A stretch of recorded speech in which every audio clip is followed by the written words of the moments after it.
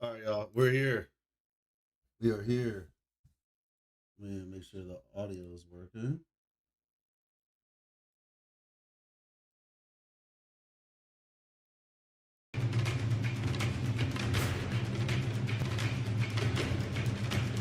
All right, this is Gamescom.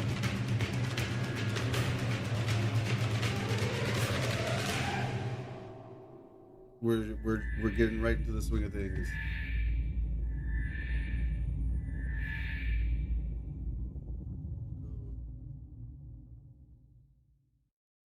You're watching the Gamescom Opening Night Live pre-show, which will basically be me teeing up wall-to-wall trailers in the time before the main event.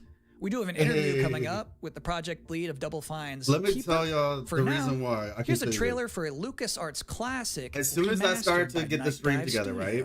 My laptop decides random BIOS update. Then, as you all notice, I switched the settings, and my other screen wasn't working. Practically, and then last night my computer wasn't working. So everything that could possibly go wrong has been going wrong. But we're here. We are here.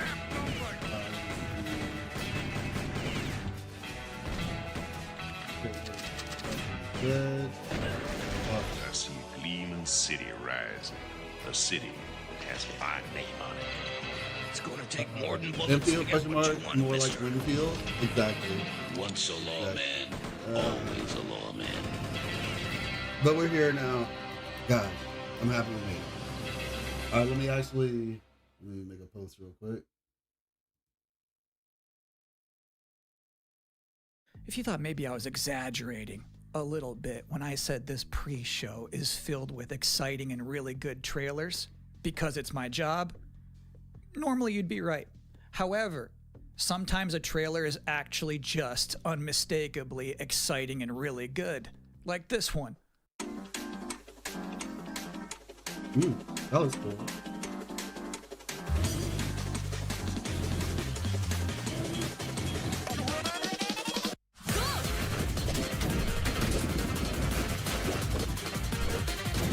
Let's see. Why does this look like oh, this looks like that game from back in the day. God. But like with a bus instead of Jet Set Radio or something. I don't know.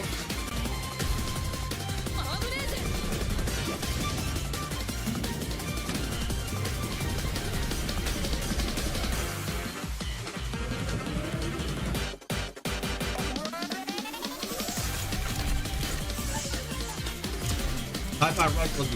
Yeah, it does look Hi-Fi Rushes as well, yeah. But you're playing as a bus or a train car. Okay. In this year's Xbox Showcase, Double Fine announced their first new game since Psychonauts 2. It's called Keeper. And joining us tonight in a recently pre-recorded interview is the game's project lead, Lee Petty. Hi everyone, thanks for having me. Hey, what's up, Lee? How you doing? I'm so excited to have you here. So you showed a first look at gameplay of Keeper. The game itself is about the lighthouse, but also the bird as well, right? This duo. And I'm curious about whether that was conceptualized first as like imagery, like it sounds like a cool idea, or if that was conceptualized first from like a gameplay standpoint. I always think about the total experience more than say mechanics and art and story. A lot of the game is about, this lighthouse waking up after eons of lying dormant and learning to walk. And the bird is part of that, right? So the bird and the lighthouse are perfect companions because they're different. At the same time, the bird is wary of dark spaces and there's a malevolent presence around the island that the lighthouse can keep at bay. So together, those two set out on this tale and their abilities complement each other, but also the bird becomes, I think, kind of the emotional heart of the game. You have an extensive background as an art director, right? I think that's apparent when anybody just looks at Keeper for the first time. So I'm curious about your inspirations. There's so many inspirations for Keeper. And one of the ones that really stuck out was the Dark Crystal. I saw it as a kid, and it was really inspiring to me because it felt like such a different take on a fantasy world that I hadn't seen before. And it was beautiful, but also a bit tragic. It was scary at times, but also really playful and fun. Do the bird and the lighthouse have names? Yeah, well, Saw people at talking least about the bird Enfield does, being and we Wuwa. call the Do they bird usually give Twig reasons why they internally don't because choose she has a Yeah, beak so that is made of Max, the driftwood. thing about it But is, for now, the lighthouse apparently, is simply the lighthouse. It's it just was simply the based on lighthouse, what yeah. game is there. Lee, at thank you so Gamescom. much for joining So us Wuwa here in the probably just pre-show. didn't go to When will Gamescom. people be able to play Keeper? Which, On mind October you, it's not like 17th they this have year, to go which is to every coming up single really game soon, and we can't thing. wait for people to But get in yeah. there and experience our strange, So beautiful the reason why world Enfield for won themselves. is Thanks so much because for joining us. out of all the mobile you. games that were That were was a at great the interview. And if you thought this pre-show show, couldn't get any more Gamescom, masculine, that was at Gamescom, Watch Enfield this. won. So that's kind of how it works. Hey, I've never watched this show ever, but the memes are hilarious. What's happening? He-Man and the Masters of the think this Universe, might have Dragon watched Pearl it. Destruction coming soon to all platforms. Yeah, we like Yes, it. it's We like He-Man it. and the Masters of the Universe, Dragon Pearl of Destruction. Intense beat-em-up action that puts the power in your hands. Grab a friend and fight for Eternia with 4 playable heroes. Classic arcade controls. It's powered-up pixel perfection for your gaming console or personal computer. He-Man and the Masters of the Universe, Dragon Pearl of Destruction, coming soon. From Limited Run Games. Thanks for joining us here at the Opening Night Live pre-show. We're Hey, only what's about up, Space Creek? How halfway you doing? through. It's a sufficiently chunked up show. And just to prove Yeah, my no problem, point, Max. here's a new trailer for Absolum. Honestly, these look cool. I like these type of games, you know, like the ones that are just like more low key or basically like indie-esque. They're fun.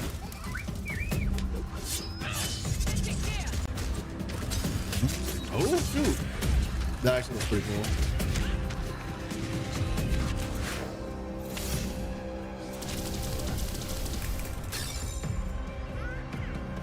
Yo, she got that Gogeta haircut.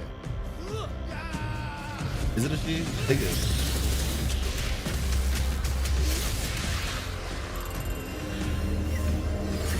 Bruh. The October aura. 9th. That's a release date reveal. And I think Frog Mage revealed too. It's That was over. cool. I have the Gamescom Now, if trailer. you'd like You to mad? take a break at this moment, maybe grab Oh, they a actually water reveal and some Enfield today snacks. and not just I cosplay really merchandise. can't recommend Great. it. I'm Here's a telling brand new you, look bro. at Long Gone.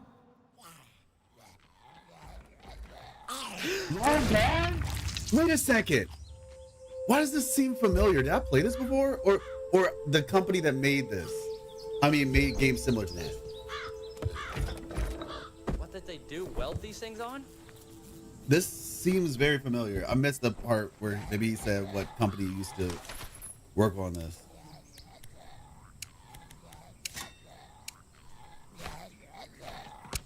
Jonas Game Series? Okay, maybe it wasn't this game, but it was another game that had a similar art style. These games are always very endearing, though, to be honest. Yeah, it was a different game, but I promise they're more endearing than whatever.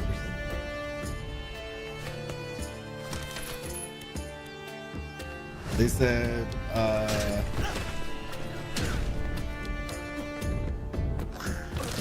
ooh. I don't know, I need to look at Jonas Gate. Maybe I did play it.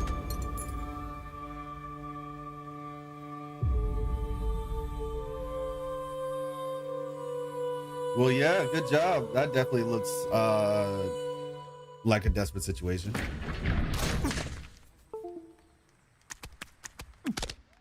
Sometimes, frankly, I'm impressed Hey, by Zed, the how you amount of doing? nice worldwide reveals they book for this show. Here's another Like the one. aesthetic, yeah.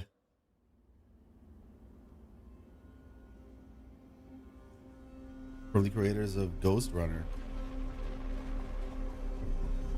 Wait, why is then?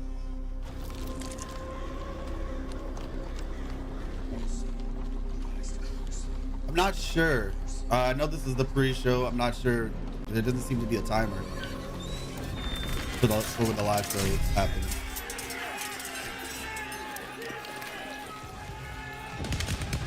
Yeah, I know. I thought the same thing. I was like, it's basically Last of Us 64-bit edition or 128-bit edition. There's a lot of bits in this one.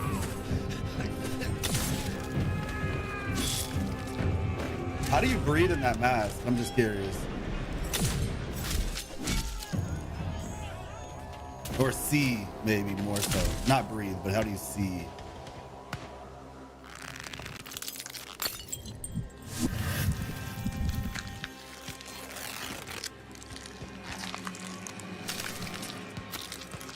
Well, this is gross.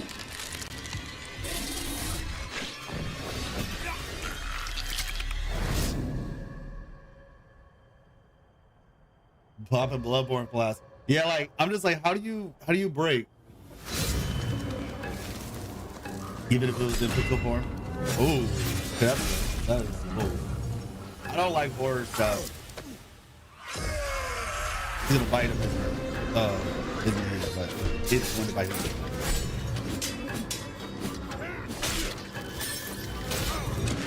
Let me get some play out. Yeah. Yeah, this is the pre-show, so we're just seeing.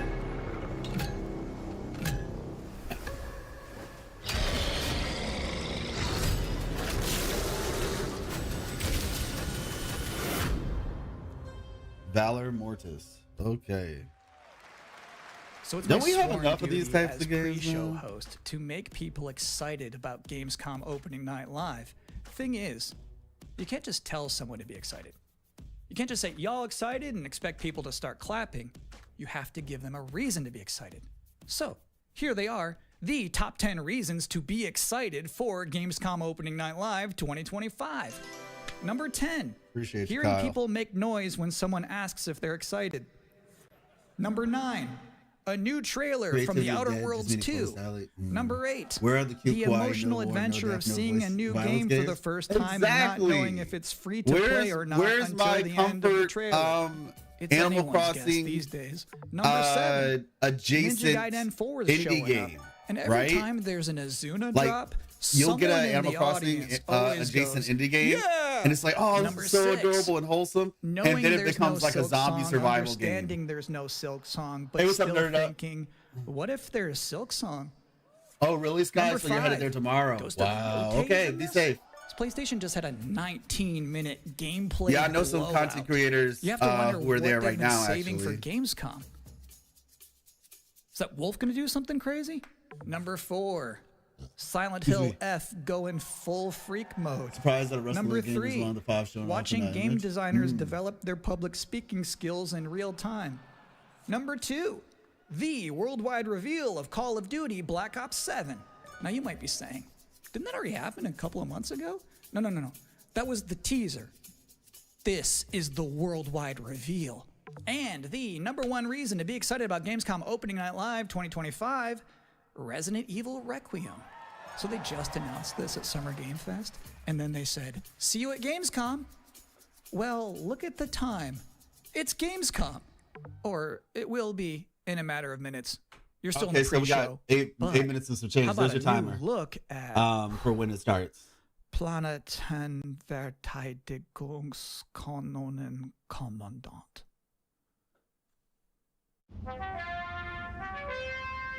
Good morning, Commander. The cooperative state has honored me with the supervision of your well-being. Oh my gosh. Get you back up to speed. before German our is lives I knew it was German. I knew it was German because their language is just like Glad to see you've not they don't lost your have touch. words. They have whole sentences. It's like, why do you classify this entire sentence as a word?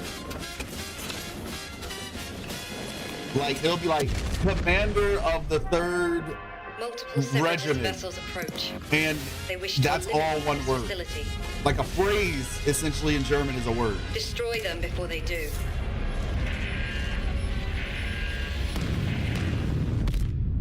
The days fly by when you love what you do. More likely than you think.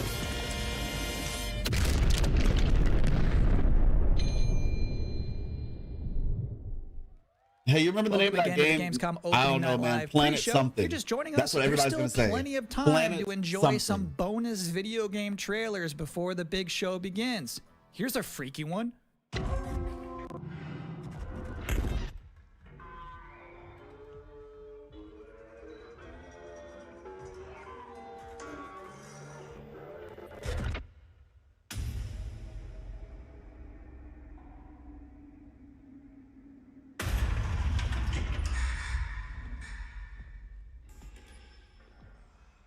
Well, don't these graphics look swanky?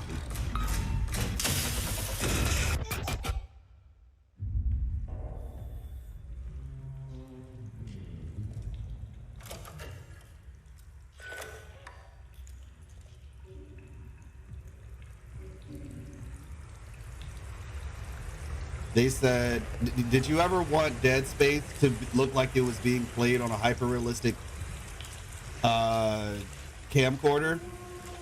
Well, here you go.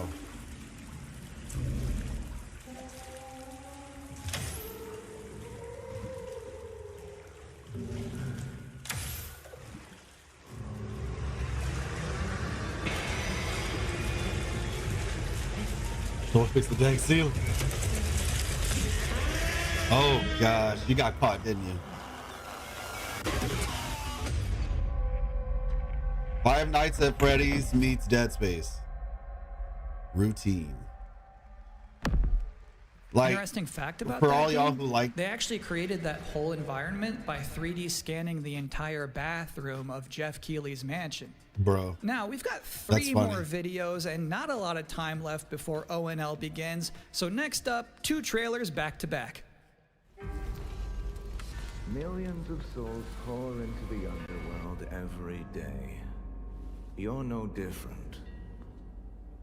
My lord, he's here. I bid you walk the mortal world once more. Is this Lost Soul something? Fallen leaves return to their roots. You shall gather the souls that stray. Lost Soul Aside, I think it's called. I've watched over this city for ages, and every name in your scroll of death. Not one of them dies quietly. You, a soulless husk. You can judge my fate. Why wrestle rogues when their artifacts can do what brute strength cannot? These environments look very much like Wukong.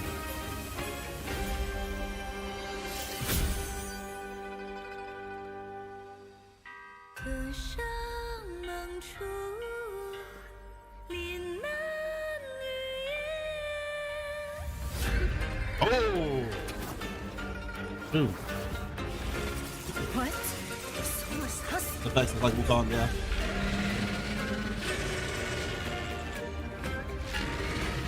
Well, that looks cool. Cast their dead to flame, and sacrifice ignites the war banner.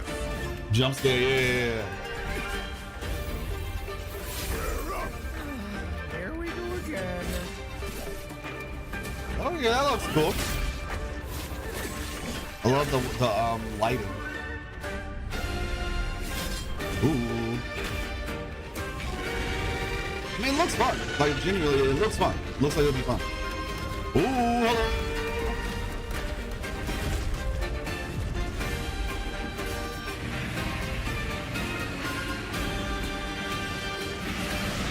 Of course, we had to end it off on a dragon. Of course. No, not life. How can you know that? Swords of Legends. Okay.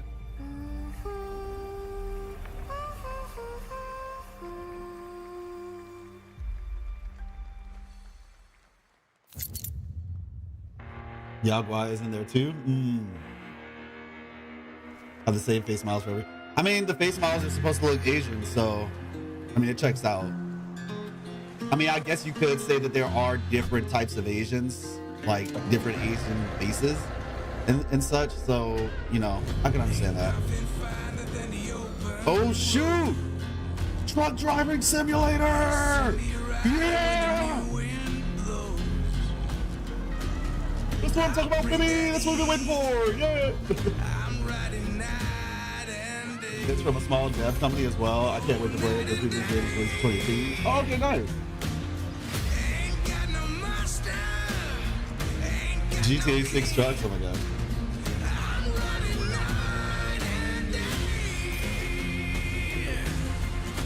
I'm not gonna lie, not my type of game, but Bad news, Deacon. Storm's almost on top of you. I got eyes on it. You can This still is like turn Death around, Stranding, but with trucks instead of being an Amazon courier. SDC Logistics. They said you were coming. But take care now, you hear? I'm gonna tell my stepdad about this game. He's a truck driver, so.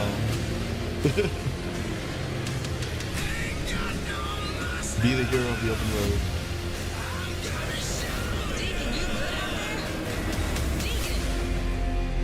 I mean, it seems to have like a little bit of a story to it, so that's cool.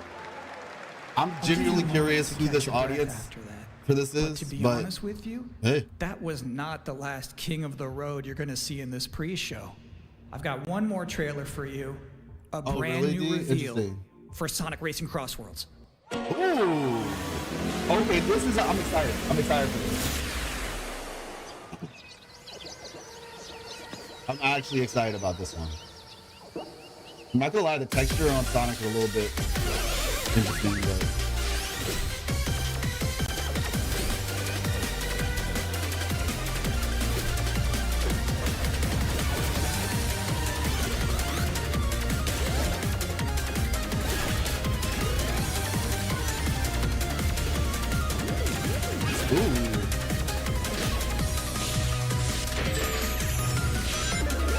Wait. Oh, that's crazy.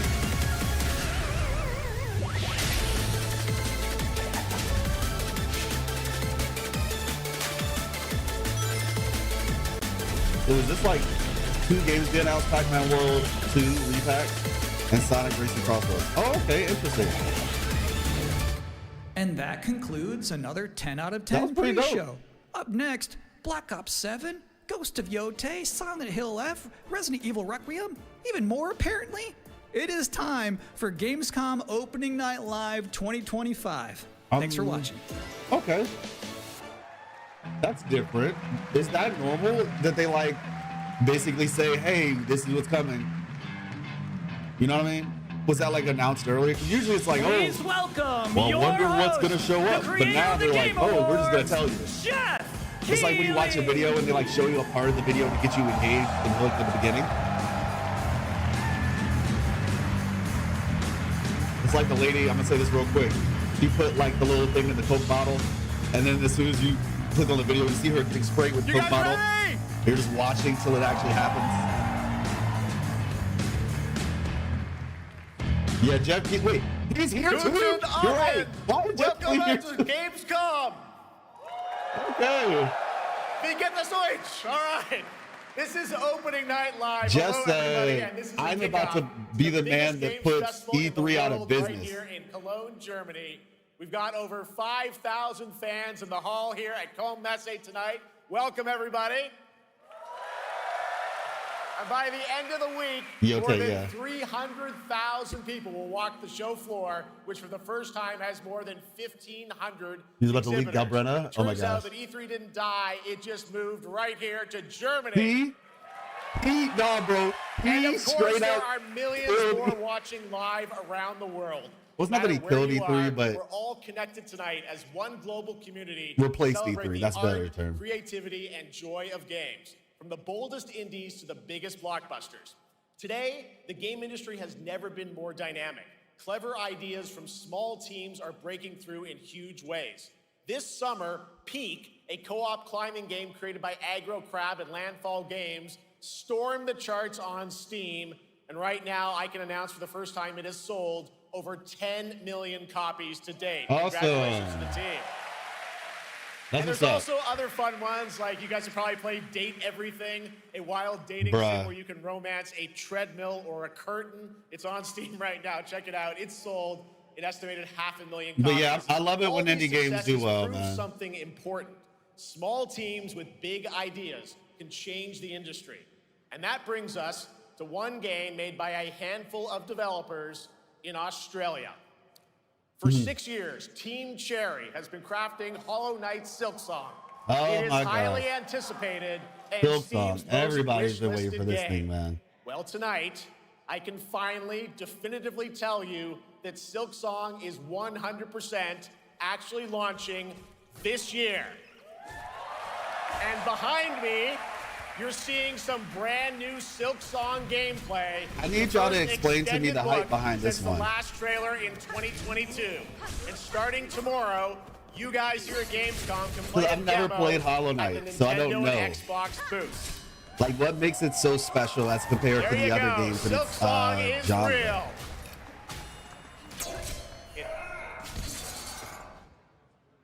And on Thursday, Team Cherry is going to be sharing some news as part of a YouTube premiere on their channel, so make sure to check that out.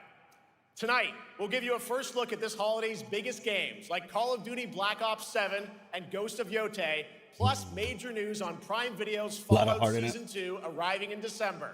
And later, we'll have a special performance of the music of Claire Obscure Expedition 33, one of this year's most celebrated games developed right here in Europe. Plus, a brand new look at Resident Evil Requiem from Capcom, and the world premiere of the opening cinematic from World of Warcraft Midnight from Blizzard. Now, as always, ONL is also about surprises, and we do have multiple brand new AAA game announcements and reveals over the next 2 hours, so stick around right until the end. This is our biggest opening night live we've ever done, so let's not waste another second. It all begins with this.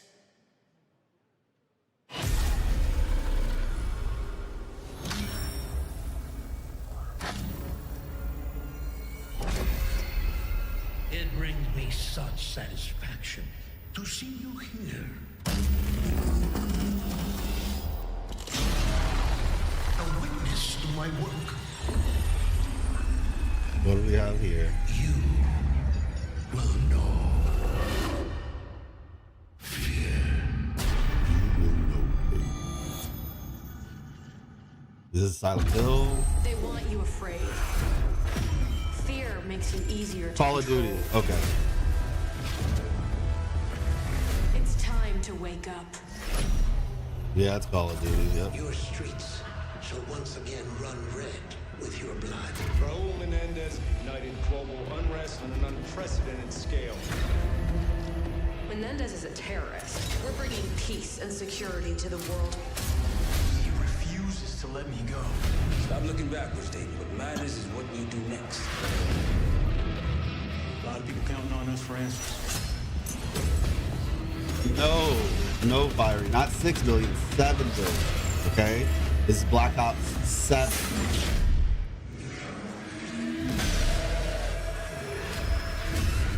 Inspector 1, report. Need a shipment.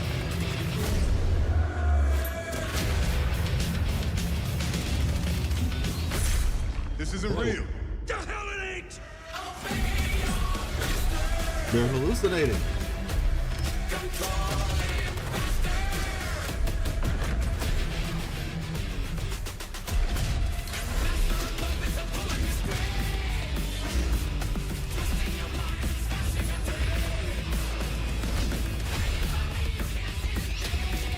Battlefield 6.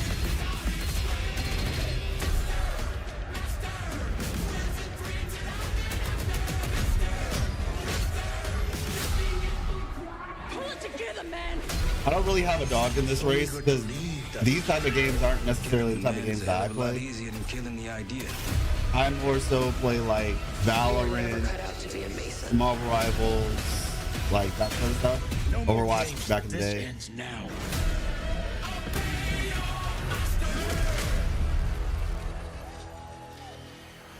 Get the Reznov Challenge Pack when you pre-order now.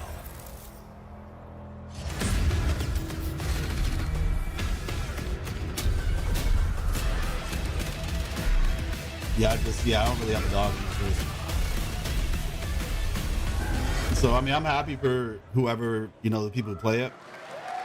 How about that? Zombies, of course, Dead Ops Arcade as well, and it looks like we also have an official date. Call of Duty Black Ops 7 releases on November 14th.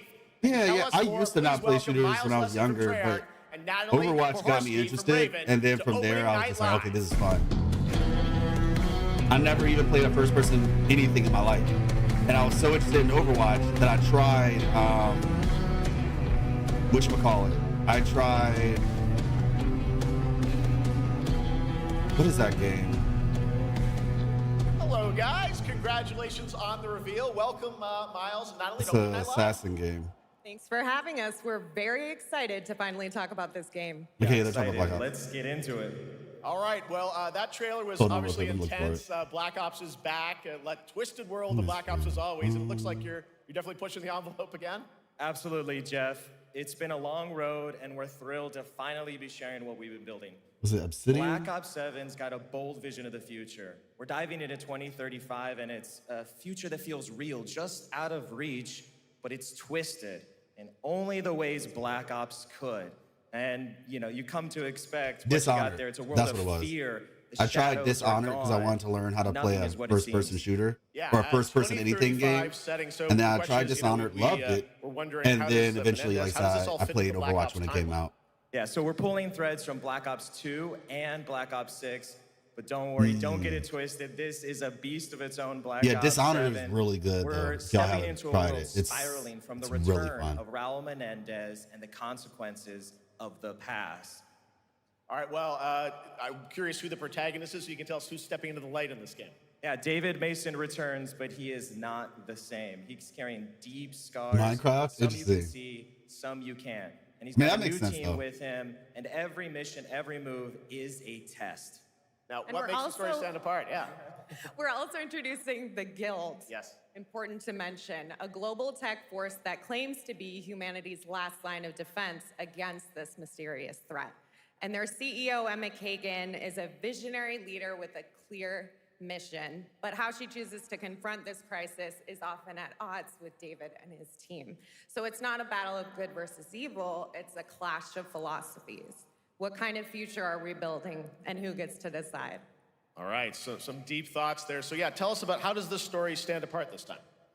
It's the characters. So the story is about identity. She was like, "Let me get a word in, bruh." Consequence. He was And about we to. crafted this He was cast like definitely pieces of a not puzzle. doing back and So forth. each I one understand why has she tried to get a little reason bit word to in be it, there. And but each one brings it's like you something answer one unique to question, the I answer the next question. And we've also got our central city of Avalon, which is more than just a backdrop. Sugar game It's story? a Oh my living, God. breathing space that evolves with I hear the player. the And it's Call of also Duty where our campaigns story are fine. roots take hold.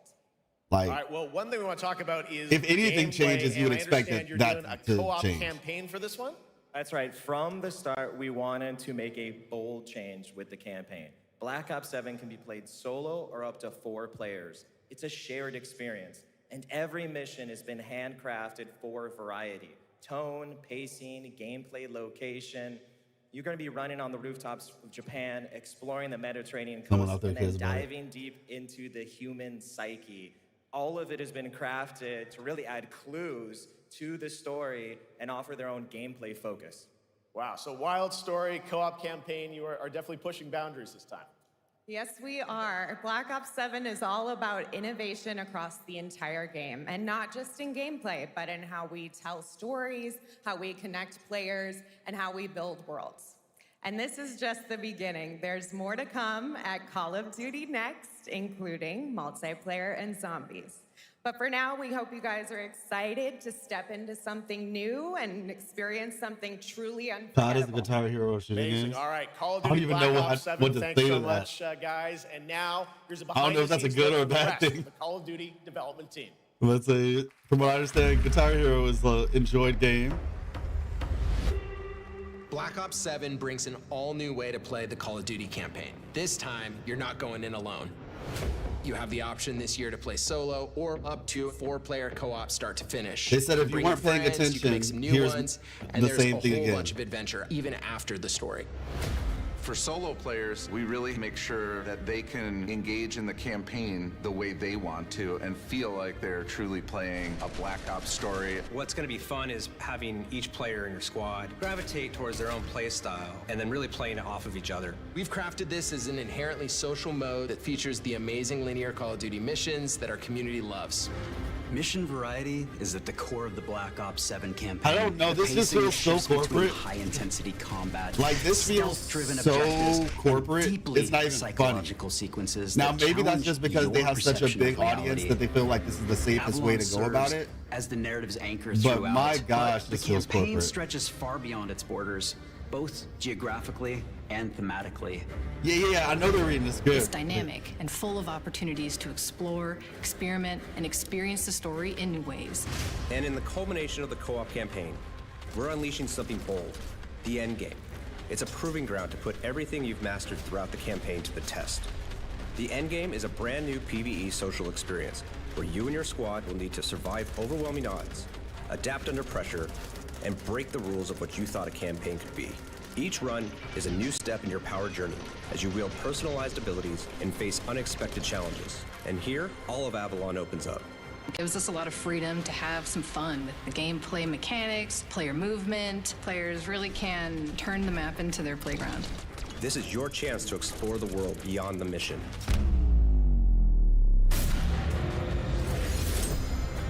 That's just a quick look at what's to come with the campaign. That was not a Every quick mode look of at this game is anything. built with the intention to deliver the best possible This was an experience to our entire players. like 5 whether to you're a 7 Call of Duty minute veteran or new blood, Gamescom was Call of there's Duty something for com. you in Black Ops 7. Like, sheesh, this Joker was like almost 10 minutes long. All right, for much more on Call of Duty Black Ops 7, make sure to watch the full-length Black Ops 7 Direct and tune into Call of Duty Next on September 30th. Still to come, we'll have news on Fallout Like, mind Season you, 2. the people who and like Call of announcement Duty, a brand new hopefully game they from adventure enjoyed game this. legend That's all I Ron gotta say. Gilbert. I grew up playing his games, and I can't wait to show you his next unexpected creation a little bit later. All right, who's ready for our first brand new game announcement of the night? I figured you'd feel that way. Well, to do the honors, please welcome back to ONL, one of the most respected and recognizable hosts in esports. She's my co-host, Shox.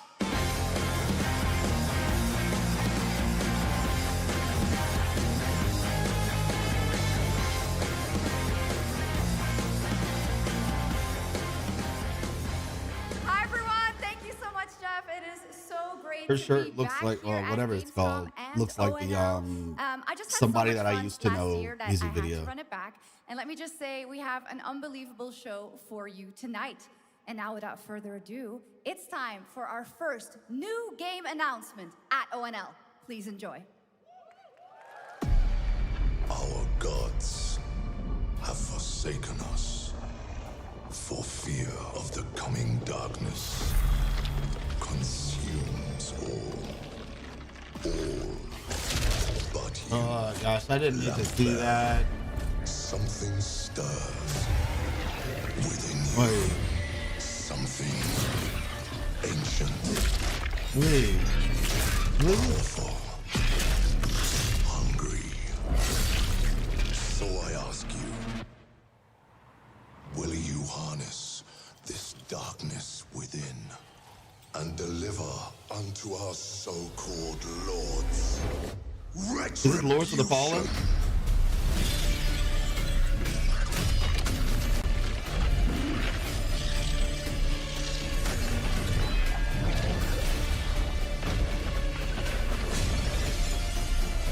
Gotta love a seraphim whose wings are hands.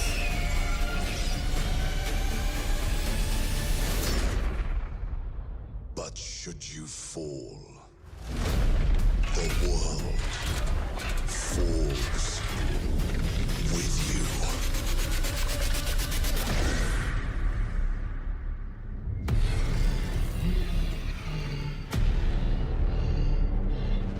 So what, like you start in the overworld and then if you ever die, you have to fight back through the underworld or something? Lords of the Fallen 2.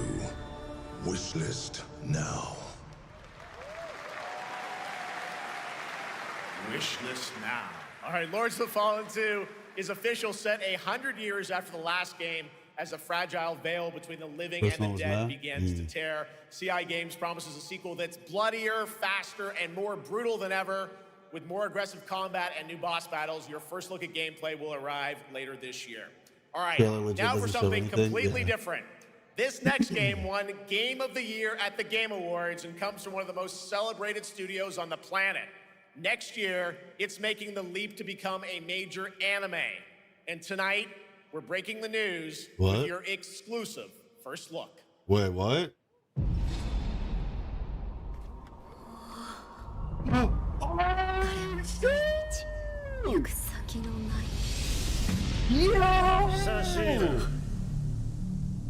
This is legit my favorite Souls-like. Sekiro. Yo! We will be there. We will be there. Okay, that's hype. That's actually hype.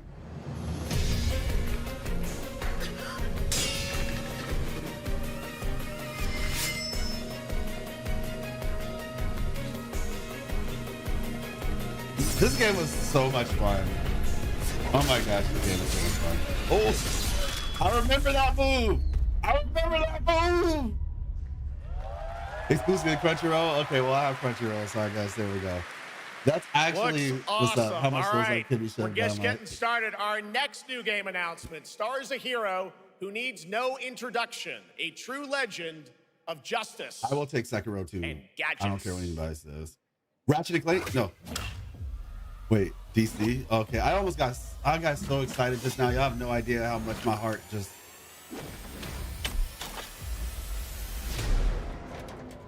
I should have known. They wouldn't show that here. They'd show it at the PlayStation thing. Y'all do not know how excited I almost got. My heart is calming down right now. I need to become more than a man. Oh my gosh, I thought. I need to become a symbol. What did you have in mind? These games seem pretty cool, mind you. They're usually pretty funny, and I think that I like Lego games conceptually. They're very novel. But yeah. Who are you? I'm Batman.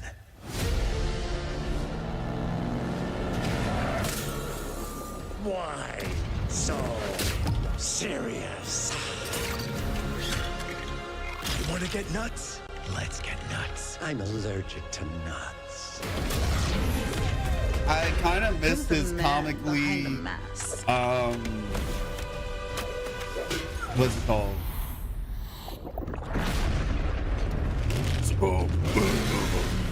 Like, I kind of missed his comically hoarse or whatever you want to call it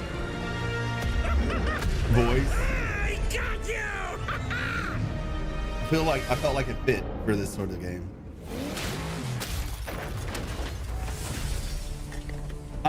You missed Sekiro the anime, which personally I'm extremely excited about.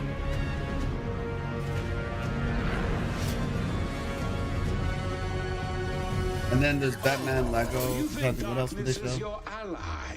You merely adopted. Oh, Lords of the Fallen 2. I was born in it, molded by. Who put that there? I could have really hurt myself.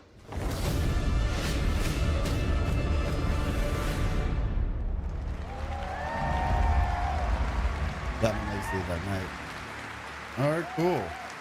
Hopefully there's no like weird adult The jokes in Bat it. is back. Please welcome the head of Lego Batman Like development sometimes, team, at least my Jonathan personal Smith. opinion, I just want games to be kid friendly. Like not every game, like some games, you know, can be kid friendly and adults can still enjoy it, but not every game has to put like all these like weird innuendos and stuff like that. Jonathan, welcome Just to make a ONL. normal game All that right, some so kids after can the play. huge success with Lego Star Wars, you guys are returning to Lego Batman? We are so thrilled to reveal this game tonight for the first time to you all and to the world. Yep. And that's not all. At Gamescom, you will be able to play Lego Batman Legacy of the Dark Knight. Wow. Pretty amazing. All right, well, there will be a demo on the show floor for everyone. Now, let's break down that trailer because we see so many fan favorite references, to films and things like that. So what is the story of this game? This is the definitive, essential Batman story. We take you on Bruce Wayne's epic journey from cool. origin to legend. You'll train with the League of Shadows. You'll fight crime on the streets of Gotham. And as the years go by, you'll establish your ultimate legacy as the Dark Knight. We've incorporated iconic moments and deep-cut references from decades of Batman movies, TV shows, comics. Real talk, if they made an actual game like this, it would go hard.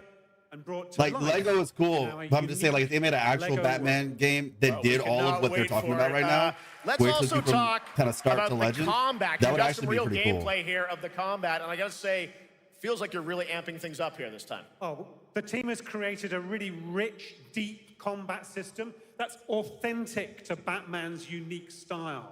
So surrounded by enemies, you'll pull off powerful attacks, counters, and takedowns. You'll use cool gadgets like batarangs to stun enemies Batman, don't and play a no game. backclaw to reel them in. For the first time, we've added difficulty levels, Caped Crusader and Dark Knight mode. Where's for my those nemesis who system, want Batman? An extra challenge. 3 ER you'll visits is build true. a new That's so Bat true. family of allies as you're joined by playable partner characters He's so like generous. Jim Gordon, Catwoman, Robin, Batgirl, each with their own gear, That's which fun. you'll need as you take on a rogues gallery of villains from Joker, Penguin, and many more, including the mighty Bane, as you saw in the trailer, voiced by the incredible Matt Berry. Oh my God, I cannot wait to see what you're packing into this game. It also looks like you have a bit of a, like, is it an open world Gotham? Is that fair to say? Sure, that's right. Gotham is a playground, a Lego playground where you're free I to mean, explore. like, this You looks can cool. Like, grapple genuinely, it from looks like it would rooftop actually to be rooftop, pretty fun. Glide over the streets or cruise around in your choice of Batmobile. This game has it all. I think you've sold me on it. All right, John. I'm pretty hyped about it. I will be here Like, I'm playable dead as we serious. mentioned, for This is all you actually here in a game I Germany. would not You can play mind Lego playing. Batman, Legacy Like I of the said, Dark I prefer Knight it to not for be the first Lego. time starting I tomorrow like on the Lego to be a little bit Gamescom more show like floor. comical. Thank you so I mean, I much, know it's gonna be Jonathan. comical, but like Awesome. All right. more of a now parody over to of a shots game, with I our guess you next could new say. game announcement exclusively on ONL. I'm not mad at it. Thank you so much, Jeff. Indeed, I find myself here in the audience. There we go. I find myself here in the audience. Thank you so much, Jeff. And some of the best fans at ONL. So is everybody having fun? I love it. Well, we're just getting started. Still to come, we have an amazing musical performance from Claire Obscure Expedition 33. I can hardly wait. And also a new look at Resident Evil Requiem, as well as a bunch of other surprises. I know what you guys are excited for. I can hear it. But now it's time for a new game announcement. A long-awaited sequel that fans have been eager to see for nearly a decade. We have fought the enemies of humanity across 1,000 worlds. No respite, no remorse. I know some of y'all know what this is. I have no idea what this is, but I'm sure some of you all know. Is this Warhammer? We are the wrath of the Emperor. Those games are fun. True. Warhammer? But the Imperium lies broken. Wait, what is it? Is it Warhammer 50K? 80K? Our foes rise to drag us down, and the galaxy has been torn asunder. On the world of Cronus, we It says make our sequel. stand. We are the Blood Ravens. There is no victory to claim here. Only vengeance to enact. Whilst even one of us lives, we fight. For only in death does duty end. Dawn of War. Warhammer 40,000 Dawn of War.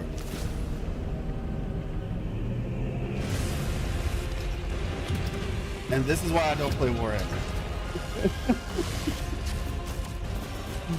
Oh man. Like, I know that it's just a game style that people enjoy. I do get that, right? It's just not my favorite. That's all. Like, I've played games like this in the past and stuff like that, but yeah.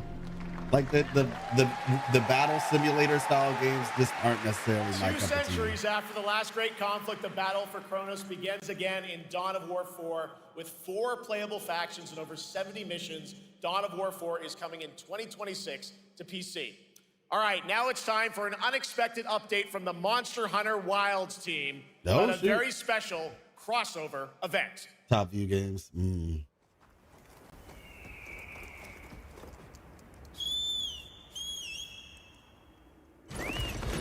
It's nice. Oh! Hey, Chocobos!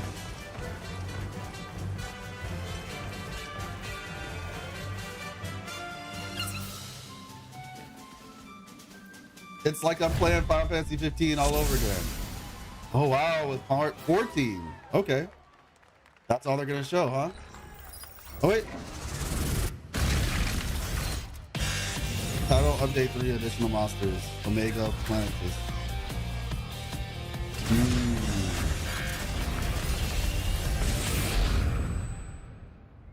Pretty cool.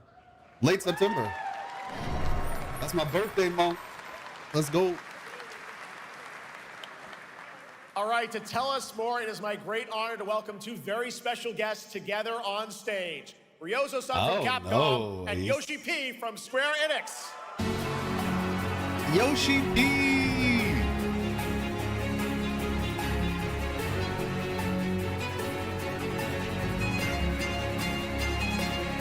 Hey, what's up, girl? The poor baby Wild's trying to survive. And Mana will translate for us. Well, guys, it's great to have you both together here at Gamescom. Ryozo-san, what can you tell us about this collaboration? Hey, thank you, Jay. I'm generally curious how tall these people are. Like, is that lady just, I mean, I know she's wearing heels, but is she just kind of tall, or are they short? On the shorter side. Thank you, Jeff. Good evening to everyone at Gamescom and all the friends watching online. Today, we're very excited to announce a special collaboration with Final Fantasy XIV. ですね、モンスターハンターワールドの時にもコラボさせてもらったんですけど、その時もですね、吉田さんとまたちょっと機会あったらどっかでやれたらいいですねみたいな話をしてたんですけど、今回それが実現しました。今日お見せした、映像はですね、まだ一部でして、詳細は、来月皆様にお伝えできると思いますので、そちらの方を注目していただけたらと思います。あとですね、今回もですね、吉田さんと、スクエアエニックスのスタッフの皆さん、本当に全面協力していただいたことをですね、感謝してます。吉田さん、ありがとうございます。はい。で、ここからですね、ぜひ吉田さんにバトンタッチして、感想をいただけたらと思っております。After our collaboration in Monster Hunter World, I remember talking to Yoshida-san and discussing how much we wanted to do it again, and now we're very thrilled to make it happen. What we showed you is just a little glimpse of what's to come, so please look out for more information that's coming next month. But of course, Yoshida-san and the Square Enix team have been working just as hard with us on this special collaboration. So I'd like to not only thank him, but turn it over to him to share some thoughts. Guten Tag, Gamescom! まずはこのような素敵な場所に招いていただいたジェフさん、それから我々にね、いつも本当にたくさんのインスピレーションをくれる良三さん、それからカプコンの開発チーム、そして何よりゲームファンの皆さん、本当にありがとうございます。I'm gonna say this was like very like melodramatic. Yes, he said thank you. Good morning, Gamescom. First of all, I'd like to thank Jeff for having us here, and Ryozo-san for all the inspiration, the Capcom team for working on this special collaboration, and to everyone enjoying our games. Thank you so much. Nice.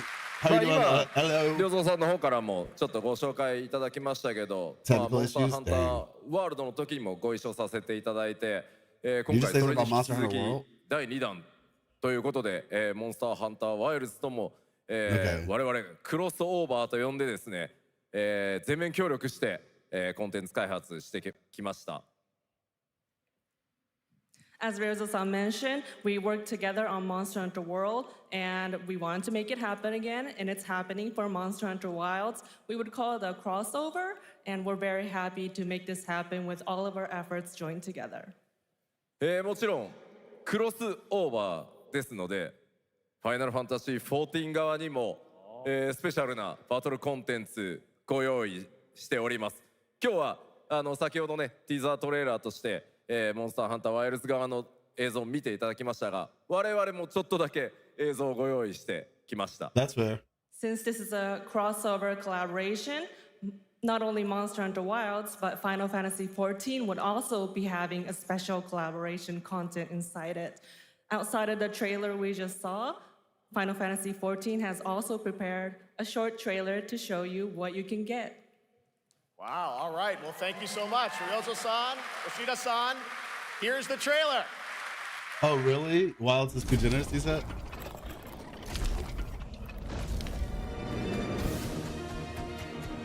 I need to get a better computer, man. Well, I could probably play it on my laptop. I could play it on this computer, but yeah, it would be a bit rough. See, that's the thing. I want to play Final Fantasy XIV. I really do. It's just time. Like, it's gonna take so much time to get into it until this crossover will be as good as the Magic X Final Fantasy crossover. Cause like, it seems fun.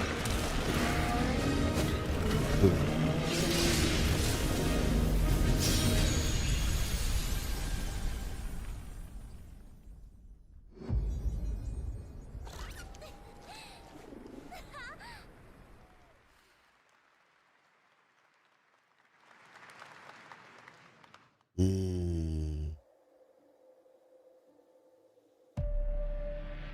Something brought us back to this place. Is this Control? Something that knows us. Oh. Knows the rules. This feels like Control. But what if this wasn't the place, after all? Look around you. Resident Evil? Do you believe Chapter this is what? real? This isn't a game. It's a test. But do That's you an eyeball. ever ask yourself, Or an eye. what are we here for?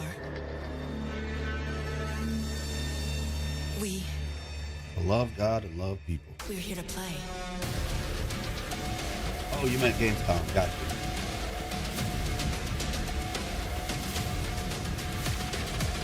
That was so dramatic just for a Gamescom trailer. Welcome to the world's biggest gaming playground. Game on. 500,000 people, 1,500 exhibitors, endless games to explore right here in Cologne. Discover rising stars at Gamescom awesome indies. Step into the cosplay universe, on-site or online. Watch, I like that join, Monster Hunter become cosplay the design. hero. Experience live shows, esports battles, and creator events in the Gamescom event Hey, arena. what's up, Koto? Not in Cologne? Go to 14 doesn't require too Gamescom.global. much, but Monster Hunter is Stream the highlights on Gamescom now. Vote in the Gamescom award. Or dive into our Gamescom studio on Twitch and YouTube. And of course, we're here to play. Join the fun in our community RPG, Gamescom Epics. That's funny. Loot waits. We care. Gamescom runs on 100% renewable energy and accessibility accessibility first. The whole city joins in. I wish at the Gamescom would come City to Festival. my It doesn't neck of the stop there. woods. The whole world comes together, not only here in Cologne, but also at Gamescom Latam, Gamescom Asia, and beyond. Welcome to Cologne. Welcome to Gamescom. All over the world. And now, keep on watching Gamescom Opening Night Live. Or else. I'm ready to game, all right. And that was only a glimpse of what is to come here at Gamescom, the biggest playground in the world, and what it has in store for you. We're here to play, and the fun is just getting started. So, Jeff, what's next? Is it anything good? I think it's going to be good. It's going to be a video game, I can tell you that much. Last year at the Game Awards, Video game we had at the honor of Gamescom? announcing the Crazy. long-awaited return of one of Capcom's most iconic action series, Onimusha. And tonight, we take the next step on that journey. Here's a brand new look at Onimusha, Way of the Sword, coming in 2026. Boom.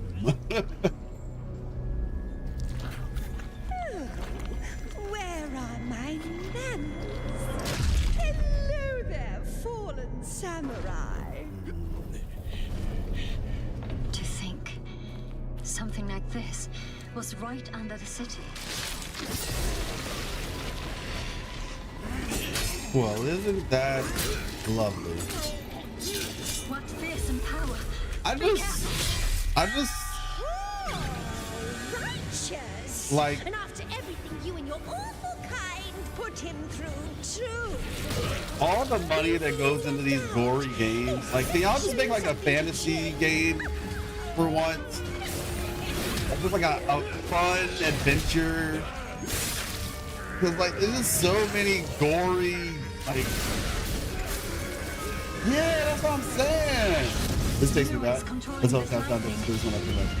Like, I'm not mad at this game in particular. I'm just saying as a general statement, like, it doesn't even have to be fantasy. It could be sci-fi, but just something more like, you know, adventure. Terribly sorry. Anyway, do enjoy. I would even take Sekiro. Sekiro's a little bit different though. Maybe not Sekiro. But like, wait, grip like, oh! The automated industry complex will be the link, connecting and uniting every fragment of this shattered world. This is the driving force that will keep us going. Continuous improvement is essential for keeping pace with advancements in technology. Mm-hmm. That's just cute. Little Red Riding Hood. Endfield. We don't simply talk about our dreams. We do what we can to make them a reality. All operators accounted for. The team is ready for the mission.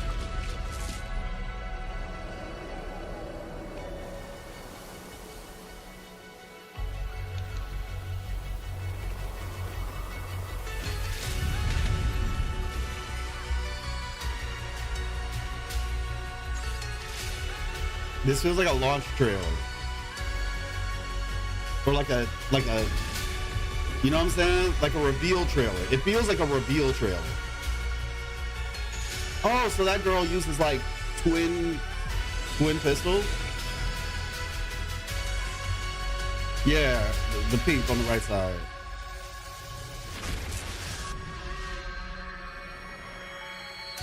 Come on now. Come on now. Come on now.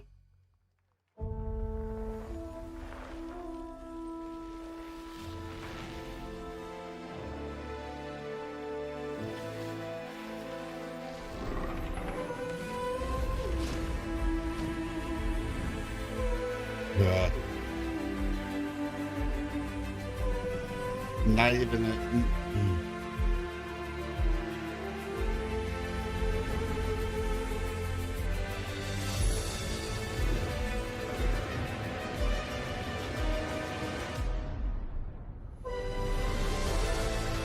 Okay, listen. I'm not gonna lie.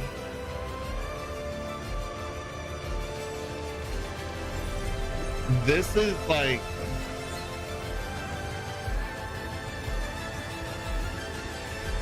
they were supposed to announce a beta or something, man.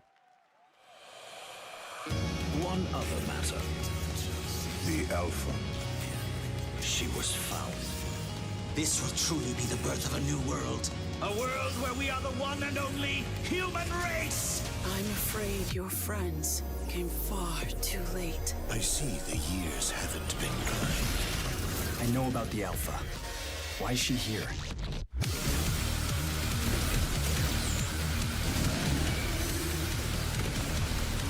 Like, there should have been a beta or something. Damned outers. You tore my heart out when you took him from me. Announcement, I mean, now specifically. it's your turn to suffer. Stay away Here's from something. Hand over the Alpha and let us end this war. Oh, Mother. Oh, look! Thank you. She's pretty. Who are you? Damon Ex Machina? Your Okay. sole directive is to now serve and comply. Do you comply? No.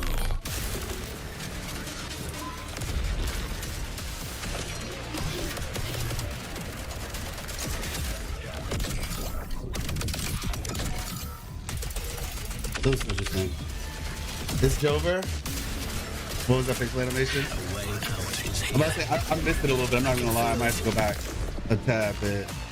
Something I just got a kind of important message. You guys having fun so far?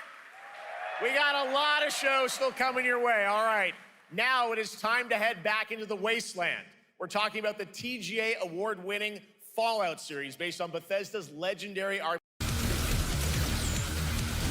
Okay. Hand over the alpha. Activist now serving. All right. Tone, storytelling, and original characters, not to mention how faithfully it brought Bethesda's game world to life. Yote's the only Later hope this now. year, the series returns to Prime Video for Season 2. 86412. Tell us more. Please welcome to O&L some very special guests. Series executive producer Jonathan Nolan, executive producer Geneva Robertson-Dorrit, and stars Ella Purnell and Aaron Moten.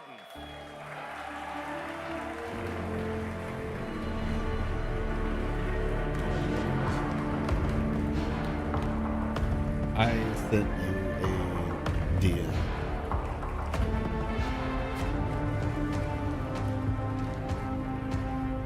I mean, Hi, everybody. Great to see you all. Welcome to Cologne and Gamescom. Jonah, you know, we've got 5,000 Fallout fans here in the hall tonight, millions more watching online, and we can't wait to hear about the new season. Yeah, we're very so excited. there was a new character in that trailer. Plane and came out to see you guys. Gamescom is actually really kind of where it started for us, the journey on this show. It was 2 years ago. We asked Todd Howard to come here and show the very first footage that anyone had seen anywhere. Release date when, please? We didn't come because we figured if the reception was negative, we'd just blame it on Todd. Beta. Test. So we're back. And given that history, it's that much more disappointing that we didn't bring any footage to show you guys. Date when? Well, let's talk a bit about Season 2. As we see behind us, it looks like we're headed to New Vegas, right, Janelle? Yes, Lucy and the Ghoul. Art Knights just tweeted out the Red Riding Hood girl. Oh, okay, she was new. Got it. So we thought it would only be right to send them to the most Like, family-friendly town in the wasteland to Gamescom go special deal trailer with by their August shit. 27th. And along the way, we're really excited to take them all to some of our favorite locations from the game. Oh my God, yeah, it's such a classic game, and we're very excited to see what you have in store for us for Season 2. Ella, it's great to see you again. Thanks for coming out to Cologne. Hello. Last time we saw you was at Game Awards when Fallout won Best Adaptation. You were up against yourself in Arcane, and you won for Fallout. Congratulations. We want to talk about Lucy's journey in Season 2. Not that great. You know, how do you think her exposure to the Wasteland is going to sort of affect her vulture sensibilities this time? Yes, the question is, what is she going to do when she finds her dad? Is she going to bring him back to her vault and give him justice, or is she going to give him wasteland justice, which is the Ghoul's justice? I think a central question of the season is whether Lucy will transform the Ghoul or whether the Ghoul will transform Lucy, and how much they will influence each other.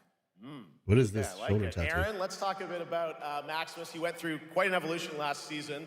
Now that Lucy and Ghoul are kind of heading to New Vegas, tell us about Maximus. How does he get deeper into the Brotherhood of Steel this season? Let's say those two are tall. Tell us more. I really can't tell when we who's first tall and met who's short at this Maximus, point. all Maybe he they're all wanted tall. was to be a knight. And now, in very Fallout fashion, it's a little bit of a careful what you wish for moment. But I actually heard that the beta was good, D, to be honest. Trying to like, make I the world a heard, better from what I place heard, the last beta was one of the most polished beta. People were saying this is one of the most polished betas I've ever played. Yes. Yeah. All right. Well, we cannot wait to see what you guys have in store for Season 2. Let's talk a bit about Ghoul. Can we expect more sort of Cooper Howard flashbacks as well in Season 2? Yes, absolutely. Cooper Howard and the Ghoul, played by the amazing Walton Goggins, definitely coming back. We have so much more to do. Obviously, we ended the last season with Cooper Howard dealing with, I think, a very common marriage problem. So what do you do when you find out your spouse is planning nuclear war? Infield beta sure was better than it was last He's beta. going to figure that out. And I mean, that's what I heard. I heard that it was one of the most polished betas that, like, from a couple people, that it was a really polished beta. Seeing how So that that's why I'm just kind of like, I Season mean, 1, of course, you was know, known we'll for see. amazing original characters that you guys built in the I kind of had a Fallout world. positive We thought that was impression so of cool. it But now overall. that you're diving a little more directly into New Vegas. I think the fans here want to know: are we going to see? Well, while any they're more doing all direct this, I ties want to see that to the video game Machina and thing characters, again locations because in this season. Over the Alpha, and let us end I want to this see what those war. characters were. Oh, Mother. Thank you. Damned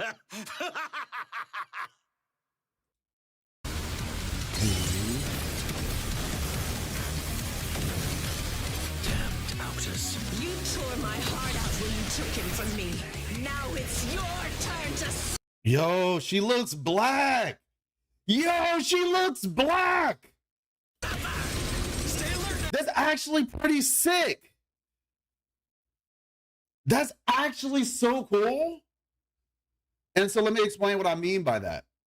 A lot of times with like Asian games, what they'll do is they'll make a character brown skinned, but their features won't be like ambiguous or possibly the same as everybody else. They just have darker skin.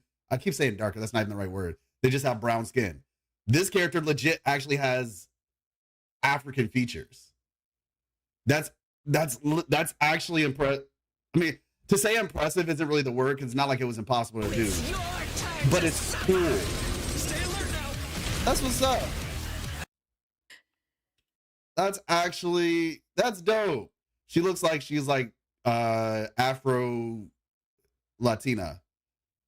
That's dope. Characters, locations. All right, let's see. I'm looking for someone. Common story around here. Is this a movie? Someone you care about or someone you hate? Oh shoot, this was a movie. I didn't realize, or like a Netflix series, I guess. Miss McLean?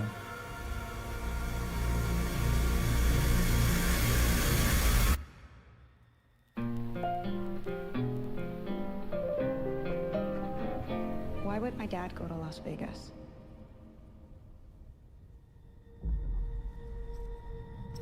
You want to know why the world ended? It started here with one man.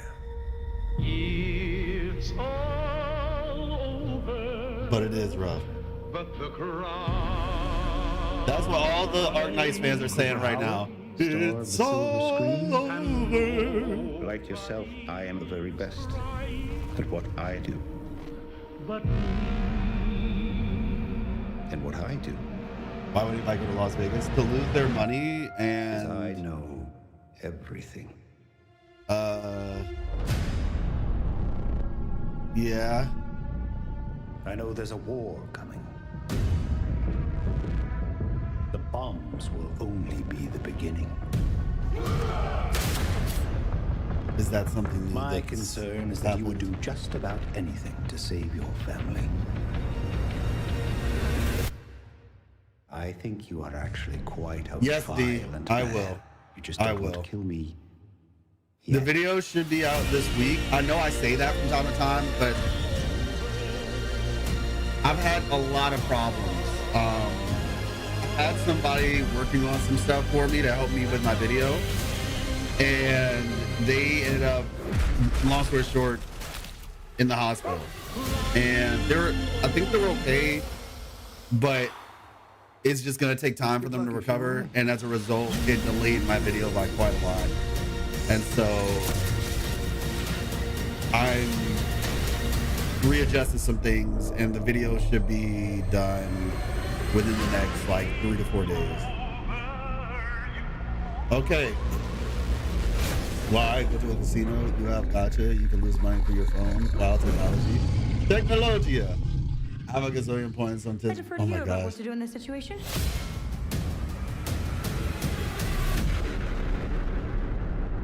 But I say, let's get through the Gamescom first.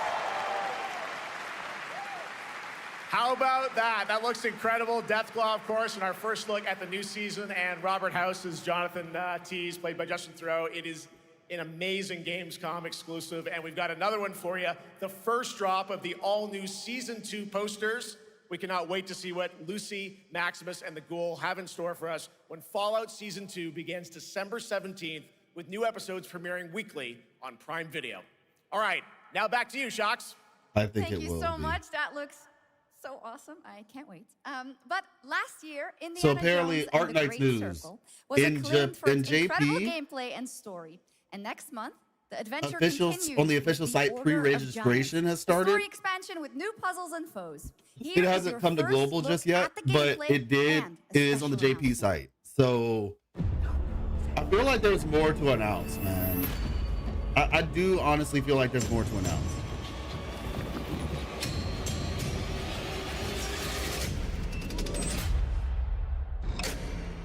Oh, Bethesda. What do you know about the legend of the Nameless Crusader? Fierce warrior. Fought in the siege of Antioch, 1097 AD.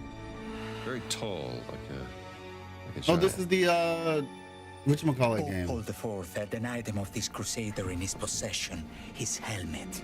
Well, I'll tell you what. If I see the helmet, I'll leave it exactly as I found I don't know why I Sound have a good? mind blank right now. Indiana Jones. Did this game come out already? Is that why you're saying that, dude?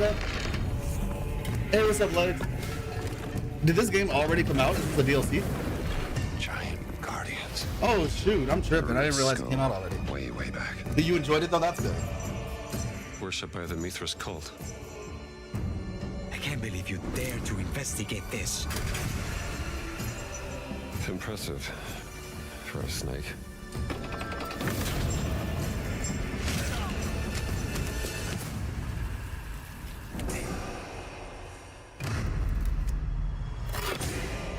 It says Semper Vivus. Always living. I love the puzzle. Not dead. Nice. He's not in a tomb.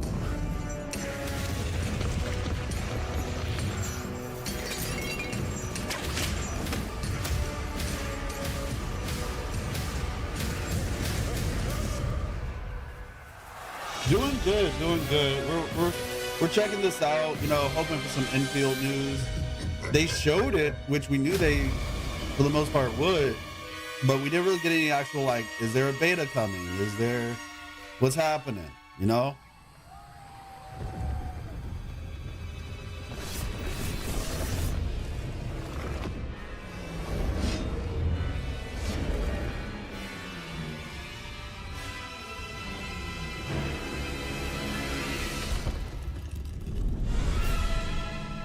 Nintendo Switch, dude!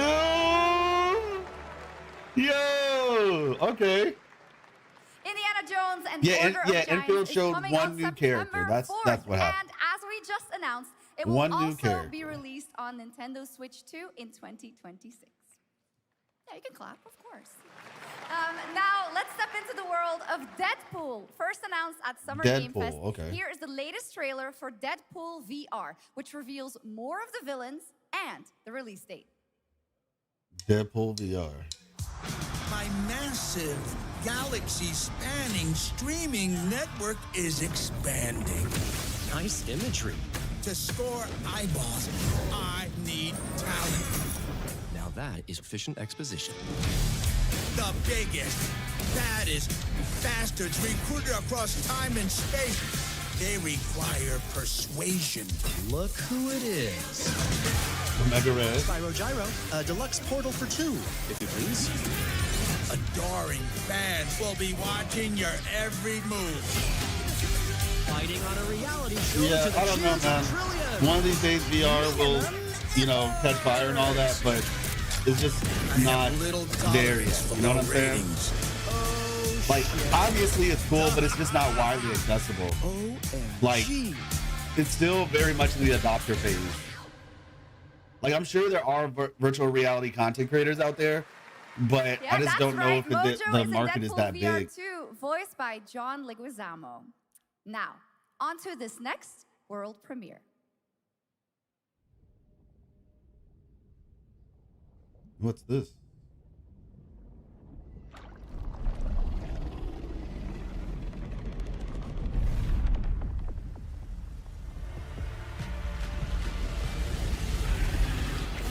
You did so using the JP link.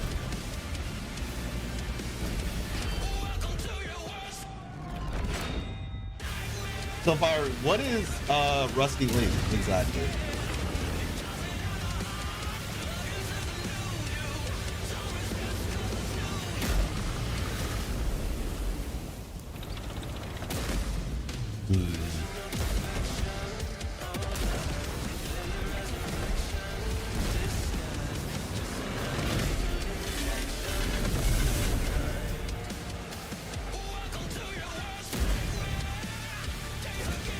World of Tanks? Yeah.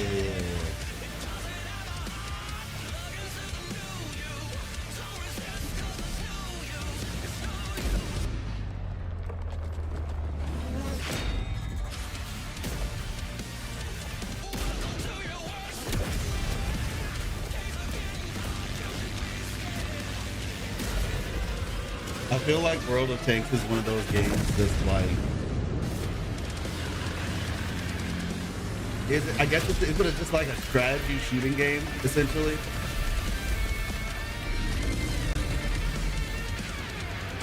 It just feels like one of those games that like you have to just play, if that makes sense. Like showing it in a trailer might not always make the most, not to say it make the most sense, but like, The World of Tanks Update 2.0 lands September 3rd. This is the biggest update in the game's it looks like a history, game that if you featuring look at the 16 tier 11 gameplay, it tanks doesn't and feel like it's that tons of interesting. new and But if you play it, it's probably more fun. Absolutely. All right, next. Saber and Focus delivered Space Marine 2, one of the most fun action games of the generation. A shooter for people. Well, next year they are set to do it again in A John shooter for people with no Carpenter's reaction, Toxic please. Commando. This Like FPS reaction action time, game that's crazy. combines classic 80s It took action them 5 horror years to reach with 2.0. over-the-top humor. Well, here is the world gameplay premiere of John Carpenter's Toxic Commando. All right. John Carpenter, what do you got for us today?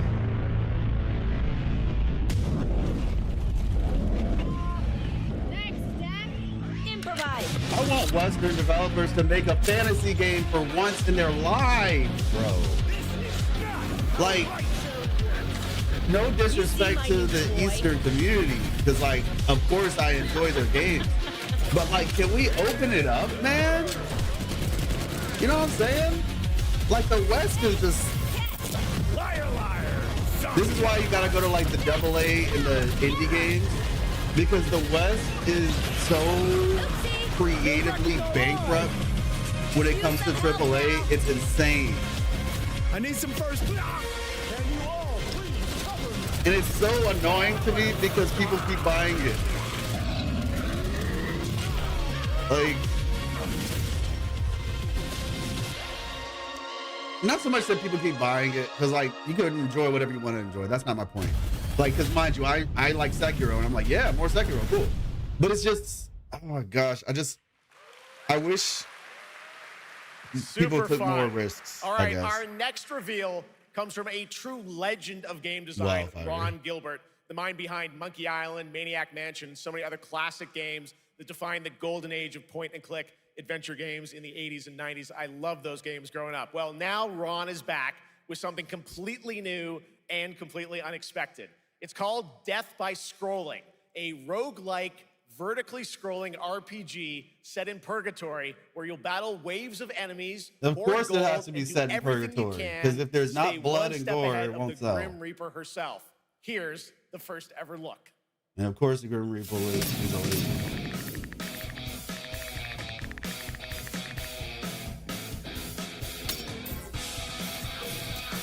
Like, it's just, it feels like you either get blood and gore or so cozy it blinds you. You know, like there's no in between. Like, I just want more games like Grand Blue Fantasy Remix, you know? Ratchet and Clank, Sly Cooper, Kingdom Hearts. Like, is that so much to ask for?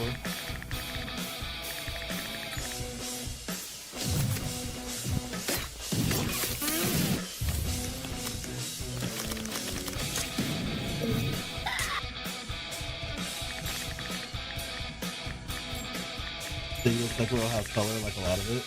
Yeah, it does. It does. I'm more so just saying, like, Sekiro is like another Souls-like, but it was still an innovation on Souls-like, and that was probably one of the reasons why I enjoyed it so much. But like, man, and it doesn't even have to be colorful. It's very fun. That's I've the actually thing. been playing this game It over the doesn't past few have to weeks, be and colorful. trust me, it is dangerously When we addictive. first saw the screen, as you can see, never was the stops game from moving, Square so Enix you're that constantly on the move, fighting had to stay very alive. mixed It's perception, a really fun game. reaction. Check it out. All right. Now onto a studio With known the, for its unforgettable storytelling. the Back black in 2019, girl from the London. groundbreaking I forgot what RPG it's Disco called. Elysium took home 4 Game Awards. The combat was Since really then, cool in it. Zaum, the studio behind it, has but been that through game a host wasn't of like changes, super bright, but it was tonight, cool 6 looking. years later, those who now make up the studio are ready to give It's the more possible world for the cheesy very to show first those. look at their Yeah, I next know, but that's my CRPG. point. It's annoying They that I dive into have the to shadowy world rely of on Asia where only. The truth can be stranger than fiction. And When every it's just failure like, if is the in the West end made, listen, y'all, I don't care what you say. path. The West has a bigger budget than Japan I does. once knew a spy. Western companies have bigger budgets. Brilliant. If they wanted to make a fantasy game, bro, this is why I was a little bit disappointed with Xbox when the Dragonborn or whatever game didn't work out. I was excited about that thing, man. Like a Western game making a fantasy game would actually like an open world action adventure sort of thing. Gold hair, a well-worn life beneath. Yeah. Oh, this is Disco Elysium. Buff, waiting to be blown. She tried to look out for me. For us. None of it mattered in the end. Everything she touched rippled into failure.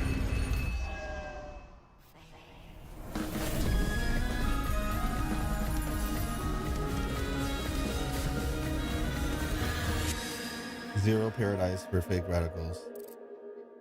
Parades. Zero parades for fake radicals. Now, let's talk about Gamescom Cares, our platform for responsibility projects here at Gamescom that we hold very close to our hearts. This year, we are giving the stage to highlight one of the many great initiatives Infamous. dedicated to all Exactly. the games Like it's promoting not even just democracy. about color. We invited It's just a about developer concept. to learn more about it, and I'm here with Jörg Friedrich, CEO of Paint Bucket Games from Germany. I mean, some Hello. people in the Tell West us even about hate the game you Superman made, The Darkest 2025 movie Files. that promotes love Hi, and violence. thank So I you. guess it's just the wrong In The kind of Darkest environment Files, right now. we tell the true story of Fritz Bauer, who was persecuted by the Nazis and forced to flee Germany, only to return after the war to fight them with the sharpest sword of democracy, the rule of law. It shows how quickly a constitutional state can become an unjust state and how this leads to darkness. But it also shows that we cannot simply stand by and watch. When this happens, we must take action. Indeed. There are other examples like your game playable here at Gamescom, such as Glass House by Flat 28 Collective from Italy. That's cool, though. I like this game CRPG concept. set in a lockdown apartment block I at the think dawn of a world war. Games are a good And medium to compensation get not people to guaranteed by learn Team about Project things, Lunch in my from opinion. Singapore, a document Especially checker stuff thriller like about a this, like post-colonial country from the when a game perspective of a can, like, if you're government interested in a official game, you can worker. play it all the way So, through. Jörg, can you tell us why these games are so important They can, and you know, so impactful? it's very thought provoking, is my point. Games are And more these are than like this is the medium I entertainment. think Like honestly any these great days that art you can get a lot form, of they people reflect our engaged with. concerns, So our fears, our I'm down. hopes, and what preoccupies us. More German propaganda. Democracy is under attack right now. Minority I rights know are what being game you remember, violated, but the problem and the because of bad world is investment becoming decisions that increasingly influence the game design. interconnected.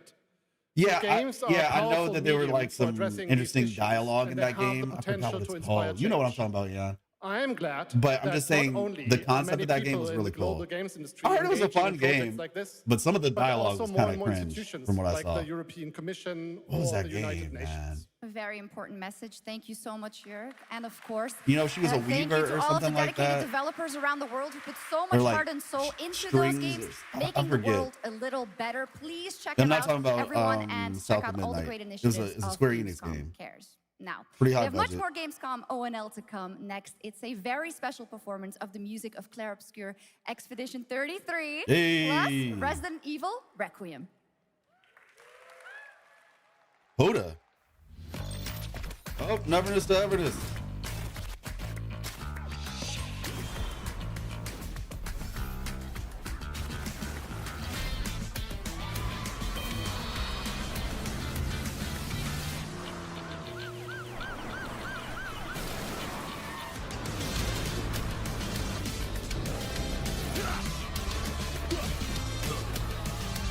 Yeah, you did hear Requiem for a second.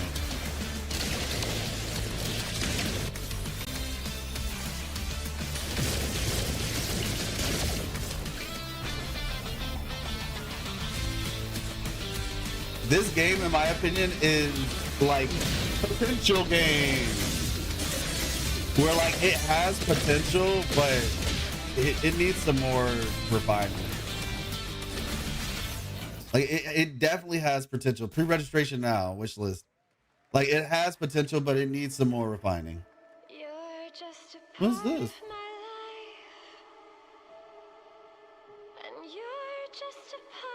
Yeah, it threw me off too. No males? It has male characters in it. Oh yeah, I remember seeing this. This looked cool. This legit looked cool.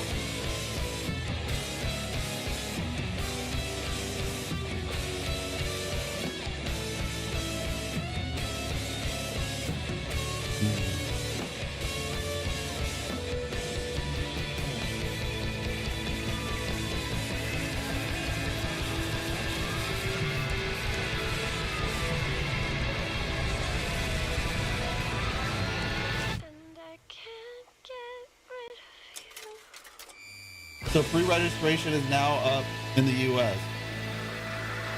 for Arknight's Endfield. Ageless slumber. The primal flow Is this isn't World of Kings, is it? Is this Hawk? This is Hawk, right? Honor of Kings world? It is fate that brought us together. Yeah, this is Hawk world. Okay, she looks pretty. Jeez. Such a pathetic. And he looks like an anime guy. What does he want? Your ignorance is despicable.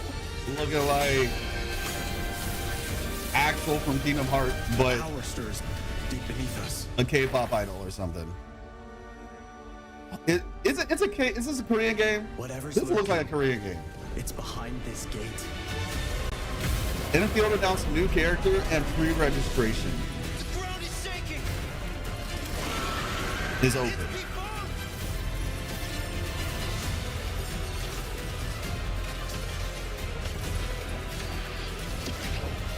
We have to take it down. How long have they been trapped in here? Yeah, I'm gonna be a Hawk creator, by the way. I'm gonna be an official when this game comes out. I'm gonna be an official Honor of Kings creator. Time for the final reckoning. Honor of Kings World. Subscribe for more updates. Not surprised. Not surprised.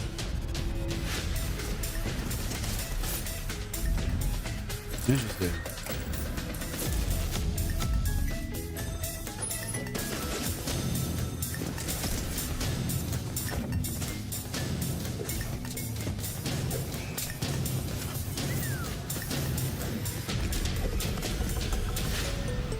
Don't get me wrong.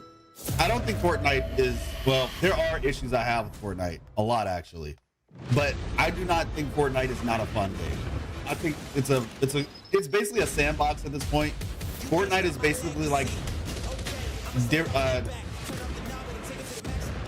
it's basically Roblox, to be honest with you. It's basically like a more curated Roblox. Like, I don't play the game, but I can acknowledge like it. Yeah, like it looks like they have some cool stuff over there. Like I said, there are issues that I have with the game. I think it should not be played by children on PS5 at and all. Xbox, and the best part, it is free to play.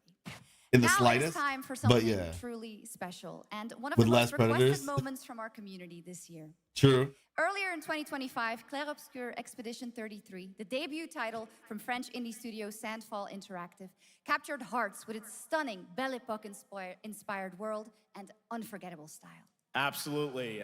This is a very special game, and tonight we wanted to bring that world to life right here on stage at ONL with a special acoustic performance from the game's soundtrack. Please join me in welcoming the first big live performance ever, the composer of the game, Laurent Testard, and vocalist Alice Dupont-Pussier, performing Alicia from Clair Obscur Expedition 33. All right. Now introducing Keith.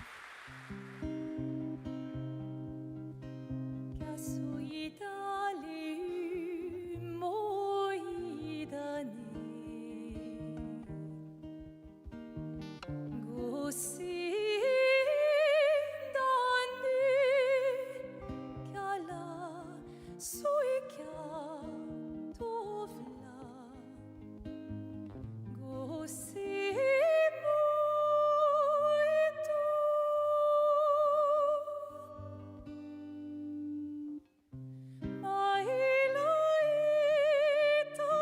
It sounds like it took him a little bit of time to actually catch up to her.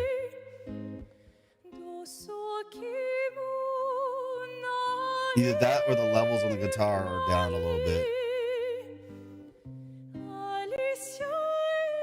She sounds great though.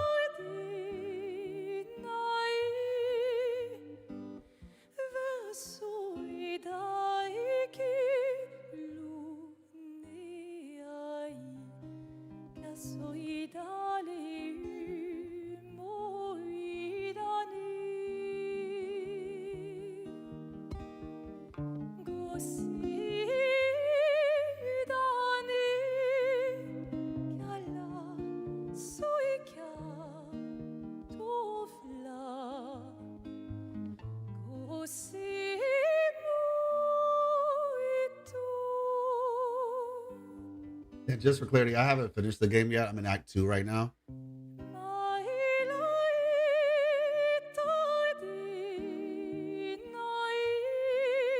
She's got an amazing voice though.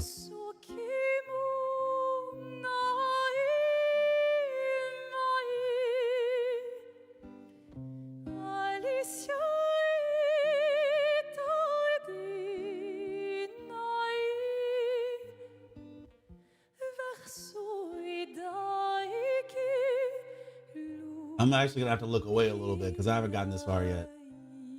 Did I expect her to not? Well, no, I'm just constantly amazed.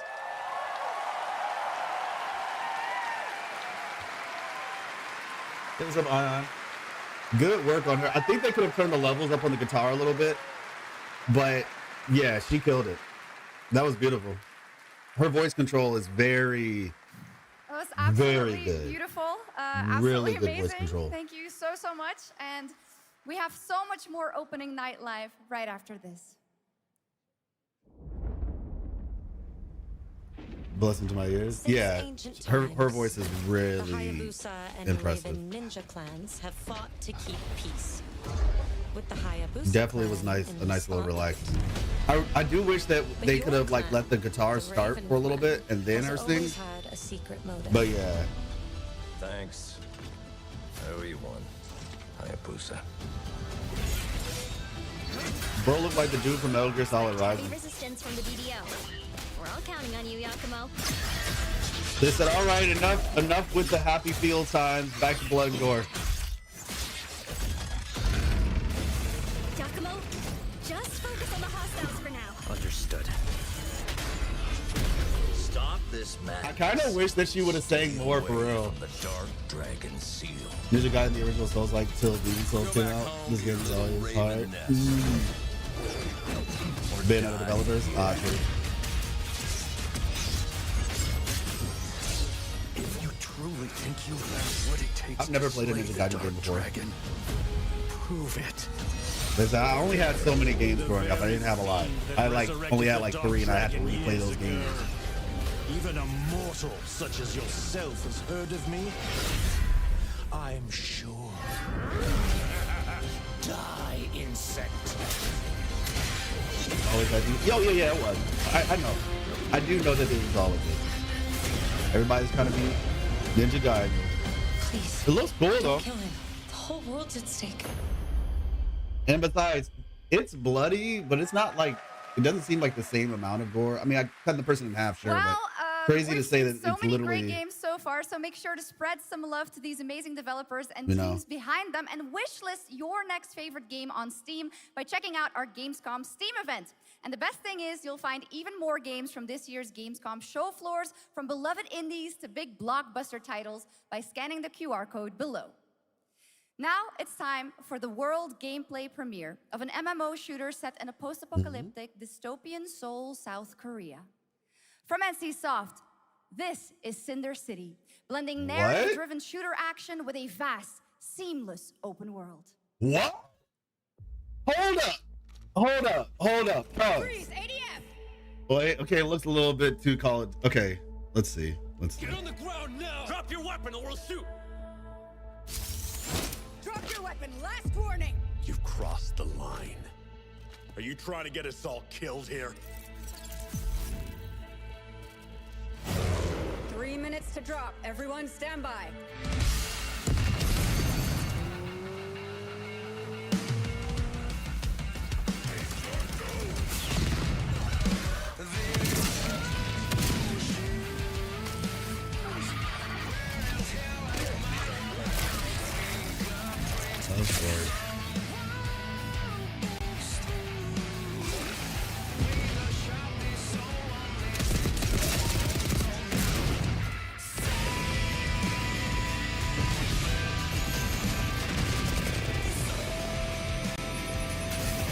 This game looks like it's gonna like destroy people's graphics cards.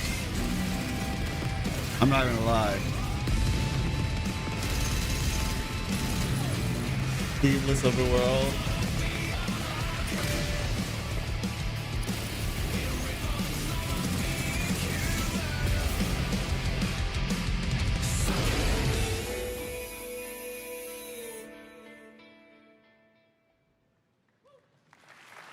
But that's not all. We've now got a second brand new game from NCSoft.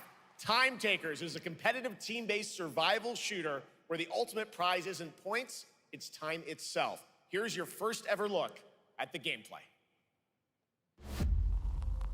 I floated in an ale-induced stupor, a ghost of my former glory. Okay. Until one day when I was stabbed. I thought I died. Instead, I was given a second chance in a strange world, alongside rogues from across the timescape.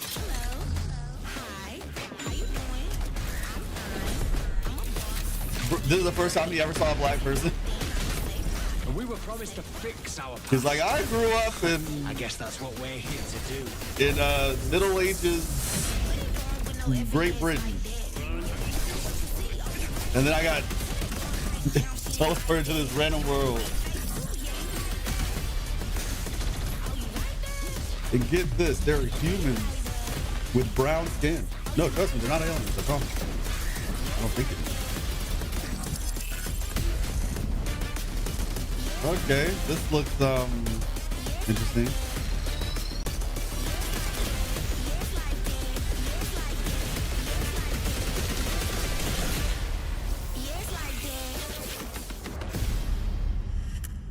Time Takers.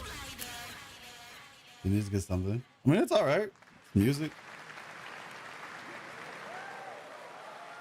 Oh, yeah. For decades, Silent Hill. Silent Hill has defined psychological horror in games. And tonight, the fog rolls in once I was again. almost interested in this game until I saw more of it. When I was like, oh, okay, Japanese, so that means, I was like, no, it's still horror. The reveal of the I was like, American okay, never mind. voiceover actress Susie Young as Hinako. Hinako. Target show 1 to HQ. We haven't found an active suspect at the scene. Shit's so good, but it's still in the I can't do it, man. I can barely do thrillers. Last seen fleeing to Yoshi Shrine. Exercise extreme caution. I can barely do thrillers, man. Okay, got you, Space. You saved my life and laid claim to my soul. In turn, I shall save your souls by claiming the life of your own self. Who was that? What is this place? Basic edition. This way.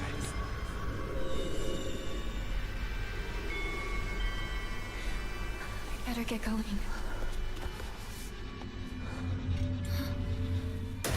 Oh.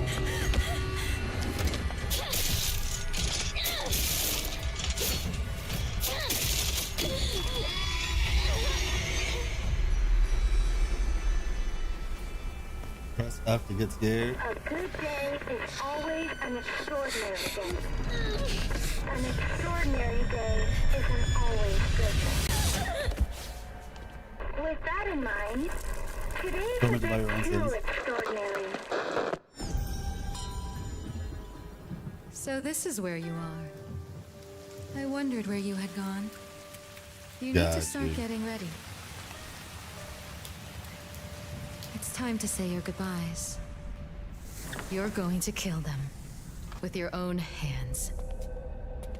What's going on? No.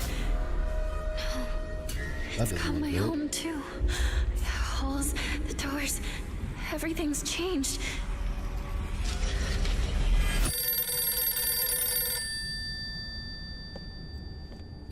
Tell me, who are you? I'm you. Just die.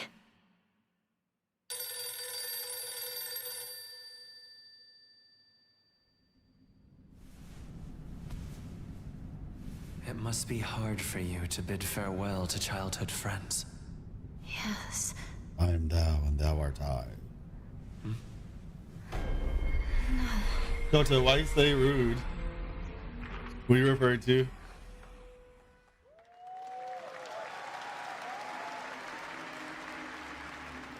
Dante. Okay, yeah, totally. Got you. Trust.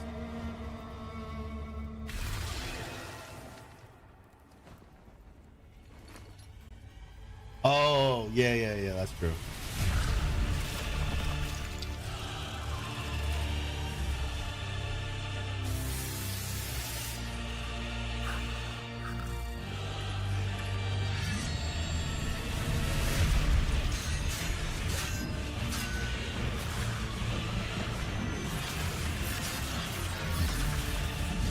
Interesting.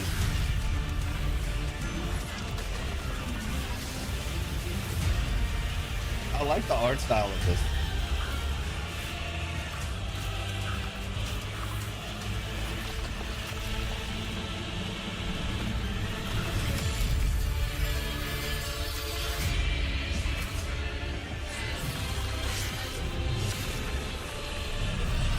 I'll be right back, everybody. I'm gonna keep it playing though. Be right.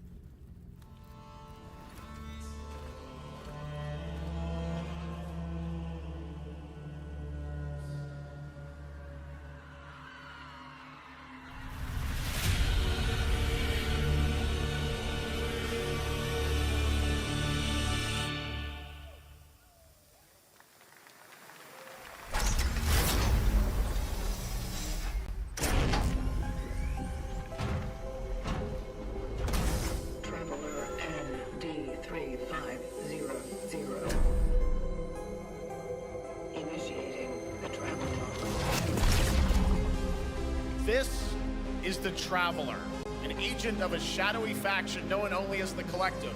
And in Kronos the New Dawn, you'll step into their role. From Polish horror powerhouse Bloober Team, nominated last year at the Game Awards for their Silent Hill 2 remake, comes a bold new vision of survival horror.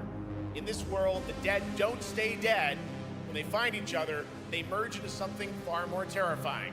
Launching September 5th, here's your brand new look at Kronos the New Dawn.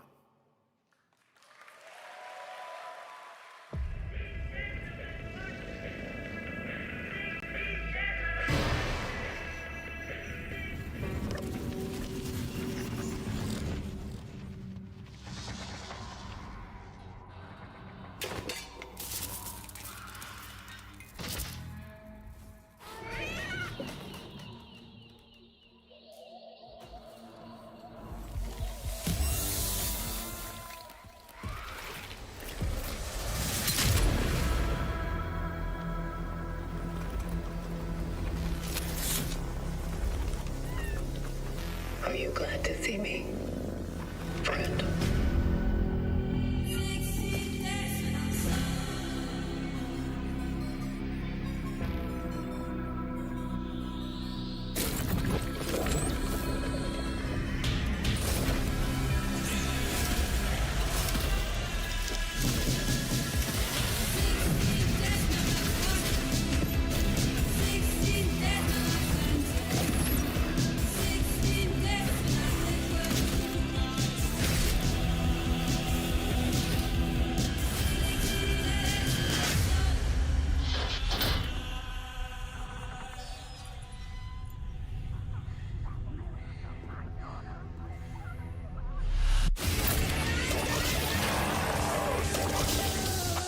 Stay calm.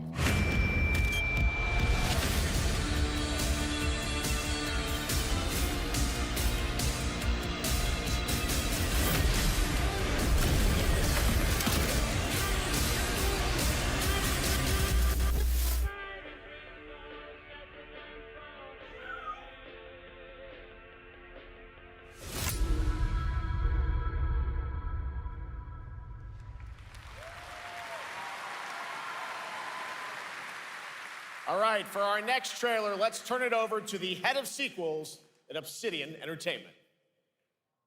Guten Tag, Gamescom. Look at this. Tens of thousands of Europeans packed into one building in the dead of summer with absolutely no air conditioning. This is the type of dystopia we here at Obsidian Entertainment absolutely respect. What is this? Am I experiencing Schadenfreude right now? I may have messed up the pronunciation, but you knew the idea. How are you? My name is Mark. I am the head of sequels here at Obsidian Entertainment, and I've got big news. I am going to drop a brand new trailer for The Outer Worlds 2. What are you gonna get? More planets, more chaos, and an actual release date now that GTA 6 got pushed to the spring. So, strap on in. Stock up on some gummy bears, stock up on your favorite pretzels, get ready. Here comes The Outer Worlds 2 trailer. Roll it, Jeff. It's gotta be Jeff that's rolling it, right? And now, a trailer for the part of the game you'll remember more than the ending. The Companions. Let's skip the diplomacy. Chemically enhancing your statistically unsafe Dead Space lifestyle. vibes, okay. This might sting a lot. Ooh, an enemy. Son of a spread.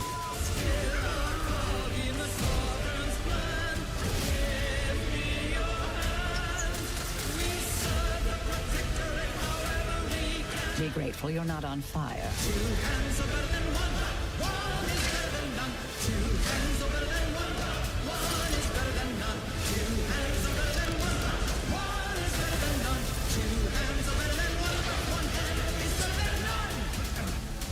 And no, you can't sleep with them.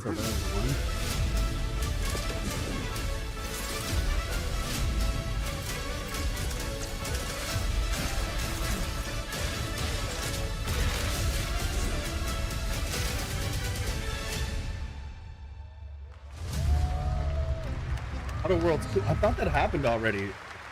Was I watching like PBTs or something? Now a first look at Inzoi Island Getaway with Okay, I'm actually interested in Inzoi a little bit. DLC, which is coming tomorrow. Wait, is Inzoi out already?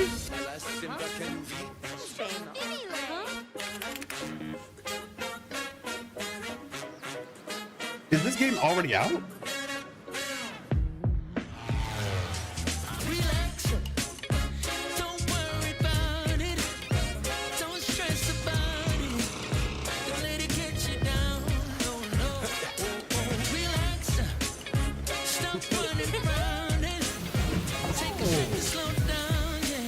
Because Miss Life used to play The Sims, and I figured she would probably like this game.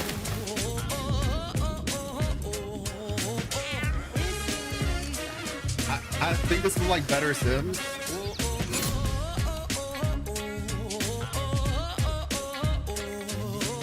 But actually not even, I think. I'm convinced this is better Sims. What's still missing for you?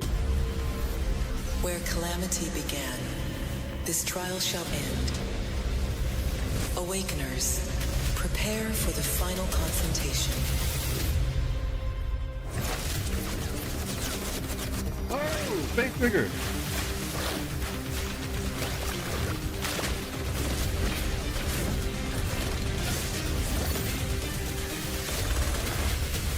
VidX wants me to play this. I mean, I'll try it.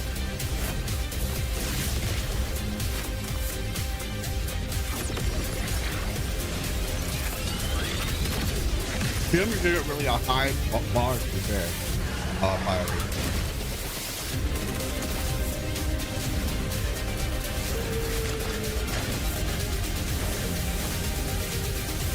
Sims is not a high bar at all, to be fair.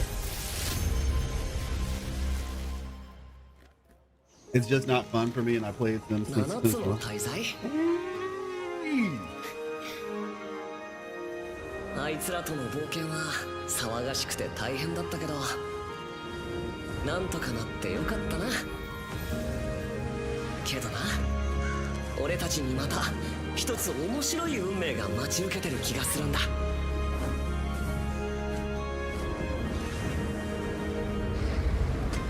多分楽な冒険じゃないだろうな。 He just said この広い世 focus. 界にはたくさんの試練もあるはずだ。だけど俺たちが力を合わせれば乗り越えられるさ。 Clinically clean, interesting. 何ぼーっとしてんだよ。やることが山ほどあるんだ。早く出発するぞ。さてさてさて、CBT 募集が始まるってよ。絶対参加してくれよな。 Okay, we're signing up. CBT, we are signing up. Is it a gacha game or what? I thought it was not a gacha game anymore. I mean, maybe it's not, but I don't know. What is it? Another questionable IP game, yeah.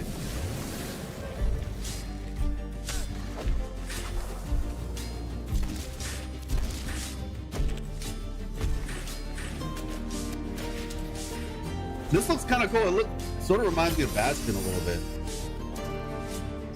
At least in terms of how it looks.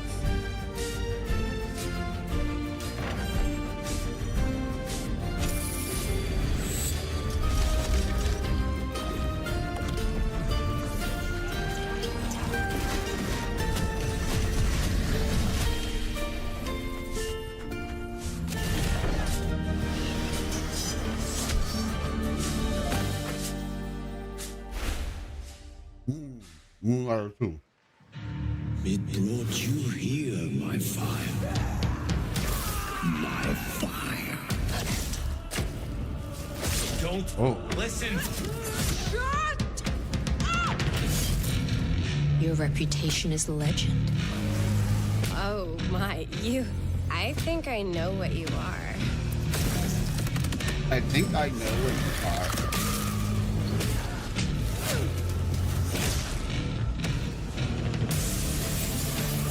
Netmarble put their hands in it, don't have hope. I mean, hey, we'll find out when the CBT comes out, I guess. So weary is the wanderer. The treads on the fertile soil. Let's say Netmarble is working on doing Marvel Rivals, so like, not all of them are.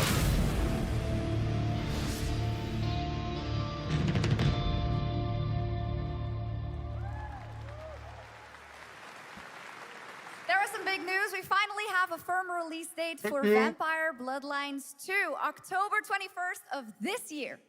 And next, since we're here in Germany, it is only fitting to spotlight a homegrown success story, the deep survival crafting of Enshrouded from Keen Games in Frankfurt. Still in early access, Enshrouded has already let friends adventure, fight, and build together in endless ways. But tonight, the world is about to change forever. A new force is coming, one that will redefine how you explore, how you build, and how you survive. It's a monumental edition, and you're hearing about it first, right here at Opening Night Live. Listen. I dreamt of a time before the corruption and the fight for survival. I dreamt of a shimmering home and of exile. To find peace, we must brave the deep. Hear the old gods whisper, and an ancient fury awakens. We shall purge the profane and command Skull and Bones to yield to our will. For there is no greater power than the flame of the faithful.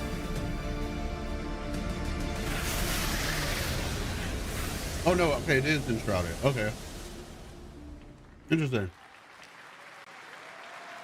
Awesome. And tonight at ONL, we have news of the latest Xbox franchise that is coming to PlayStation for the first time, and the reveal of brand new expansion as well. Gears of War. I don't know why I thought I heard Gears of War was from PlayStation.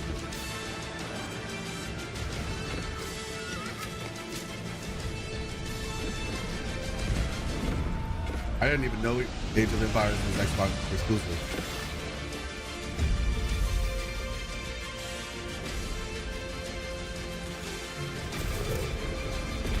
So does this mean the console wars are over?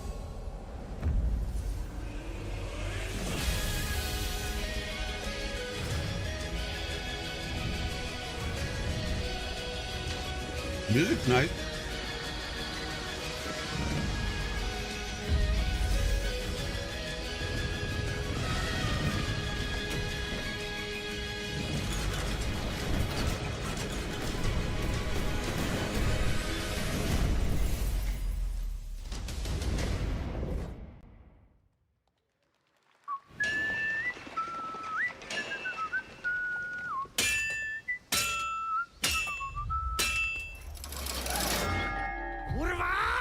Honored friends, Talk about the masters pretty much of over. the blacksmith's guild, That's let good. me introduce a young master of our craft and new owner of Kutenberg's old forge, Henry of Skalitz.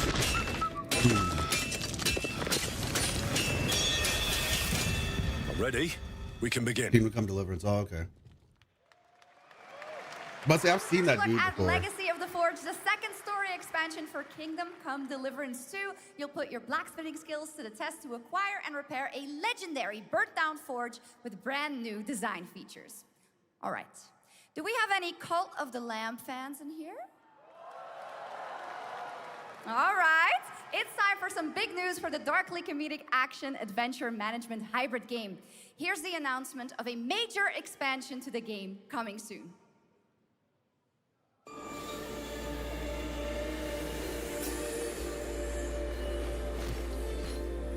The art style of this game is pretty cool, but I probably wouldn't play it.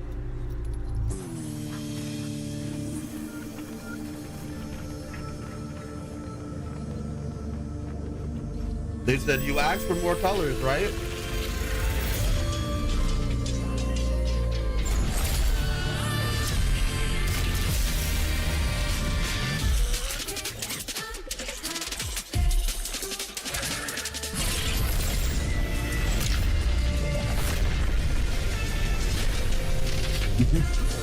Blacksmith Simulator.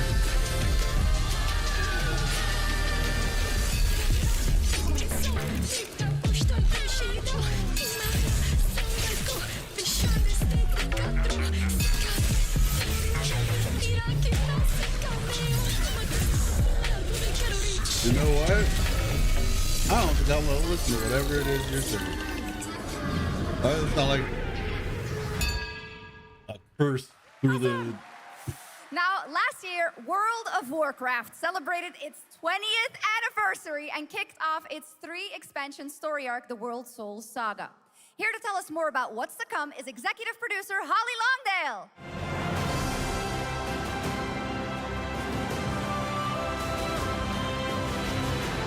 World of Warcraft.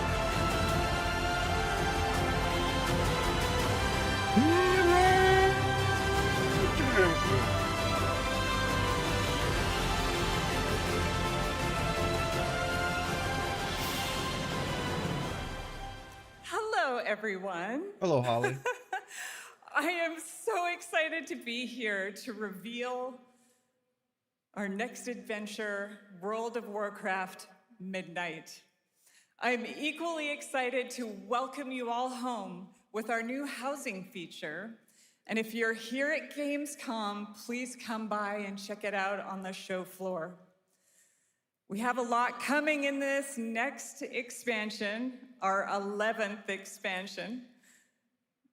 To start with, on the horizon, there's a looming darkness, and it's threatening the ancestral home of our blood elves. But Midnight is also about light, and about hope, and about heroes who rise when the world needs them most. And it's about the bonds that tie us together. And The zipper on her jacket is a starts sword. at the Sunwell. And if any of you have ever played WoW, do you remember the Sunwell?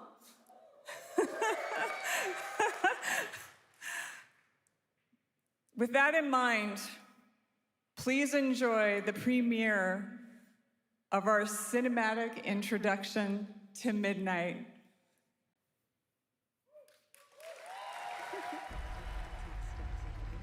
Okay. The light guides my steps and illuminates my path. The light flows through me, and by its grace am I made one with all that is sacred.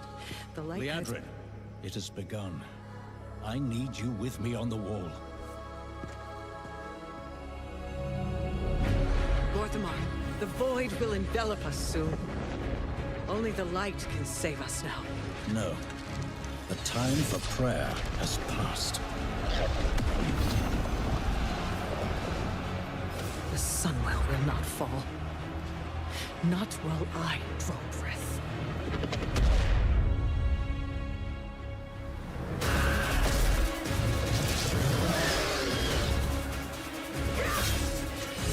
Honestly, what would happen to the gaming community if WoW, like,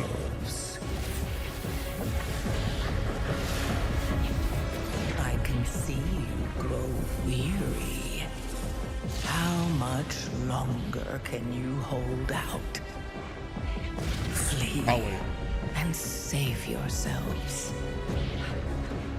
Liadrin, don't. Light be with you. You see?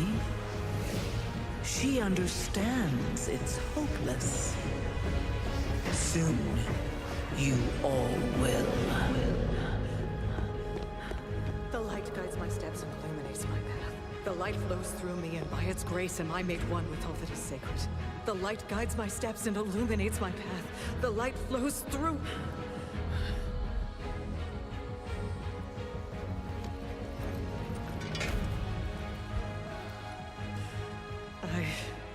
I know that I am unworthy. I don't know if I deserve your help, but I know my people do.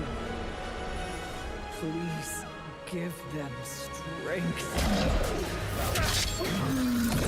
I admire your spirit, but that will not save you.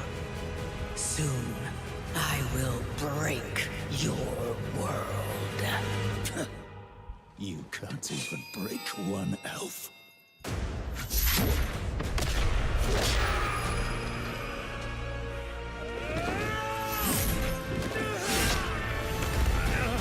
This darkness well, comes that's what I was about to say, Nerded Up. I wanted to let them do their thing, but and when it is finished, there will be no more light. Without your aid, we will perish. this is like the upside and the downside of the technological era. Help us. They don't have to release a new game, they can just constantly update it.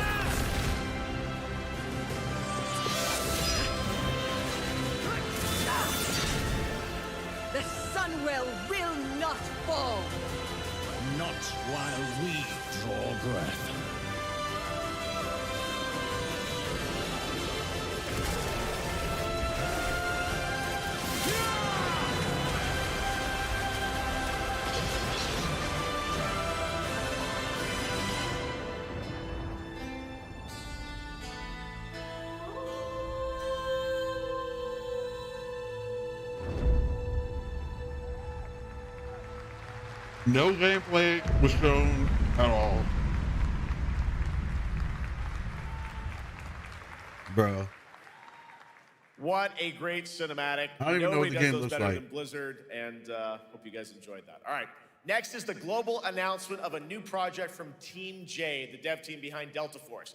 Project Spectrum is a tactical shooter for the fearless. It is a physiological I wonder if people are like, of course they asked a woman to do it PvE because they're trying to overcome the Where allegations. you battle against monsters, other players, and your own sanity as widespread anomalies twist around the world. Face the horror or become the horror itself. Did you just say South? Can you describe the S-O-U-F? sound in the recording? South?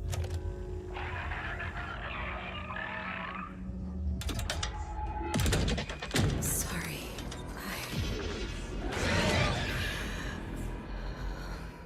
go back to the start.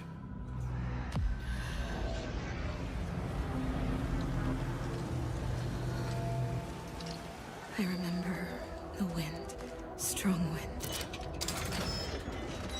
What the hell happened here? We got company! Uh-oh.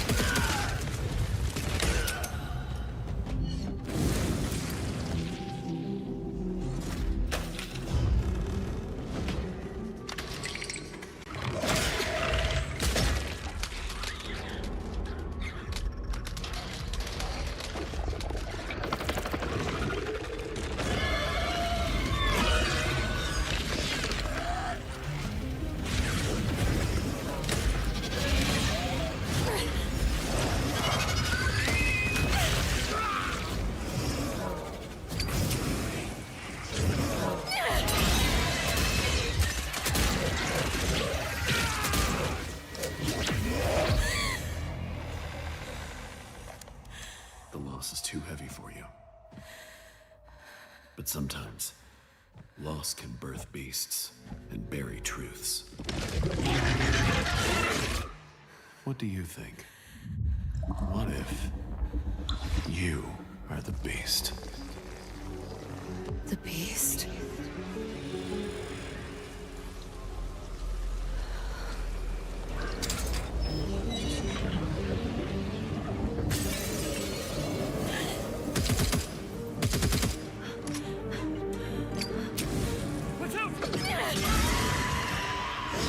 That's unfortunate.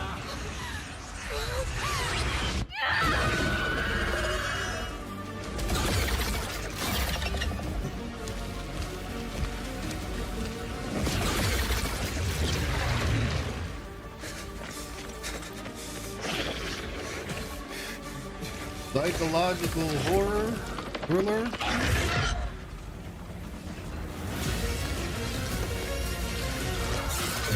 Oh yeah. I mean, that's how World of Warcraft feels to me sometimes.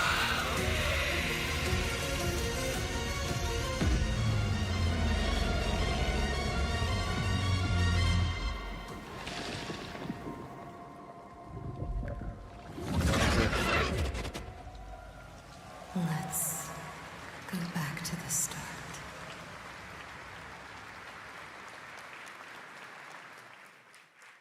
All right, this next world premiere feels familiar, yet it is something brand new from Wargaming. And trust me, you've seen them with tanks, but you haven't seen them do anything like this before. And it's coming to PC, consoles, and Steam Deck. War games with tank. Is that the question mark? No.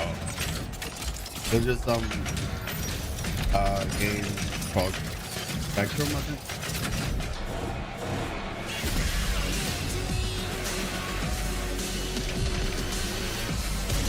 Like a psychological thriller sort of game, horror thriller.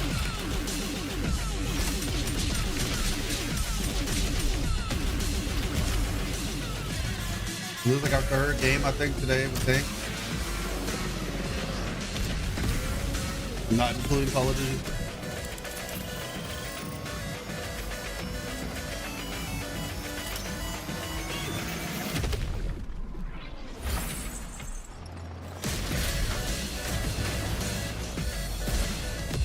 Another Tank game, I know.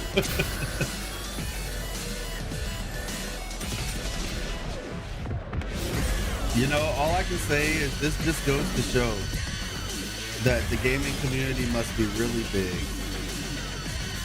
Because apparently there's room for 3 different tank games. You know? That's what it tells me. It's like the gaming community is so big. Twisted Tank Metal, I can see that. Sucker Punch and PlayStation take us back to the year 1603 into the sandals of Atsu, a lone Ronin driven by a single purpose to avenge the brutal slaughter of her family at the hands of the ruthless Ghost of Yote Yote. 6. Tonight, we have a new look at the deadly, beautiful world of Ghost of Yote. Okay, this is something cool.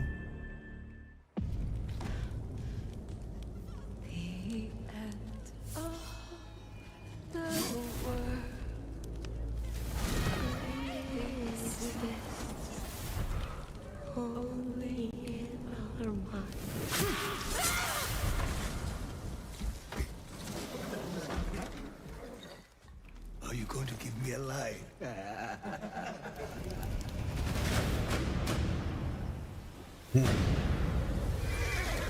I wish Sucker Punch would make Sly Cooper. But I'll take it. That's a pretty mountain.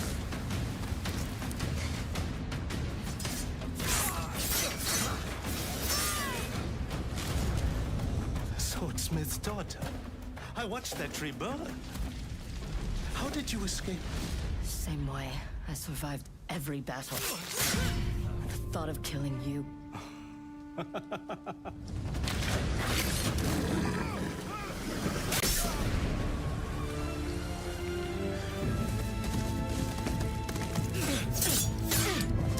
The parody of bruh. Ruthless spirits, wandering the land, driven by vengeance.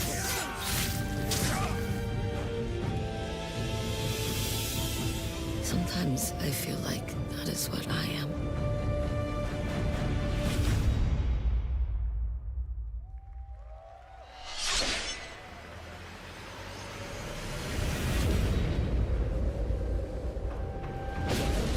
Is this Ghosts? Yeah.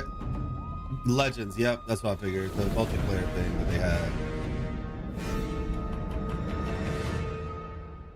October 2nd. Okay. Release date. There you have it, an amazing new look at Ghost of Yote out October 2nd for PS5, and confirmed today on ONL, it's also getting a Legends co-op multiplayer DLC in 2026 with fantastical supernatural story and survival missions, all free if you own the base game. For nearly 3 decades, Resident Evil has terrified, thrilled, and defined the survival horror genre. Now, a new chapter rises from the shadows. This is probably the last Back thing. in June at Summer Game Fest, we gave you the first glimpse at Resident Evil Requiem, and tonight, we are diving deeper with a brand new look that explores the haunting backstory of the game's protagonist, Grace Ashcroft, and why she may be the key to surviving what's coming.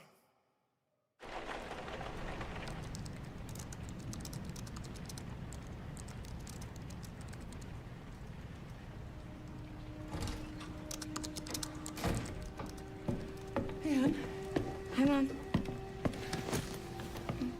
you have been on that thing all day. Well, if you're gonna work so late. Get some sleep, eh?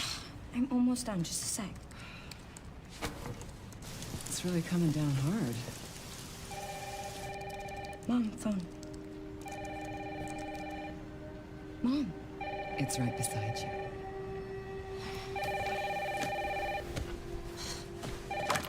Hello? Miss Ashcroft? Yes.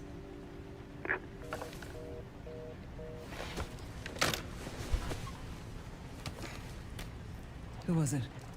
Dunno. They asked for Miss Ashcroft and then they hung up on me. Rude. What the? They're coming.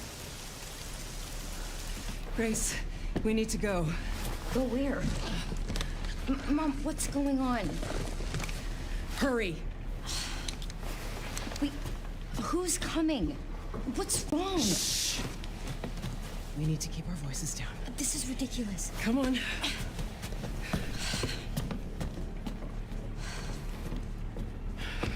Tell me what's going on. Now is not the time. Is this like the signature way that they hold the flashlights? I feel like I've seen that before.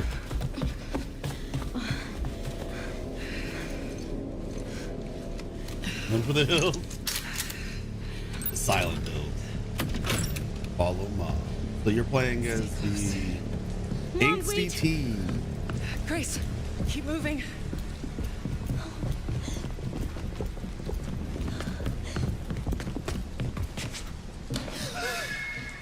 Oh, who's that? Oh, He's gonna get got. I'm What? so sorry about the power outage. What happened?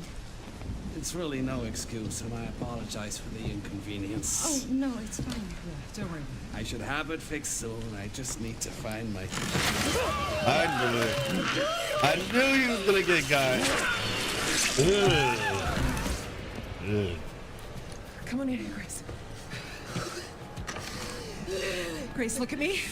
Grab my hands. Okay, look at me. Look at me. In and out. Breathe in and out. Oh, Grace. I promise you, I will explain this all to you one of these days. She gonna get got to. Grace. Please know that you are my hope. Never forget that. What are you talking about? Just... I love you. I love you too. Okay. Mom, I'm scared. No. We need to find a way out of here now. But we don't have any of our stuff. We can come back for it later, Grace. I knew it. I knew her mom was gonna get got too. I knew it.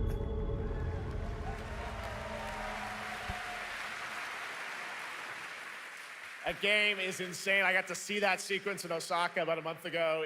There's a lot more to share, and there is a reason it was the most wishlisted title coming out of Summer Game Fest this June. Now, for those of you here in the arena tonight at Gamescom, there's some good news, because you'll be over on the show floor, be the first players in the world to get hands-on with a playable demo of Resident Evil Requiem at the Capcom booth as we count down to the launch this February. A huge thank you to Capcom and Takeuchi-san for that special look.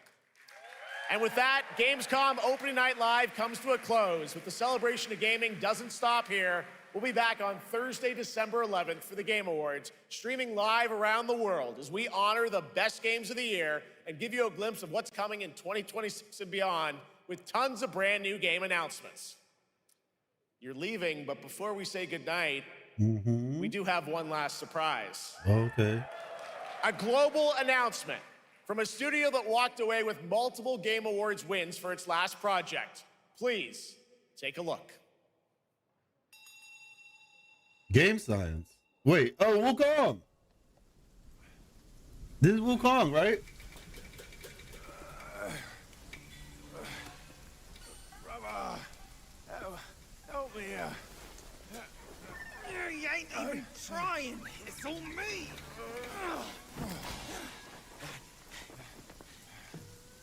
Look at that belly of yours. Where's the mountain? Hey, you're falling fat, losing again. Drop that coswallop. Master will take us back, as long as we keep that mountain in our heart. Hey. No scolding, no flogging, life spared. Why risk going back? This place, we've got food on our table and...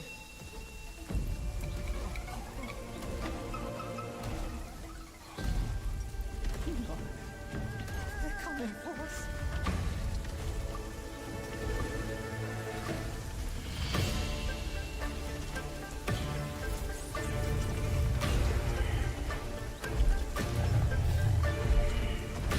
Mr. Pretty Cat.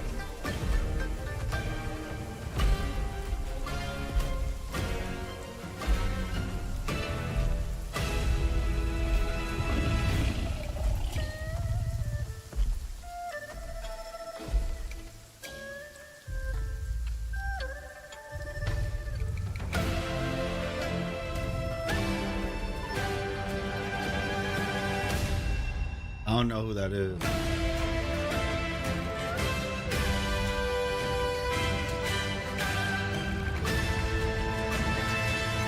Wait, what? Black Myth Zhong Kui? So it's a whole new game? There's a special announcement. Game Science has announced and kicked off development of the second title in the Black Myth series. Wow. This time starring Zhong Kui, the ghost-catching god who wanders between hell and earth. This will once again be a single-player ARPG. That's actually pretty rooted in cool. ancient Chinese myth and folklore. And don't worry, to those who love the Black Myth series, the westward journey won't end here either. It's been amazing opening night live tonight. Thank you so much to Shocks for joining me. Thank you so much, Jeff. A I sequel. had so much fun. This also, wasn't the a huge sequel. announcement at the end of that to close out opening night live Okay. this year and kick off Gamescom 2025. It's been so much fun to host this thing again with you, Jeff. What an amazing show. Oh, it was such an amazing show. Great job to you. Thanks for coming back again, Shocks. And thank you to everyone for watching online and here, the audience in Cologne. What a great night. Have a great Gamescom 2025. And we'll see you on December 11th for the Game Awards in LA. Good night, everybody. December 11th. Got it. Okay. So.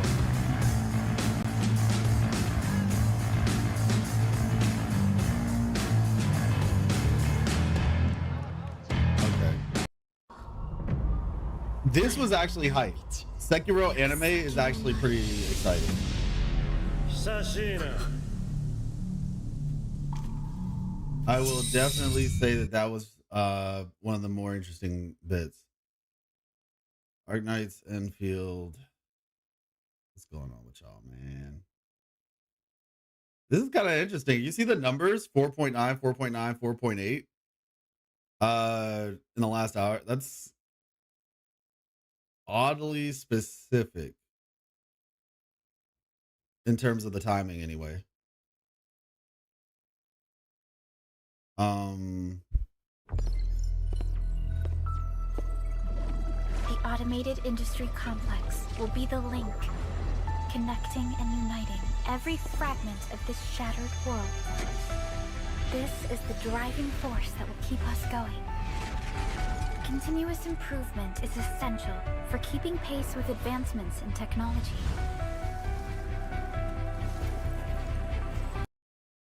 Well, I like her character. I don't know how she plays or anything, but I like the color scheme.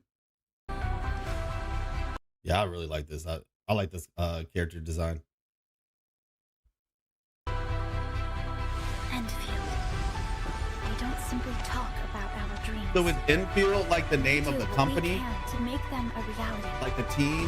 The operating team? The team is ready for the mission. That's what it sounds like. Arknights Enfield is like, that's the name of the operating team. Kind of like Punishing Gray Raven.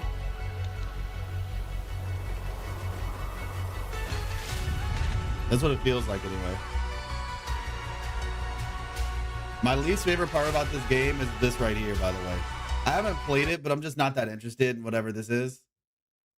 So hopefully it's not like too much.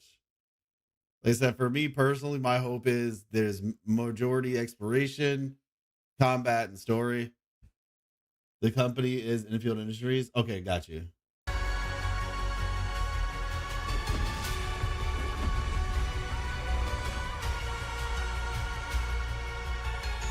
I'm excited about her. Well, excited is an interesting word to use, but I like her design. Oh, who is that? This character looks cool. This character looks pretty cool. And then this character, I like her design. Let's see.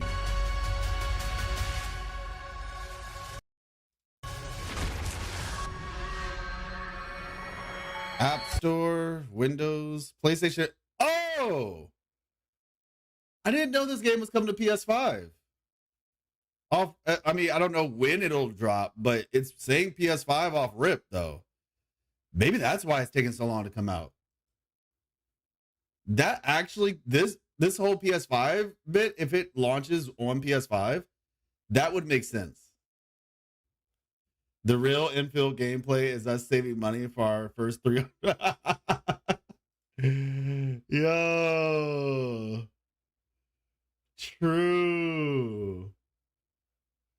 Enfield is real.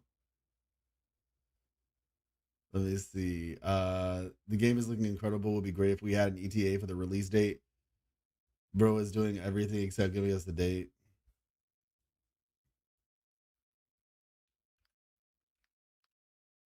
I'm gonna steal your thing, by the way. Winfield.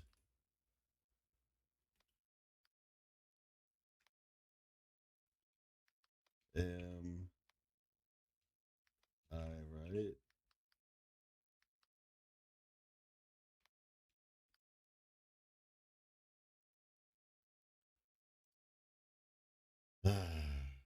I thought they already announced PS5 stuff from a long time ago. I mean, they probably did. I just wasn't aware. But the point I'm getting at is that could be the reason why there's such a delay. Because if you think about it, Wuthering Waves came out, PS5 didn't drop until like 6 months later. Star Rail came out, PS5 didn't drop till like 6 months to a year or something later, I think. Like, you hear where I'm coming from? So if they're trying to release on PS5, that could be the reason that they did it the way they did. That could be the reason why the game is taking so long to actually come out. So let's see.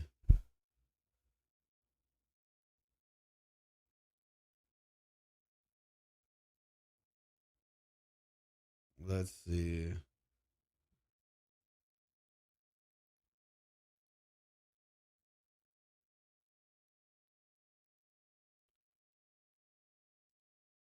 Hey.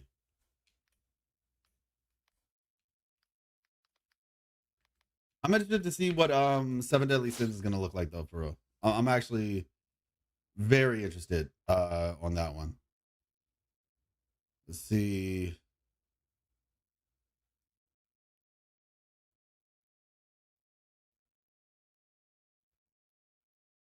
Let's see. Appreciate you. All right, so y'all, what I want to do, how was the show? It was okay. It was okay. Also depends on the devs how the experience on PS5. Yeah, Seven Deadly Sins Origins. Yep, that's it. The beta is sign up for closed beta test. Now accepting closed beta test applicants. All right, yeah. I mean, we'll try PS5, mobile, and Steam. Wishlist now. So yeah, I'll definitely give that one a bookmark. That. Yeah, the Black Myth game is cool. Sekiro anime is cool. Whatchamacallit? Yeah, Black Myth, Sekiro anime. Sonic Crossworld with Pac-Man looked cool. There were some indie games. I have to go back to remember their names. Ark Knight's got a trailer. Neverness to Everness got a trailer. Yeah, so that's what I was about to do real quick. Before we switch gears. Ark Knights.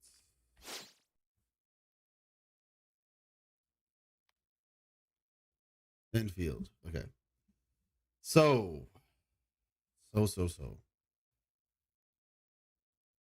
They have stage performance schedules, stamp collection, booth guides now. So yeah, I mean, they're at, all we really know right now is that they are at Gamescom. And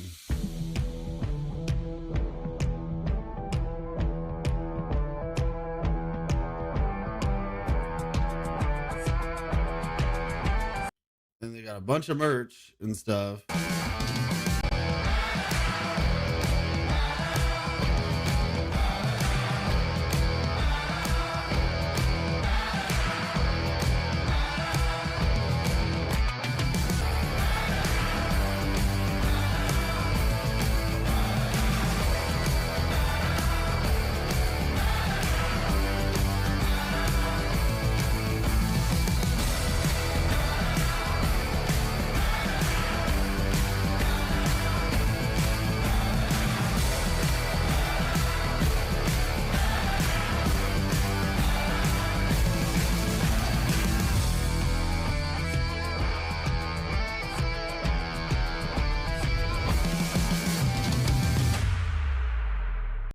Enfield. I know there are male characters, but my gosh, they do not show them.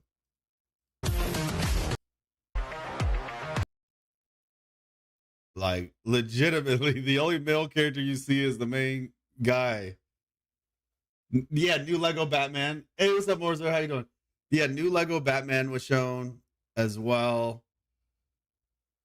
Yeah, I mean, It's it is in fact a game. It is in fact a game. So let's we're gonna move over to the Wuthering Waves side of things before the Wuthering Waves community gets on me saying, why are you in the Wuthering Waves category?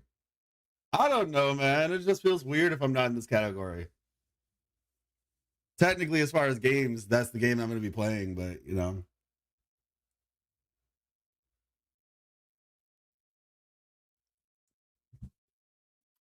Yeah, I mean, I presume based on, you know, the game Arc Knights, like, I know there are male characters that just don't, like I said, don't really see them that often.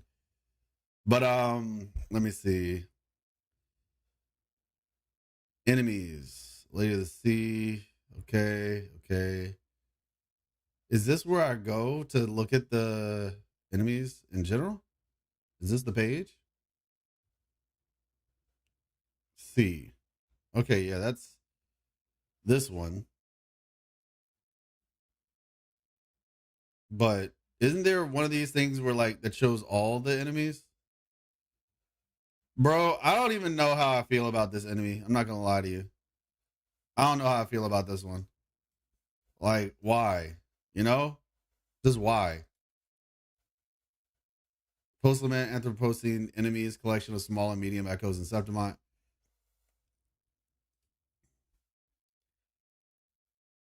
It's just like, I don't want to have to relive that trauma again, you know? I say trauma. I should probably not use that word but you know what I mean? Like, I want to relive seeing Mia in that situation. So this is like, this thing looks very much like Galbrena. A rare giant has a discord that inhabits the Sanguis plateaus, armored in scales of spewing molten rock.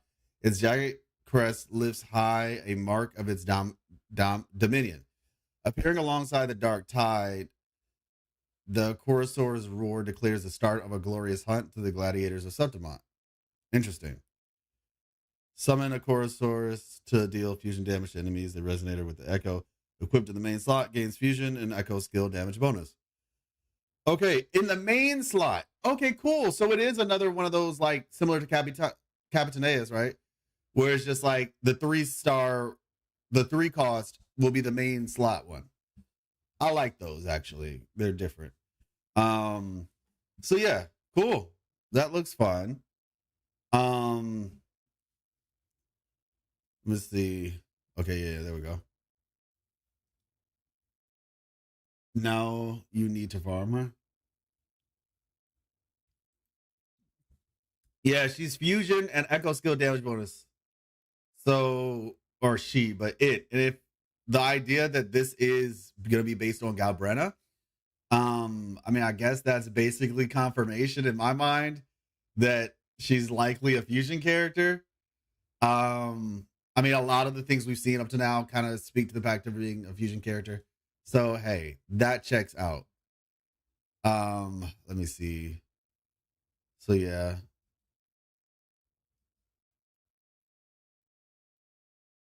Oh, yeah. Yeah, okay. You know what this echo skill reminds me of? It feels like they took that that gadget that we got in the Winding Ike's Mire and basically repurposed it into an echo skill. But to say, who's it gonna be for? That's what I'm curious about. Like, it's probably gonna be like, I don't know. What kind of arrow? Okay, so this is probably gonna be for iuno, of being slumbering beneath the ocean, the ashen remains of a glory long burned out. Okay.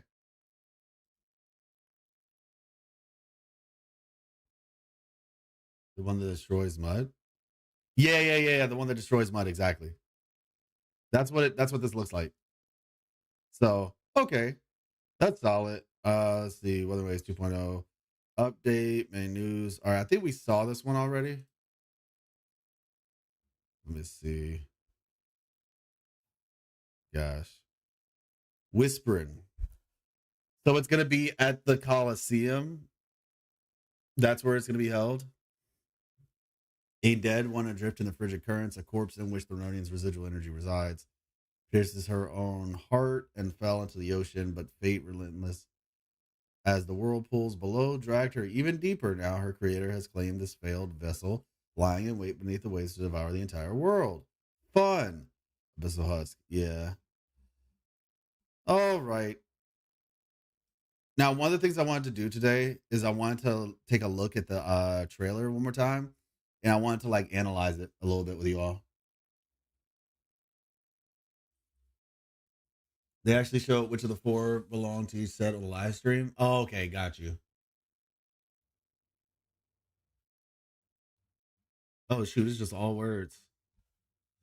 You expect me to read?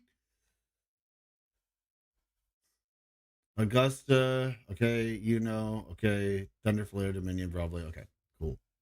Yeah, so the day that we had the live stream, y'all, I'm not gonna lie, I've been so tired. So much stuff has been happening. Was only on Augusta set, by the way. Oh, really? Even though it's a arrow? What the heck? That's so weird. That's kind of strange. Okay, well, I mean, hey, I guess we'll see what we see. Geographic. Okay, yeah. Let me see. All right. Is this? Oh, I guess I could technically, but does this have a? Oh yeah, it's 1080p. I feel like YouTube's it was here better that we though. met our final battles. Okay, let's see. Take courage, my friend.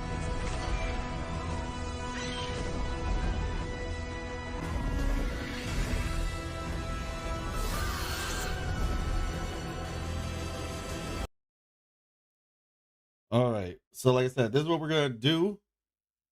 We're going to analyze this, see what details. I know some of you all have found some details as well. Let me see. Uh-oh. I know some of you all have found some details as well.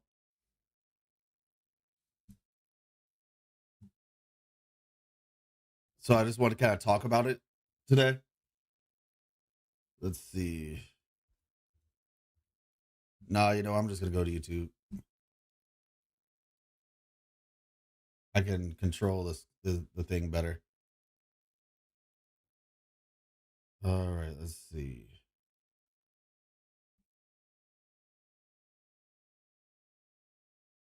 Videos. I guess technically this is it.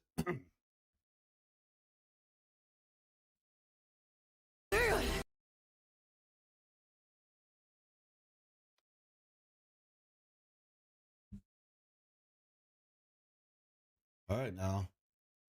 Okay. I went from male to female rumor.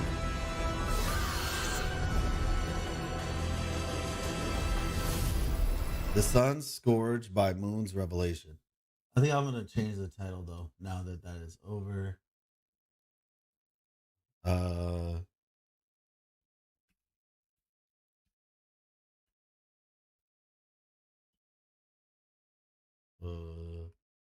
2.6 discussion.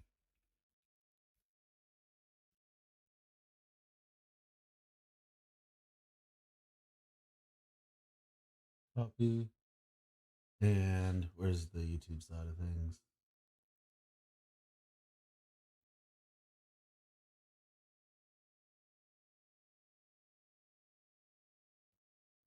Wait, can I not? Ah, man. Okay. And broadcast.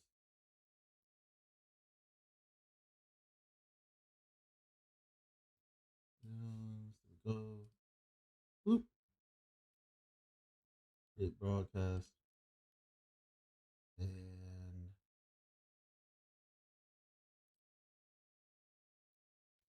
see.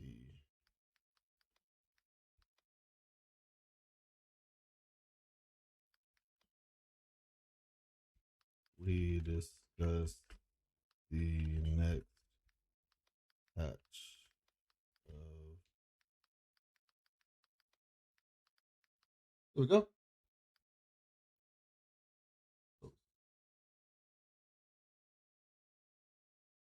And then for this, we'll do this. Can I change the... I can technically, yeah. All right.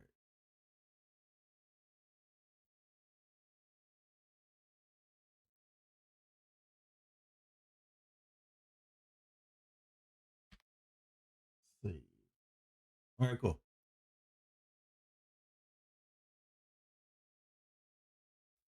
Scourge, the Sun Scourge. Yeah, you're right. That is an interesting choice of words. Let me see. I always just like to look at definitions to be exact. Scourge. A whip used as an instrument of punishment. A person or thing that causes great trouble or suffering. Yeah, the Sun's Scourge. A person or thing that causes great suffering, affliction. Affliction, bane, or curse. And then there's also like an instrument. Likely the second one just being like, you know, the sun's affliction or something to that effect, right? But yeah, so that is an interesting take. By Sun's Scourge, by Moon's Revelation. So we have essentially, we understand that this, you know, 2.6 is this. It's going to be 2 parts, which I'm extremely excited about, by the way, like extremely excited about that. So it looks like they're not just 2.4 was not the only time that they chose to do it, which I'm like, I don't want to like sound like a broken record, but like I said, I think that's really great that that's not the only thing. 2.4 wasn't just a one-time thing. The community reception was good, and it seems like they're like, yeah, okay, we'll do it again. So this is about to be such a hype patch because there's so much to explore, and we're gonna be like, what is this? What is this? And then like, find out next time in 3 weeks. All right.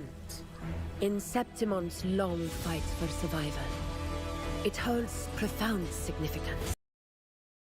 I feel like this part right here is like a world quest or something. Something like it to me. It doesn't feel like though because of that they didn't make any companion quests yet. Because of what exactly? Because of the split? Why do you say that?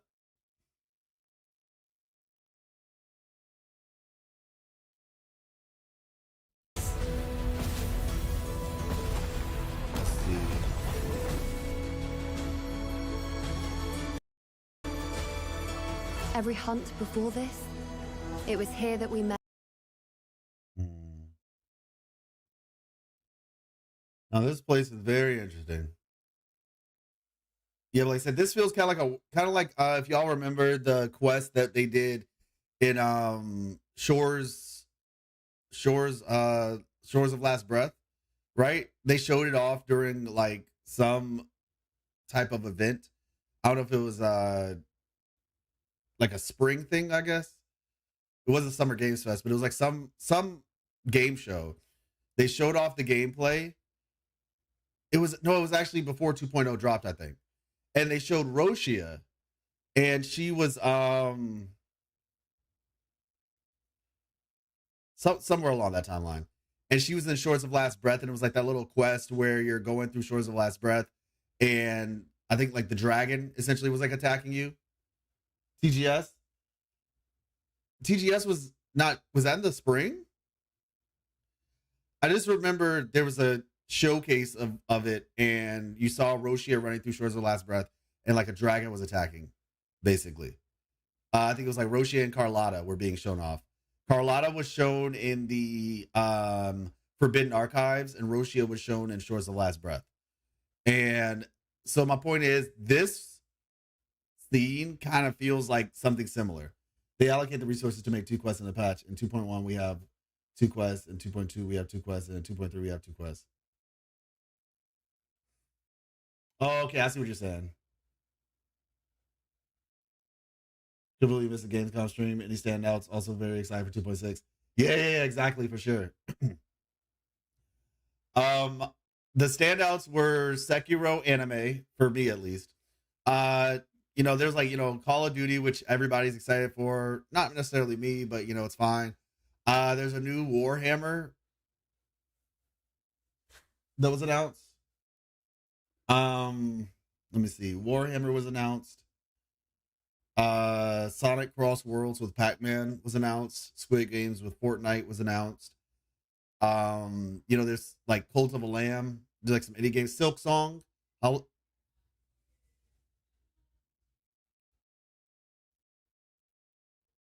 on real quick.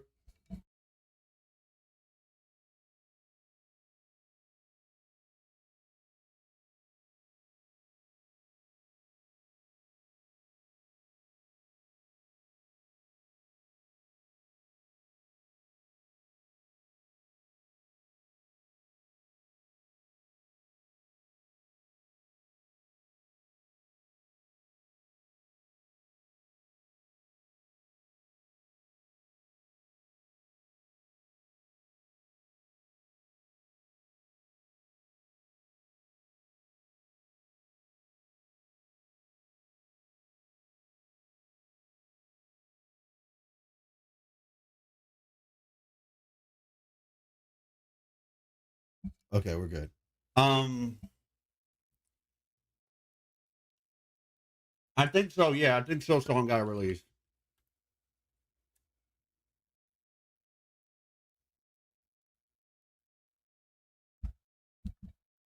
Let's see. What else? Arknight's Enfield got a trailer. Seven Deadly Sins Origins got a closed beta test announcement. Resident Evil, Silent Hill F, Resident Evil Requiem, Onimusha. It really depends, on the person. There were some MMOs, there's like this Korean open world shooter MMO, and there was like another thing. So it just depends on the type of person you are. Oh, they didn't announce the release date? Oh, okay, my bad. But yeah, so yeah.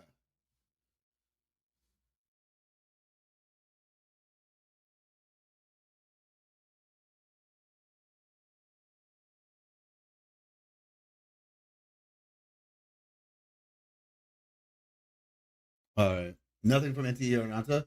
Oh yeah, NTE showed a trailer. That was about it. I think it was a trailer. Maybe there was pre-registration. But yeah.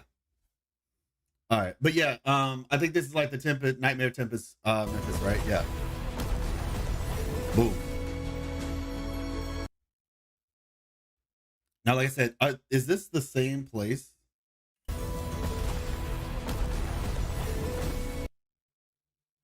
Okay, it's got that little... No, these are two different spots. These are two different spots. I do wonder if these two trees are connected, though.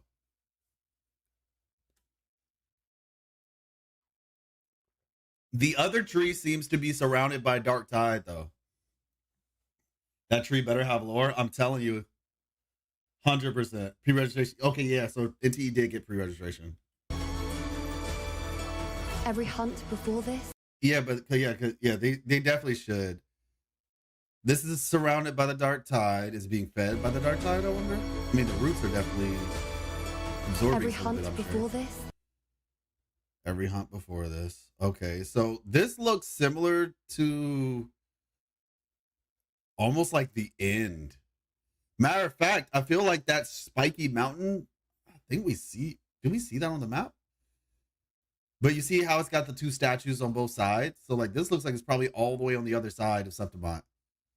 Because it's like you have the bridge that to get into not Septimont, but like the next part of Septimont, right? The hunting grounds.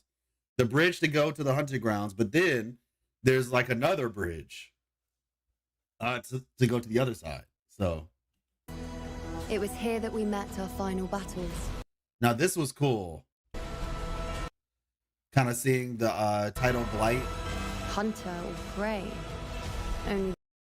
And there's also some. So there's title Blight here. Hunter.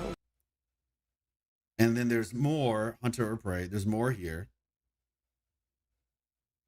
Let's see. Which is interesting. This whole thing right here is has got me very curious. Prey. Only the one still. Wait a second. Hunter or prey. Only the. Yo!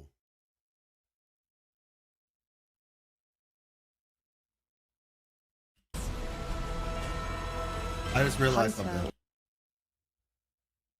Hey, what's up, Max? I just realized something. This is gotta be it. This is it. This has gotta be it. This is what we were waiting for. The middle of this thing is the same thing in the central hub. This is the thing that this has gotta be the thing the Sentinel sent to us. Or sent us to get, rather. Interesting. Yeah, I'm no 100%, like 100%. You could also kind of see like some those little circular motifs.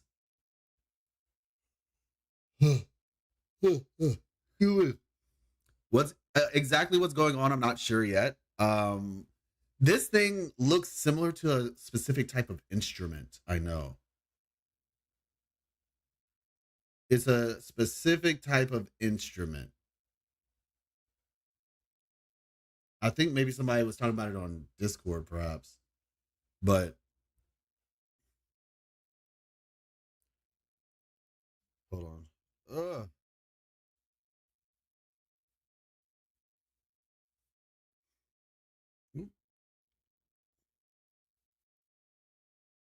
Prey. Only the one still standing.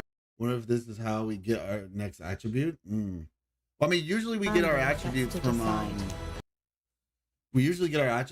like normally fighting at the rodeo or something. Prey. Only the one still standing gets to decide. Still standing gets to decide. Make no mistake! Your fight is with me! Very much looking forward to her. Pathetic struggle! As much as I want to get like some sequences on her, I don't think I'm going to be able to. Yeah, but I think it's a little bit too soon for a new attribute as well. Do we even have a completed attribute for arrow yet? I'm about to say, we don't even have all the refinements of the arrow weapon.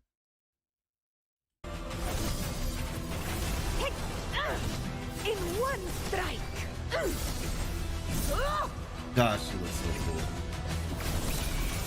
Rulers rule! Winners win! Rulers win! It ends now! Hey, what's up, Voodoo? How you doing? Hey, Storm. Hey, Lice. Seems I joined at a good time.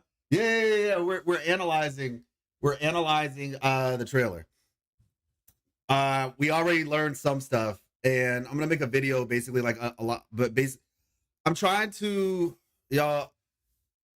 It's just a lot. That's all I can really tell you. There's a lot happening. In time, you'll see what I'm talking about, and you'll be like, "Oh, this is what Life was saying." But for the time being, all I can tell you, there's a lot happening. But one of the things that I want to do, because the thing is, making my lore videos takes a lot of time. Like, legitimately, it takes a lot of time to make those videos. And so what I'm gonna be doing going forward, seems interesting, we'll be on the lookout. Yeah, for sure. Yeah, what I'm gonna be doing going forward is I'm gonna be releasing more videos where, like, essentially like this, where we're on stream and we're just kind of chatting. And maybe it might be more so like a more curated version of it. But the point is, it won't be like as highly produced. Whereas I'm still gonna have the highly produced videos, mind you. It's just like I said, it takes like sometimes. Usually, I say on average about a week. And if I was really able to like with enough help, I could make 2 a week. But to be able to have more, to get more stuff out there, especially like from, I guess, more of a reactionary standpoint, because it's one thing to discuss like, oh, okay, yeah, look at this and how this all lined up versus just as we're looking right now, okay, what did we learn from this trailer? You know? And then the more produced video would be, okay, based on what we learned from the trailer, this is what that means for the whole game. You know what I'm saying? So that's kind of where I'm getting at. And so I am, I'm probably going to, at least for this discussion, will be turned into a more curated video. All the sun touches is ours to fight for. Yeah, she looks amazing. She looks absolutely amazing. Now that right there. Why?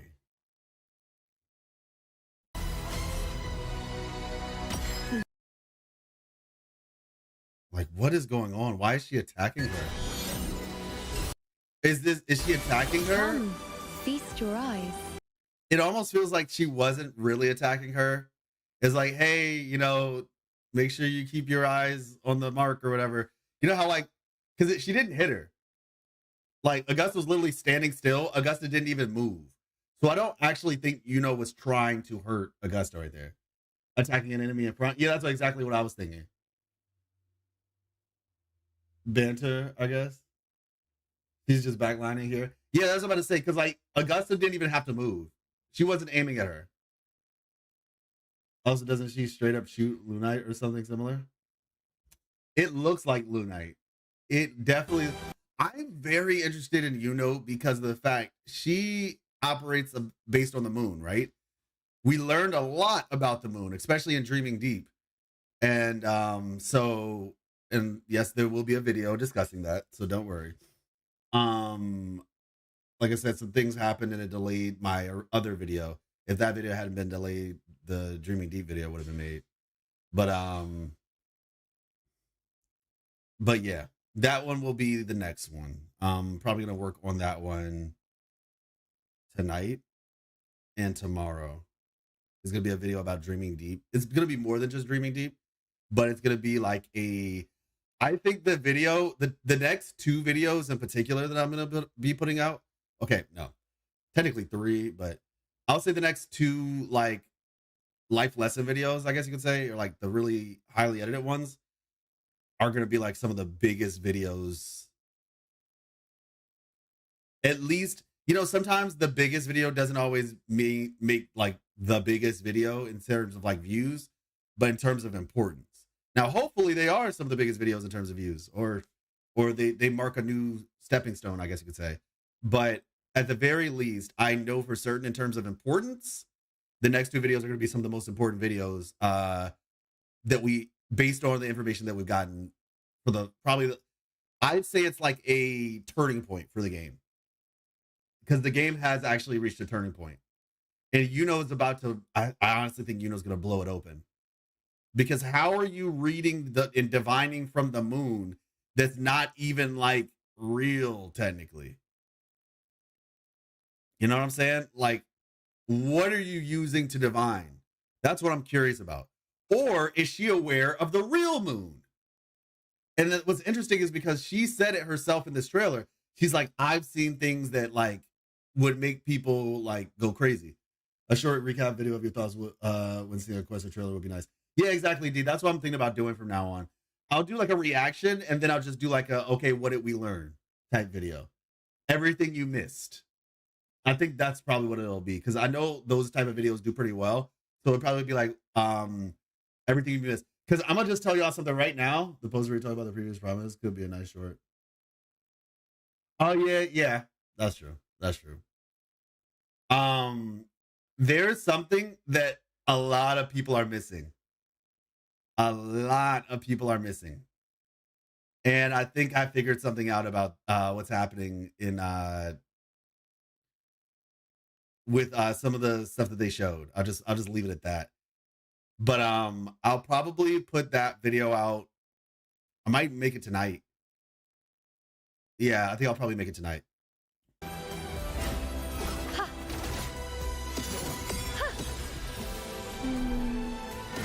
It's so hard to choose. Oh, that move was clean.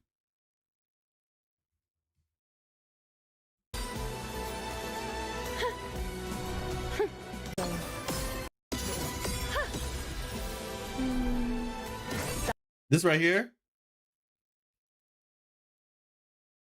Like, look at her leg. Boom.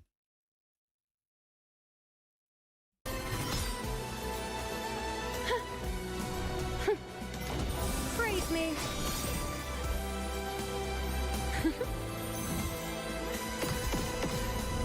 Fate in my mark. Fate revealed. The moon is full. I am the moon that never falls. Here. The moon that never falls. Here to rewrite the ending. I just want to know what's going on with her. The ending. The priestesses foresaw. I just want to know what's going on with her. She has a lot of reflection motifs in everything she does. Maybe that has to do with the moon thing. Possibly. Disasters that would befall. The priestess foresaw disasters that would befall the land. Okay. The land. But also the got this dark tide creature, but also the hero would rise up to face it. Hero who would rise up to face it. The unknowable void that is your fate.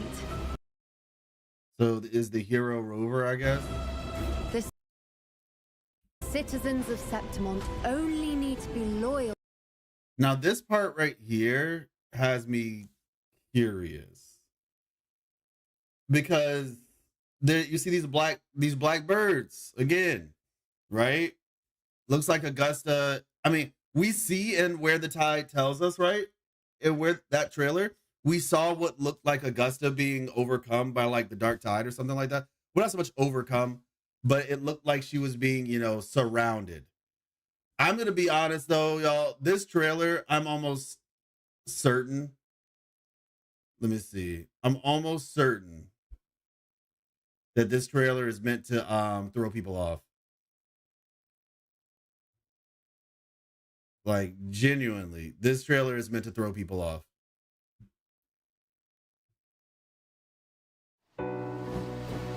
Yeah, I know it says that, but that doesn't necessarily mean she is it. That's my point. Like, they do this a lot where they For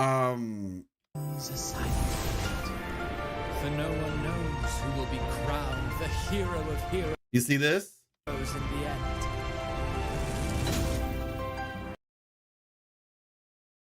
So this is the same as this, right? These are the same scene. Hero of Heroes was in the prophecy, question mark. I mean, this isn't more. Is this a I don't think this is really a prophecy. I think this is just him telling a story. To share with you a tale. Share with you a tale. Of struggle by a people born of and fated to perish in the sea. In the land of glory, where every soul pines for lasting victory. Wait, no, did they say it actually here? Maybe they did say something about it in terms of prophecy. Ending, the priestesses foresaw disasters that would befall the land, but also the hero who would rise up to face it. Oh, so, okay, technically, yes, there is a prophecy. The hero who would rise up to face it. But it still remains, the reality is we don't know who that hero is. Could be Augusta, could be Rover, could be somebody else altogether. It's talked about a little bit in the Overture Quest. Yeah, true. I need to do it again, actually, just to refresh my mind of everything. Is the Overture Quest in the gallery? I wonder, is that in the gallery? The unknowable void that is your unknowable void, that is your fate. Fate. The citizens of Septimont only need to be loyal to septimont, not her augusta.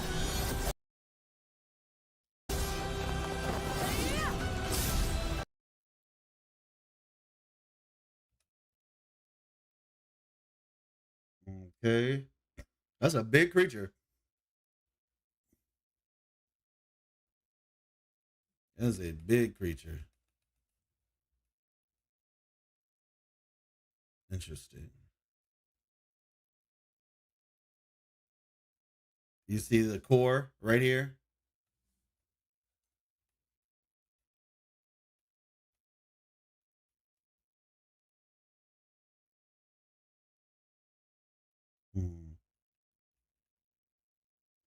Also, you notice the skybox? Yeah, it's definitely got a similar vibe to actually looks kind of like whatchamacallit? The spot where the Fool's Troop is. I've seen things others can't begin to imagine. So why, at the moment, I should have seen the clearest, did I? Yeah, this part is interesting. I've seen things others can't begin to imagine, which is why I said I find it like, what has she seen or what does she think she's seen? Begin to imagine. So why, at the moment, I should have seen the clearest, did I? Close my eyes. So one thing that I do find interesting about this, when she uses her ability, her body kind of becomes like a little translucent, right? When you see her like pull back her thing, in this shot, her whole body is. To imagine. So why, at the moment, I should have seen the clearest, did I close my eyes? Come, take. It almost sounds like she saw what was about to happen, and she saw what was going to happen before it happened, but then when it actually did happen, she ended up. At the moment, I should have seen the clearest. Did I close my eyes? Come, take up your blades. For septimont. For the name of heroes eternal. Now, I remember somebody was saying you could see Oh Boy in the background of one of these shots. The NPC guy. Which shot was it though? The hunt. In Septimont's long fight for survival. It holds profound significance.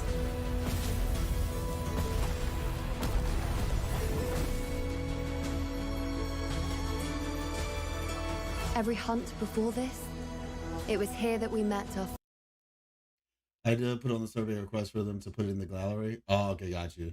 The scene where Yuno is lying on the pool is a lot similar to some noir cats describing the Leviathan staring back at them. Might be the void talked about. Interesting. Final battles. When was that discussed? Storm? The cats talking about the Leviathan staring back at them? You talking about Dreaming Deep or something? Battles. Also, it's interesting that when this place becomes Tidal Blight, this hand that was once stone looks to be like, I don't know, phantomy? Hunter or prey. Only the one still standing gets to decide. Oh, yeah, here he is. He's right here. Who is this? Is this supposed to be Augusta? It doesn't look like it. Maybe just a gladiator. Yeah, that's just a gladiator.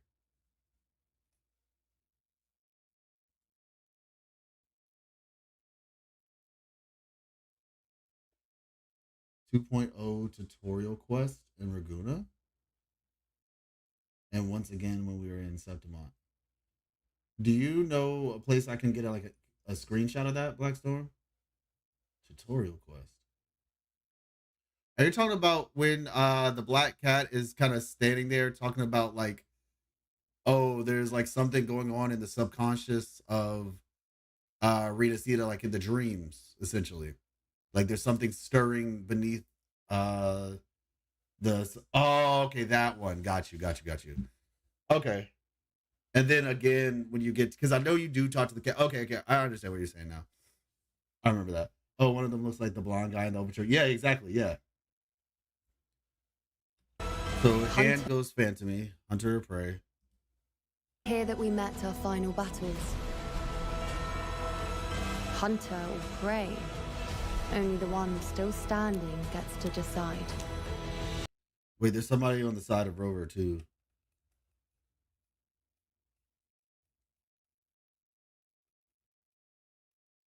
Is it just another gladiator? Or is that Augusta? Okay, no, that actually looks like Augusta. Gets to decide. That actually looks like Augusta. So you got the whole squad together, eh? Make no mistake! Your fight is with me!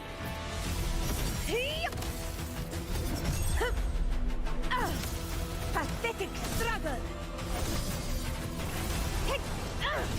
In one strike!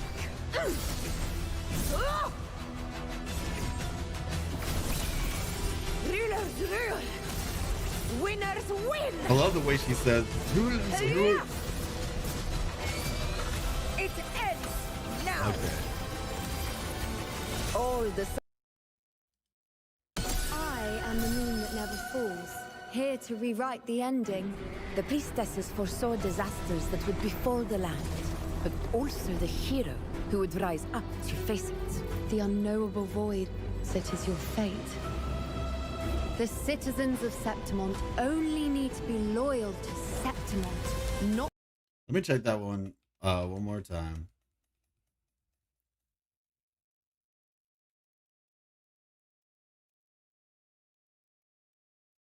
It's a pretty cool scene, to be fair. So I presume she was like running away or backing up. The moon doesn't look destroyed right here, though. What's going on, man? Question: do you think Leviathan is more assimilation or faith in terms of authority? That's hard. I would say faith, possibly more, because of the fact it literally can't do much to the people of Septimont in terms of like manipulation because they don't have faith. And so it feels like the faith aspect is more of a core thing. Like, obviously it can enable, like, you know, and call forth the dark tide, but in terms of like it actually being able to affect people and stuff like that, kind of like how Overthrax was able to, you know, use the reverberations on the weapons on the battlefield to basically turn people into tacit discords. And, you know, cause all that strife and stuff amongst one another. I feel like the Thernodian for, well, you know, Leviathan seems to be more linked to, if we were using those two terms specifically, if in fact we're using those two terms specifically, I would say faith is probably more, hey, Immortal Nugget. I like the Red Eclipse, reminds me of Berserk. Berserk was a wild ride, man. So I only watched the Netflix movies, and me and my wife, we were watching it together. We had no idea what we were getting ourselves into.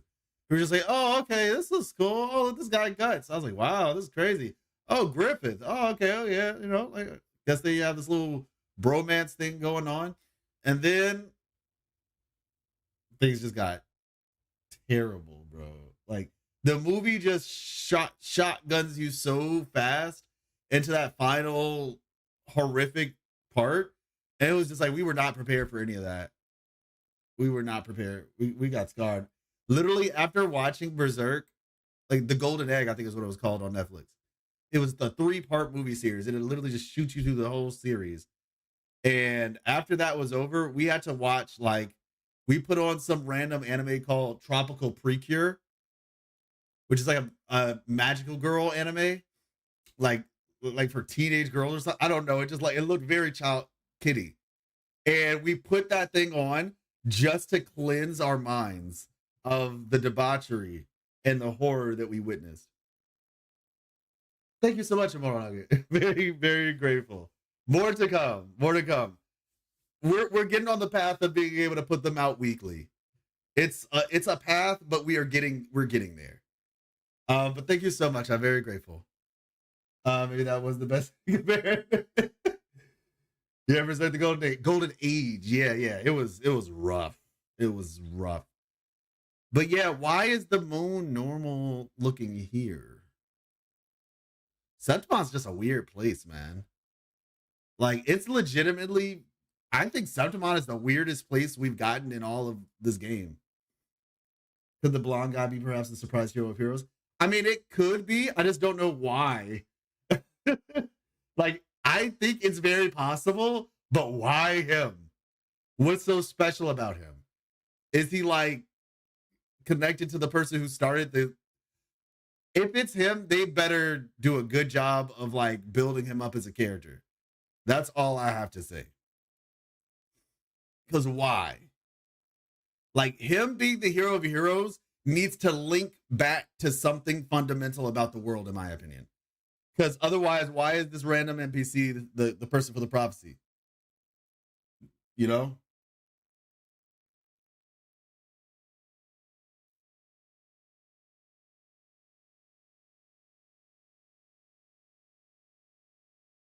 Oh my gosh. I mean, they could do both. Why are there multiple moons in the first place? Well, the thing about it is, there's one moon, but the wave-worn phenomenon. So, if you remember, or I don't know if you've seen, but let's see, which video was it? Y'all, I had a dream today that I was at 10,000 subscribers, and then I woke up and I wasn't, and I was sad. I was just like, no. I wish there was a way I could upload the conversation we had with Amanda as a video. I mean, I guess I could technically upload it as a video, but because some people are like, oh, you haven't made a video in a while. It's like we had like a full-blown chock full of information live stream, and it wasn't even a crazy long live stream. It was like 2 hours, 2.5 hours basically. But not everybody goes to the live stream thing. Gosh, yeah, I don't know. I wish there was a button that you could click to turn live, like to basically just convert live streams into like videos, so that way like it shows up in your video feed. But yeah, so let's see, it wasn't this video, I don't think. 20-year plan, master plan, faked everything so the current.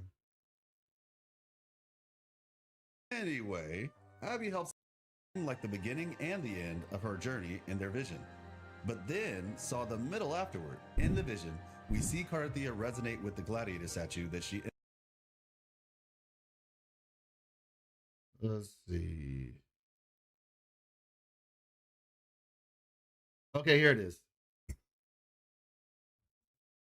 In fact, further reinforcement of this theory lies in the skies above. If you read the description of the resource Luna, here's your answer. You would know that the moon of Sol 3 has been shattered, and what is seen currently is a mirage, produced by the wave-worn phenomenon most likely. However, the sky in Septimont is even more strange. When you move from one area to another, the moon may change or be covered, but if stars are visible, they usually remain the same. Oh, I'm in the way.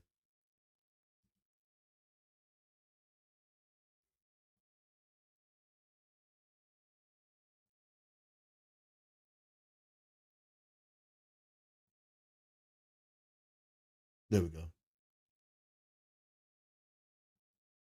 Produced by the wave-worn phenomenon most likely. However, the sky in Septimont is even more strange. When you move from one area to another, the moon may change or be covered, but if stars are visible, they usually remain the same. However, the stars and the moon change when entering what I believe theory. Yeah, so basically the description of the Lunite tells the you. resource Lunite, you would know that the moon of Sol 3... The moon has long been shattered by the wave-worn phenomenon. What we observe is nothing but the past's mirage. Has been shattered, and what is seen currently is a mirage produced by the waveform phenomenon, most likely. So that's what you're looking at. Thank you for explaining. Yeah, for sure. Yeah, this is observe is nothing but a past mirage. So this is why I'm kind of confused. What in the world is Yuno talking about? Like, what is she seeing? You know, what is she observing? And then defining the future off of? It's like, that's not even the real moon. Unless somehow she has access to their actual moon.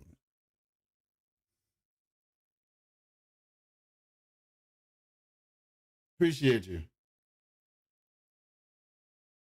Always trying to improve. Always trying to improve. Let's see.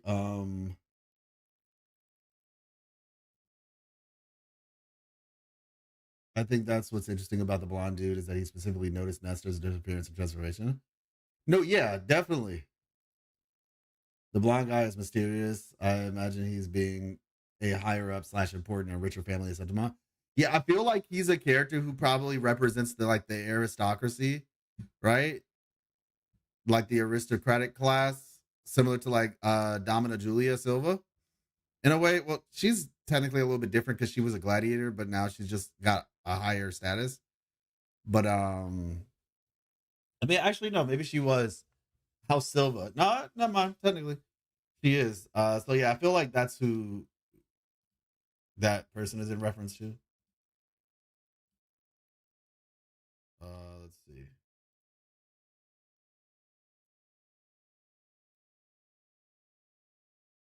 But yeah, I'm just like, why do you see the actual moon there? It's weird. Yeah, she says, I'm the moon that never falls. That's what she said about herself. I'm the moon that never falls. Rise.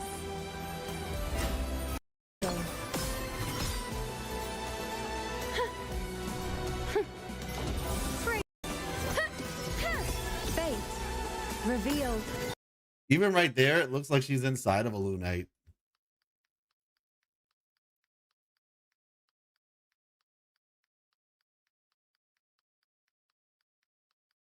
Or something to that effect. Wait a second.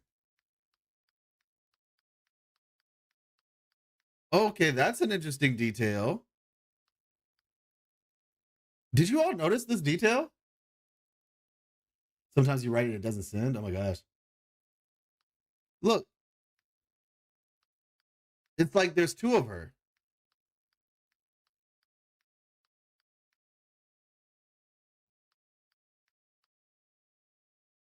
My guess is for how lunar eclipse still works is that the remnants are still pieced together enough to affect tides. Only if people notice the speed silly life. Anyway. What is the fake septimont moon? How you doing, Intent?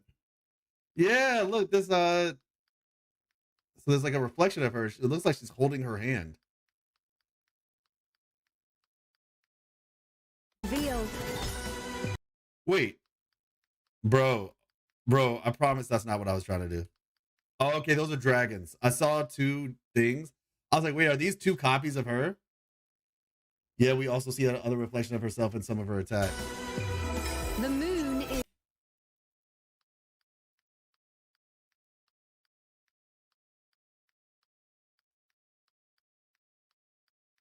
Yeah, this thing right here. The moon is full. I am the moon that... Yeah, I'm the moon that never falls, here to rewrite the ending. That's an interesting word choice. That's all I have to say. Very interesting word choice. Do we have an explanation behind the inverted destroyed city in the sky behind Overthax? No, except for waveform phenomenon. I think we're gonna go back to Jinjo at some point. But whether or not that will be explained specifically, I do not know. I would like for it to be, but we don't know yet. The number one pessimist here.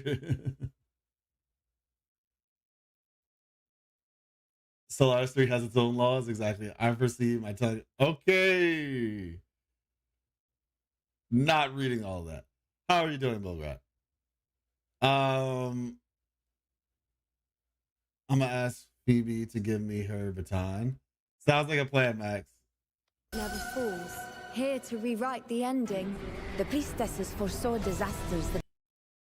Looking forward to them going back to Jinzhou. The absolute... We're getting flight in Jinzhou, y'all. Hey, Life, wanted to ask, it says Yuno was born during a lunar eclipse, but how was there a lunar eclipse if there's no moon in Solaris? Well, the thing is, it's not to say that there's no moon. It's just that the moon is shattered. So it's just not full, I guess you could say. It's not like saying that there's no moon is like saying that the moon is shattered is not the same thing as saying that there's no moon. You know what I mean? Fate. The citizens of Septimont, to be honest with you, need to be loyal to Septimont, not her Augusta. I've seen things others can't begin to imagine. So why at the moment I should have seen... Yeah, like this, real talk, is what I expected the moon to look like. This is actually what I expected the moon to look like. Let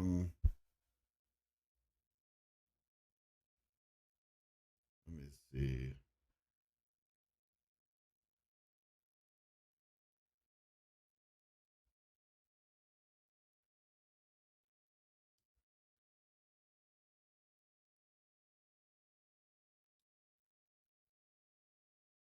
I think I need to go to that other thing. So let me go back. Wuthering Ways, geography. Like I said, for me, the thing that's more confusing or questionable is how she's reading the lunar phases when the moon itself is being obscured by the wave-worn phenomenon. Like, you're reading the lunar phases of a mirage?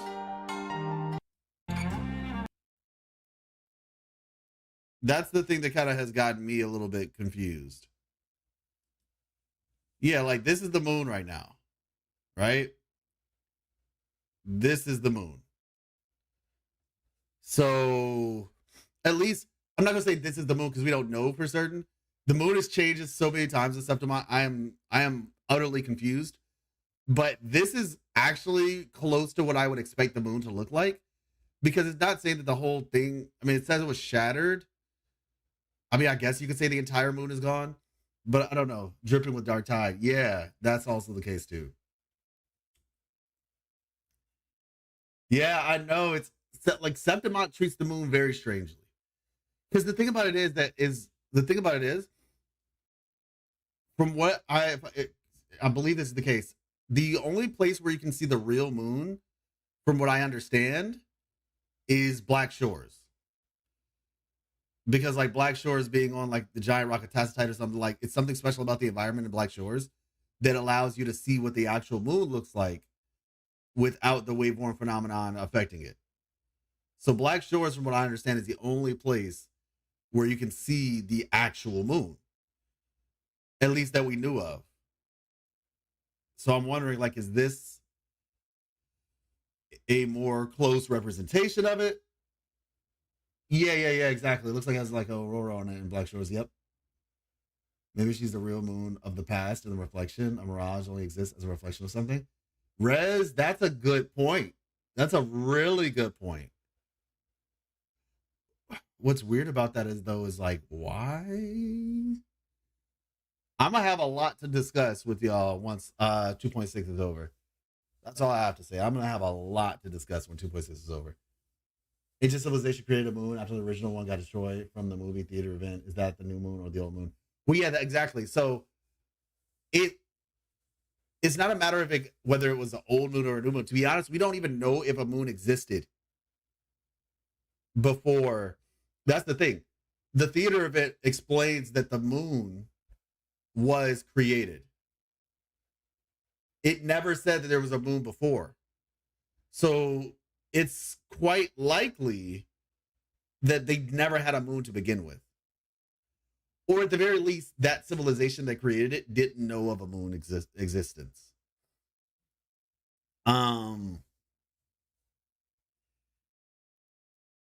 of the two. So we don't have any direct information to know. You could surmise that if this group of people were the first group of people on Soul 3, that they should know about the concept of a moon. I think that's fair. So it could be the case that these people aren't the people who were in that situation, weren't the first people to arrive, or they just never experienced a moon before. One of the two. But regardless, the point is we don't have confirmation that there used to be a moon. All we know is that they created one. And so that was the same moon that, or satellite, whatever, that eventually got destroyed, quote unquote. But once again, like I said, that doesn't necessarily mean the entire moon's gone. It just means part of it's gone.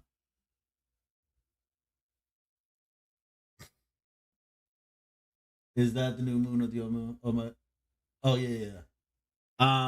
It is relatively safe to discard anything you saw in 2.4 Septimont as unimportant.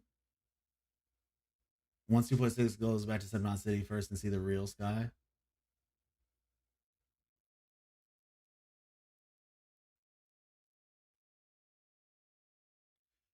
Well, the thing about it is, though, Bullgrat, they did tell us in 2.4 Part 2 that Septimont City, the one that we were in, that Rover arrived at, was the one that was closest to reality. Because at that point, when Rover got there, Cristoforo left. So it's not necessarily, it wasn't like a complete throwaway. Who destroyed the real moon? That's the real question. And I agree 100% with you. And I have a theory as to who did it, but I'm holding on to that one for a little bit. Hey, Eden's Garden, is the moon who gains a sense of self. How does that work? Is she a robot? Because the moon's a satellite, technically. Unless they just have like super crazy technology to make a rock satellite or something. Yeah, exactly, Rez. Previous civilization also made oracle engines, so let's just say that they may be made a moon that could be used for prophecies. I mean, I guess. What is that based off of, though? Like, why is it capable of telling? How does that work? Okay, you know what would be interesting? What if, so some of you all, if you know about Adventure Time, there's a character in Adventure Time, his name is Ice King. And Ice King wrote a story. He wrote a story which was essentially like a gender bent version of Adventure Time called, because it's like Finn and Jake, and then there's Fiona and Cake. Hey, what's up, T-Money? And so I'm just saying, with Cristoforo Forte in the mix, it's not the best point of reference. Well, I agree with you, Bullgrat. I've thought about similar things too, where it's just like, if Septimont's an anomaly, how much of it's real? Will we ever see the real sun, for example, because we keep seeing the moon? I'm not saying that everything you're saying, like, I'm in probably 50% agreement with you, maybe more, depending on your position on it. I'm just saying that it's not all malarkey, I guess. But yeah, I said that at the end of 2.4, I was like, oh, is everything good? And then you still see that ring surrounding Septimont, and it's just like, I don't know, something still seems kind of off. Like, why is there no sun here? Why is the sun the moon? But yeah. Is the sun real, or is it only a moon thing? We don't really have a sun in Septimont right now. The thing that looks like the sun is the moon. But it was a vodka. But just to clarify, right? It's like I said, there's Finn and Jake and Fiona and Cake. That's what it's called. And what's his face? Ice King writes Fiona and Cake, but apparently the situation with him is this. They were asking him, hey, like, how do you get the idea for this story? And his response is, it just comes to me.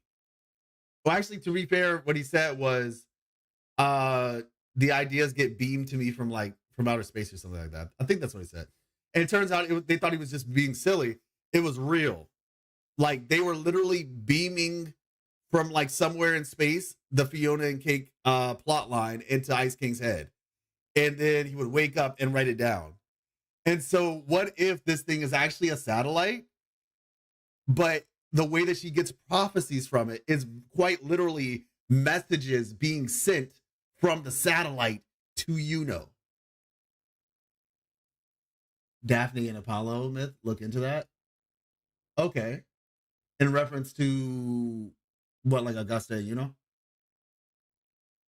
Yeah, that's what I'm saying. Augusta's weapon has an accurate sun, but not even just her weapon. Her when she goes into her ultimate, Wither Waves Augusta gameplay. Let's see.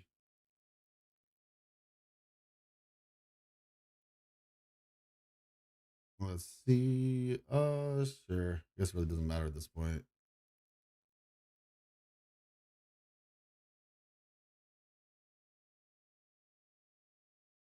Why is this one a minute long? But yeah, we see in her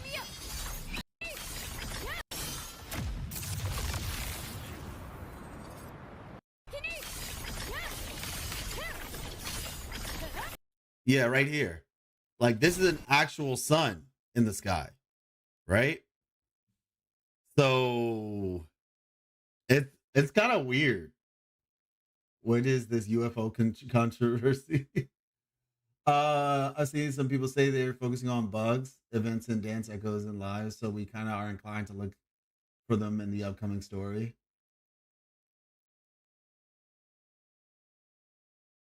Yeah, the whole like event where it's like, you know, this is where that whole thing of like, are we in a simulation type stuff starts becoming really plausible.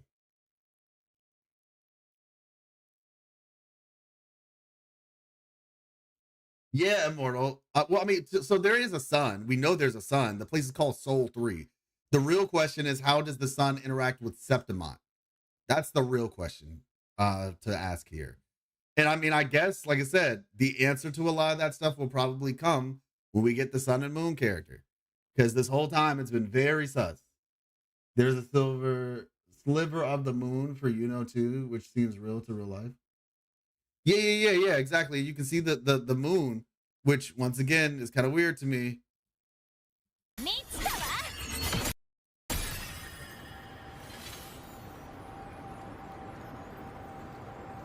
Yeah, whatever this is, it's weird, man. I'm a little bit confused too.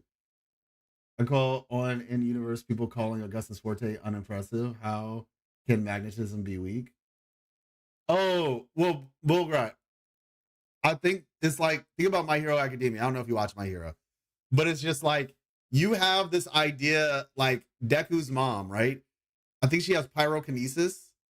No, my bad. She has the ability. She's basically Magneto, diluted by like a billion, where she can like move very small. Well, actually, it's not even Magneto. She can just move small objects. And so I think it's more so just the fact she's kind of like Luffy, where it's like she has what might consider like the way that she was using it originally seemed unimpressive. And so like, oh yeah, all she can do is like stick things together or something. And then she took what seemed like an unimpressive ability and started stretching it to its limits. No pun intended. But yeah. You might be cooking. So maybe the moon is some supercomputer able to quantify fate by analyzing how frequencies interact with each other on stars. Yeah, exactly. That's what I was saying. Not those exact words, but my point was just like the satellite itself could be sending messages to Yuno. If it is, in fact, like that's how it's working. Can simulate the entire universe is just the size of an island. Now imagine a supercomputer the size of a moon. Yeah, Russ. I think that checks out actually. That the leak channel called that video as official gameplay while other people called it a leak. Oh, is this a leak channel? Did I click on a leak channel? Oh goodness. I don't want to get that stuff in my recommended. But yeah, so let me see.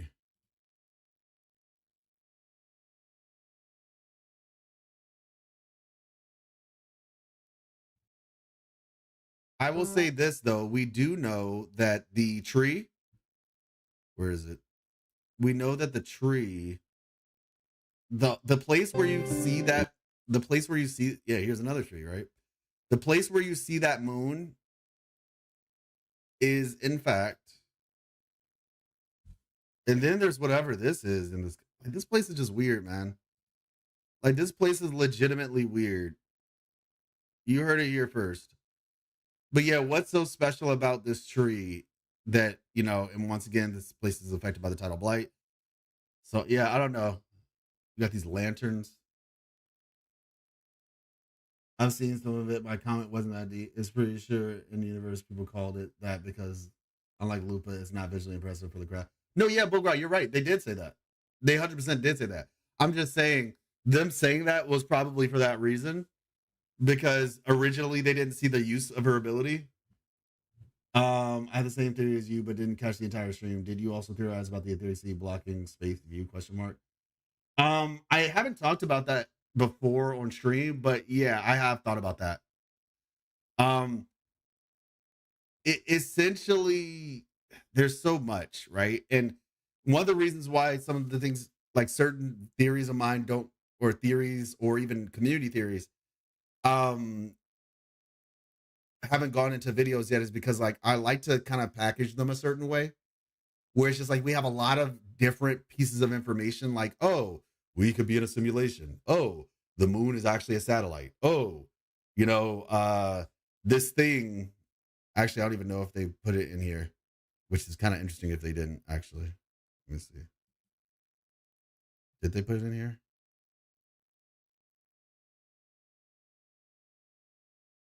Yeah, this right here, the middle of this thing reflects the central hub. This is the same thing that it's in the central hub right now, right? And so all of those things, I'm trying to think about the best way to make a video for this stuff. And so, like, mind you, some of these are very separate concepts. And so sometimes I'll put those videos, you know, like, oh, okay, I'll kind of culminate the information into a video when it's relevant. I think the only actual space we have ever seen in this game is right after the start of 1.0. Yeah, no, it's very possible. I mean, the waveform phenomenon, if it's already like affecting the moon, it very well could be affecting the sky. I mean, well, it is affecting the sky. Like I said, we see that it affects the sky. Whatchamacallit? You know, we see that it affects the sky. However, the sky in Septimont is even more strange. I mean, the skybox changes. Like, these stars look so fake. You know what I'm saying? Like, the moon changes. Change when entering. Or what we thought was the moon changes. There's brand new stars. Look at all these stars. They just showed up. And an entirely new set of stars emerges. So yeah, it's like, we know. You're right, the moon has the right frequency that Abby likes. Wait till it is. I know who destroyed the moon. It was Abby. He thought it was a giant pancake and he took a bite out of it. Honestly, Abby is connected to the moon. Eventually, I will make a video on Abby. I just feel like we don't have enough information about Abby just yet. But, like, okay, there is information about Abby, but I guess I'm waiting for something. Let me tell y'all one of the things that, at least for a channel of my size, I have to make sure that it's something relevant.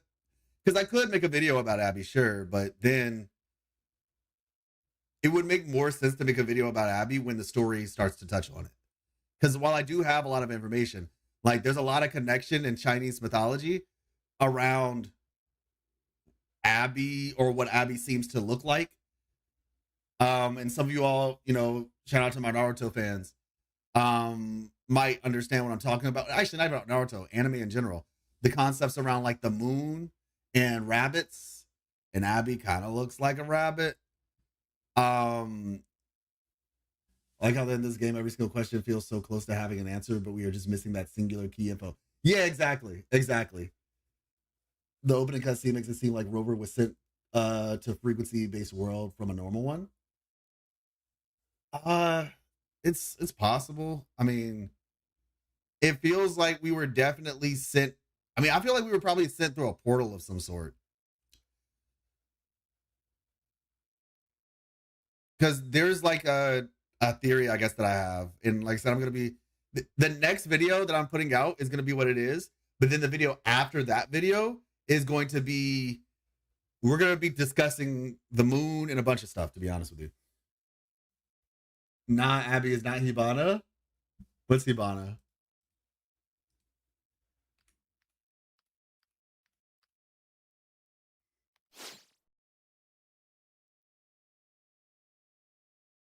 What's Hibana?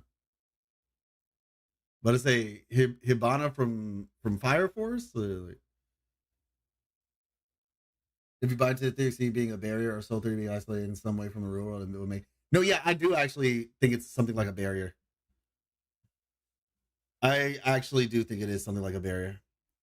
But that goes into something even further crazy, which was essentially the idea that, you know, the lament is sentient, which I do believe it is sentient, actually. It's either sentient or it's being controlled by somebody who's sentient, one of the two. But maybe only Soul 3 Earth is the only planet affected by the waveform phenomenon. Well, I mean, I think so, probably, at least for the time being. I mean, the reality is, Wuthering Waves isn't going to stop here. They're going to turn into, we're going to go to other planets eventually. This is just the beginning. I'm curious about Abby, though, because before agreeing to the name Abby, he said, Abby Abraxas, I like this name or something. And Gnosticism Abraxas is the Grand Archon. I wonder what role he has. Yeah, exactly. Yeah, the Abraxas stuff is big. And that's why I said I'm going to make a video where I kind of cover that stuff, but I got to wait till it's relevant, a little bit more relevant. So this is my theory, y'all. This is my theory about just all of Wuthering Waves currently. Not all of it, but like basically where we are. I think that by the end of 2.0, 2.x, right? We are going to get a huge revelation that is going to shoot us into what essentially we have now. Like, it's going to shoot us into the full plot line, if that makes sense. I honestly think we'll probably have something akin to a Conria moment for the Genshin players out there, right? I feel like we'll probably have something akin to a Conria moment. Can't wait to visit Tibet. You're hilarious. There's a silver moon. Okay. Give me a second, everybody. I'll be right back. I'm gonna play this while I'm gone. That's to the central hub to corrupt the... Greatness has no summit, and victory is never the final word.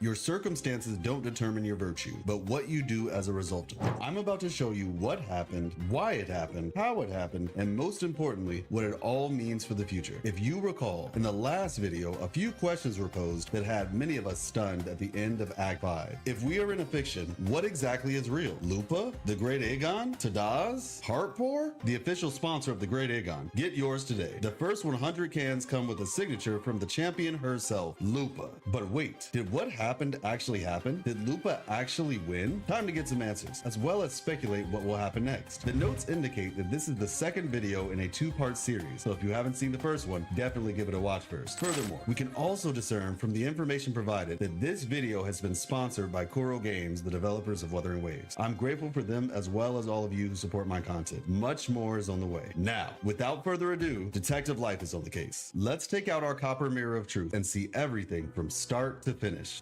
Centuries ago, after the first Dark Tide, Leviathan merged with the Sentinel. When Leviathan did so, it was granted knowledge of resonators. It decided to make a resonator for itself, so it used Imperator's return pod to conceive its perfect resonator. However, it failed numerous times before succeeding once. Fleur-de-Lis was a solitary success. Given the name Carathea by her parents who raised her, she went on to become the Blessed Maiden. However, the same wasn't true for one of the failed resonators of Leviathan named Mia. She traveled across the sea leave from Raguna to Septimont and became a gladiator to make a living. She started off well, but eventually ended up suffering many sore defeats until a particular manager named John appeared and pulled her out of her rut. The Leviathan noticed its remnants inside of Mia and sought to use her influence as an opportunity to create a foothold in the faithless city of Septimont. It began to corrupt her mind and cause her to mentally crack. With the influence of Leviathan and her manager John, she won the Great Aegon. Afterward, the Leviathan would use Mia to gain access to the central hub to corrupt the beacon system. During Shang Liao's quest, we learned about a theory called the Pascar Spectrum Theory. It paved the way for the resonance beacons placed around the world created by the Black Shores. The theory decoded the special frequency emitted by tacit fields, allowing them to be tracked and monitored. Thus, corrupting the beacon system would allow the Threnodian to cut Septimont off from its Lament surveillance, which would make it easier for the Dark Tide to take over the area. However, Mia made a heroic sacrifice of her own life to stop the Threnodian from gaining access to the central hub. Considering the timing was close to the Second Dark Tide, had the Threnodian succeeded, it would have likely prevailed in its plot. It would have taken over Septimont and Raguna with an even greater army. Renacida would have been engulfed, and a massive Dark Tide would have made its way to the main continent. This stopped the Threnodian from launching a full-scale invasion in Septimont. However, this was just a temporary victory. Before Mia descended into the sea, she seemed to be speaking to someone. Who did she see as she was being led into the Veil of Glory? The mystery continues. Following Mia's actions at the Veil of Glory, the ever-vigilant Fraxidus believed Mia's body had useful data for their research, so they struck a deal with Domina Julia of the Silva household to retrieve Mia's body from the sea. 20 years later, the Threnodians' plans were thwarted in the Avenolium with Fleur-de-Lis. Afterward, it sought out the aid of a traveling playwright to help it regain its lost strength. Thus, Cristoforo devised a plan to farm the negative frequencies of a Dark Tide ravaged Septimont to fuel the Threnodians' recovery. Sound familiar? In order for it to work, he needed a story and actors. He planned to put together a fictitious play where he would overlay the fiction onto reality. He decided to use the Great Aegon from Mia's time as the source. He had his setting, now he needed his main character. So he instructed Domina Julia to find a suitable person to play the role of Mia in the current day. By doing so, he could replace that person when the time came for the Threnodian-controlled fictitious Mia to overlay itself onto reality.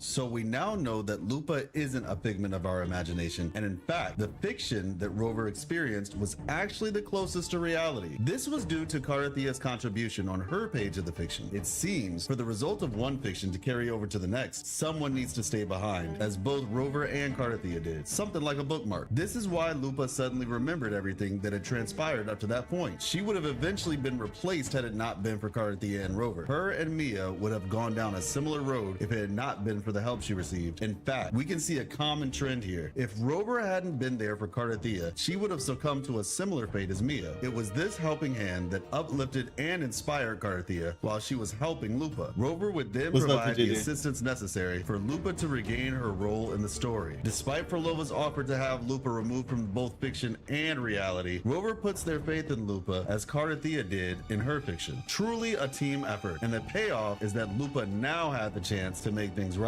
She started putting the pieces together and used this knowledge to retrace Carathia's footsteps for the old district. She realized the source of calamity was in the underground water ducts. Rover gave her Booling's mirror, hoping it would be of some use on her journey. With it, she discovered the Silvas had been plotting with the Fraxidus for the past 20 years. Not only with Mia, but we discover another plot. Politicide seems to be on the menu, but we'll bookmark that one for now. Not only that, but Leviathan wanted in on the action as well, and struck a deal with the Fraxidus for Mia's remains. She later sees Mia get verbally abused by the Threnodian. They neither love you nor need you.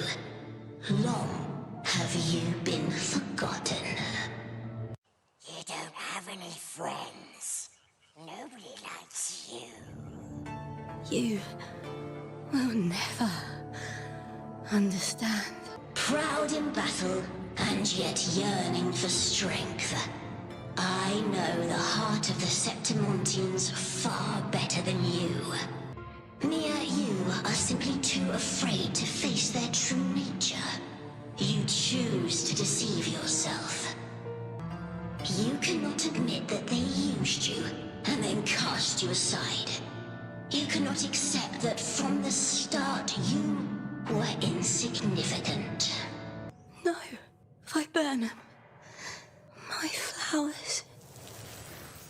And And now we have to fight Domina Julia, the Fraxidus, and the Threnodian. One big happy cabal. Am I right? As she continued underground to confront the Threnodian, Lupa reflected on her journey up to that point, stating how she used to doubt herself, unaware if her virtues were only valid due to the fact she was gifted with opportunity and skill. If she was in any place to judge people like Domina Julia, while she despised Julia's actions, from match fixing to deception to plotting a wrongful coup, she wondered if her lot in life had been different. Would she have done the same? She wondered if she should feel shame for her potential arrogance. Then she was reminded of people like Rover, like Carthea, like Mia, both stronger and weaker than her in strength, but all equally strong in will. They did what they did because it was the right thing to do, not based on how easy or hard it was. Your circumstances don't determine your virtue, but what you do as a result of them. Right should be done because it's right, and what makes us virtuous is our actions, not our standing. Lupa recalls what she witnessed from the past in Bulling's Mirror, how the Threnodian berated Mia and claimed it knew humans better than she did. So Lupa admonishes the Threnodian, claiming it's oblivious to the plight of humans because it has no life in it to speak of. This line in particular may have struck a chord, due to the fact the Threnodian shifts its gaze toward Lupa in that moment. After an amazing display of athleticism on the part of Lupa, she defeats the Threnodian within the fiction named Lady of the Sea, and releases Mia from that tormenting existence. Before I tell you my speculation for the future, let's recap. Lupa was caught up in a plot set up by Domina Julia, Cristoforo, and the Threnodian. The goal was to replace her with Mia's defiled corpse, which was being puppeteered by the Threnodian. Carthea noticed the Threnodian activity, likely because she is connected to it, and went off to investigate the golden city of Septimont. Rover, noticing her absence, followed after. Rover then met Lupa and ultimately Frolova. She presented them with a difficult decision and was determined to see things play out. Rover decided to place their faith in their companions, believing they would all make it out of the fiction together. In the end, they did make it out, and Lupa gave Mia a proper burial, deserving of the warrior that she was.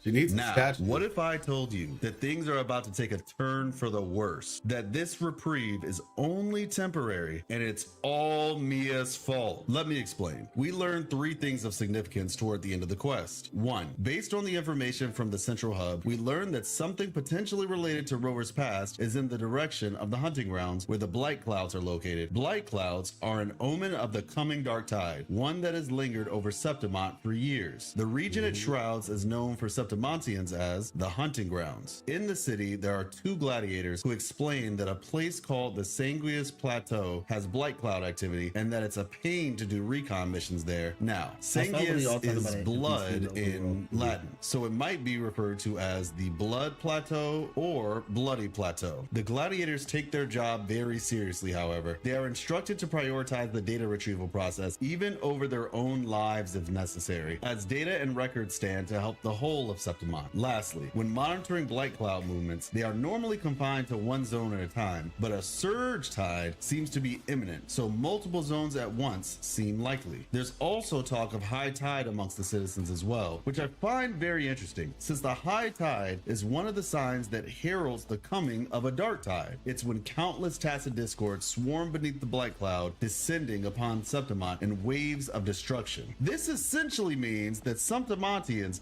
experience dark tides regularly. Isn't that crazy? You can't make this up. Apparently they're just used to it. For Raguna, the dark tide was the worst thing to ever happen. So bad that it caused the entire populace to unquestioningly allow the order to control and fearmonger their lives for decades. But for me, it was Tuesday.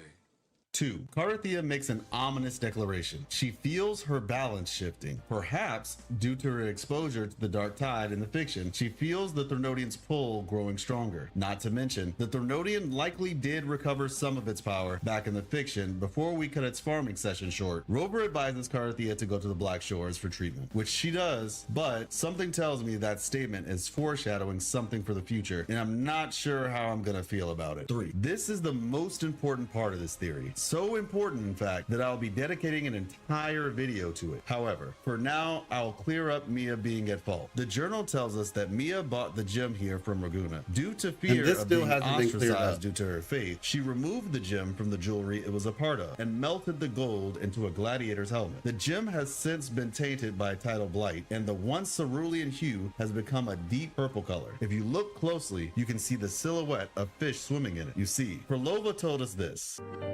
That gladiator girl will be the harbinger of the dark tide in Septimont. However, I believe this gem could be the true herald of the dark tide, and nobody saw it coming. But honestly, dark tide or no, I'm just happy Abby's back to find out the true nature of that gem. What will come of Cartathea and the fate of Septimont? Stay tuned, and I'll see you in the next video. So, one of the big takeaways from that is the fact that the blight clouds, right? Did you do the 2.5 surveys? Not yet. I have not done them yet. I'm about to say, because I have to get on my laptop. I'll probably do it. Maybe we'll do it tomorrow, a little bit earlier in the day. But yeah, Kaguya, yeah, that's kind of what I was getting at. Whatchamacallit. But yeah, when you said obsessed with morals, Bullgrat, I'm still not sure what you meant by how would the Leviathan be obsessed with morals? Yeah, Inaba Kaguya, the moon goddess or princess, it's a reference to what you just made. Yeah, and that's why I was saying, like, I think Abby might be something along those lines. Because you have to remember too that rover, the name rover comes from the concept of a space rover.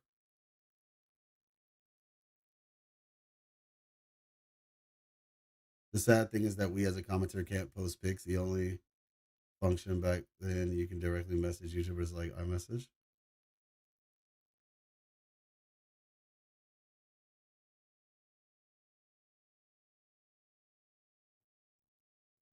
You can now check the community post. By the way, we have community posts on YouTube now. Section. People have been posting theories and pictures. I really hope this doesn't get out of hand though. Like that, I don't know if there's like let me see posts. I don't know if there's like some degree of let me see. Where is it? I saw it on my phone. I don't know how to access it here. But there's like a button for like communities stuff. Video shorts live playlist.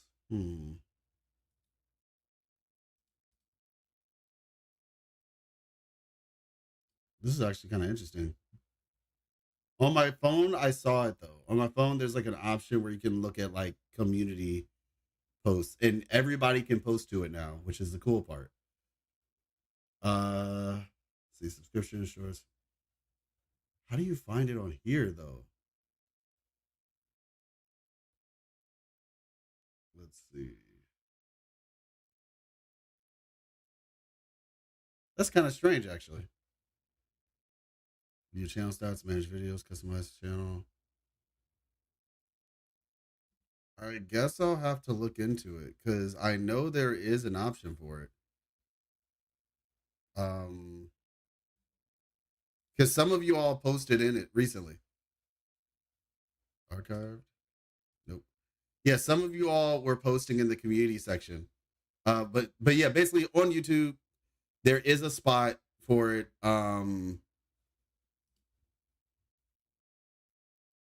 I just apparently don't know how to find it on the desktop version. Well, that's unfortunate. was always more fit to interact intellectually with mortals due to the nature of its powers. But what I really mean is that it is becoming more human itself. That's the theory. Oh, I mean, I don't know. To say more human, like what do we have to suggest that it's more human? I'm about to say, you saw how it was treating Mia. It doesn't treat Mia like a human. It treats Mia like a, literally, it's been defiling her corpse. I don't know if I would call that human or more human. Like even in this, right? I mean, I'm open for the argument, mind you, as always, but even in this trailer, where is it? Yeah, in her Resonator showcase.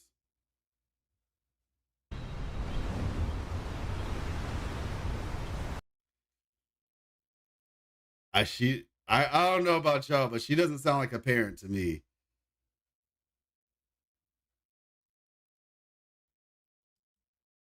She talks about humans like they are stupid. And they need to be controlled. Betrayer. Fleur-de-lis. Your time has long passed. Such ignorance.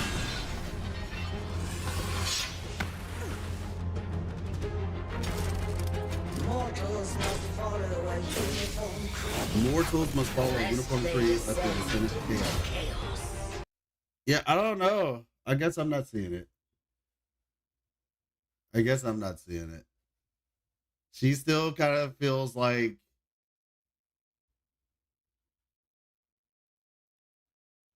treats humans as playthings.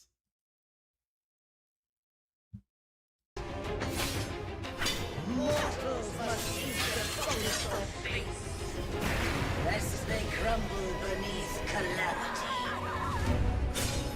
Under my guidance, Raguna will know no tears. The people shall rejoice eternal. Sacrifice and pain will be. I don't know about all that. We don't know enough about. I feel like we don't know enough about Thornodians to. We don't know enough about Thornodians to say that, in my opinion. So hear me out. Thornodians are literally created by people, right? Like Thornodians are created from the frequencies of civilizations, right? They're created from the frequency, the negative frequencies of civilizations. So in a lot of ways, I don't really think that the Thornodian changed. I think that's just kind of always been its modus operandi. You know what I mean? Like, I don't feel like that's really a change. I think that's just the Thornodian itself. So if you want to call that mortal-like, sure. But I think in a lot of ways, maybe you could even argue that Thornodians are by nature mortal-like because they're created from mortals. I mean, you look at what we learned in the Dreaming Deep event, right? Like, the Thornodian literally followed civilization into the Somme Noir out of because it's drawn to humans. So I feel like in a lot of ways, it's just acting the way it should versus becoming more human. I feel like that's just what it is.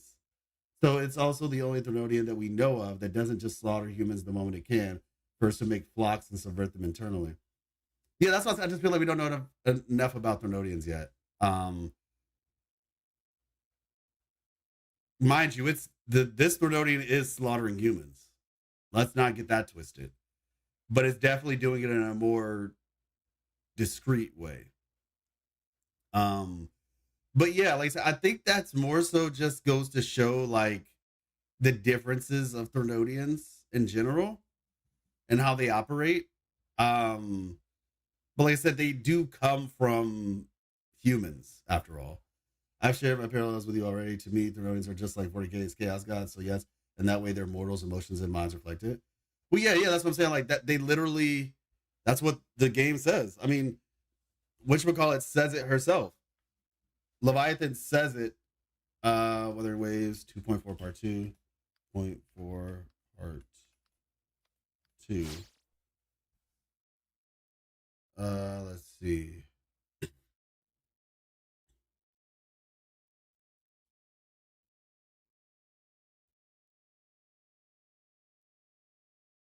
Oh shoot, this is crazy. I'm at the exact spot that I wanted to be at.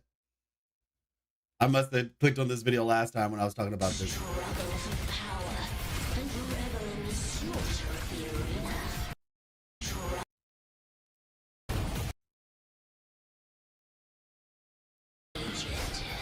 Yep, this is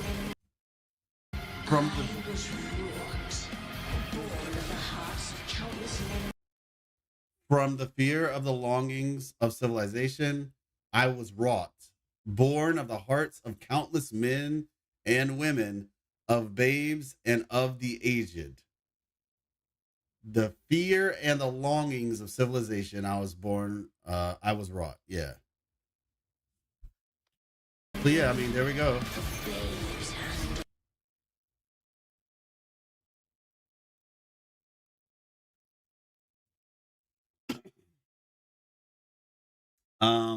To be honest, this Nodorian Leviathan has been around for a long time. The way, like, way too long, and Dreamless was something from Leviathan put there by the Scholar for Level for some reason. Wait, huh? What do you mean? What are you talking about Dreamless from Leviathan? You talking about Overthrax? The theory operates on the unknown side effects fusing with a Sentinel could or could not have on a Therodian long term. Well, yeah, I mean, I understand what you're saying. Sentinels are a little bit different, though. They're not really like moral creatures, I don't think. They're more just like robots that do what they're told. Sort of. You know what I'm saying? Like, obviously, they have a care for humanity. I guess it just depends. But yeah, I mean, it would be interesting if that becomes a thing. I mean, to be fair, it wasn't like a equal cohabitation type situation. It was a hostile takeover. But yeah. Not to say there couldn't be any like side effects, but yeah, I mean, shoot. We'll see. I guess, like I said, it's just the Therodians are kind of already made from humans, so it just kind of feels like, you know, that's kind of par for the course for a Therodian. The Trinodian. All right, last little bit of interesting stuff happening, right?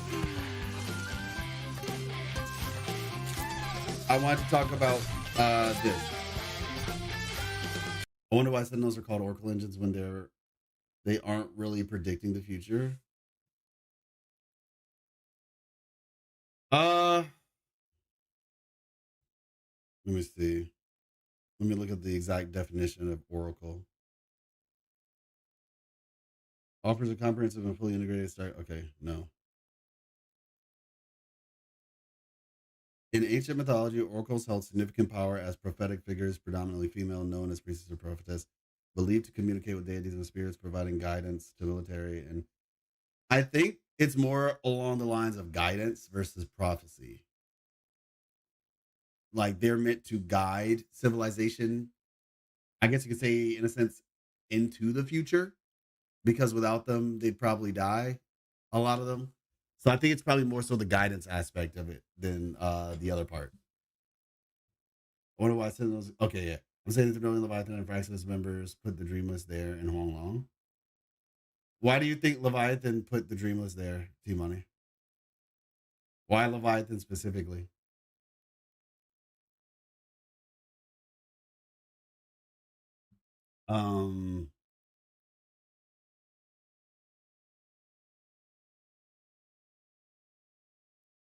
Leviathan will win against Karathea according to the finale teaser. Oh, is that what you think?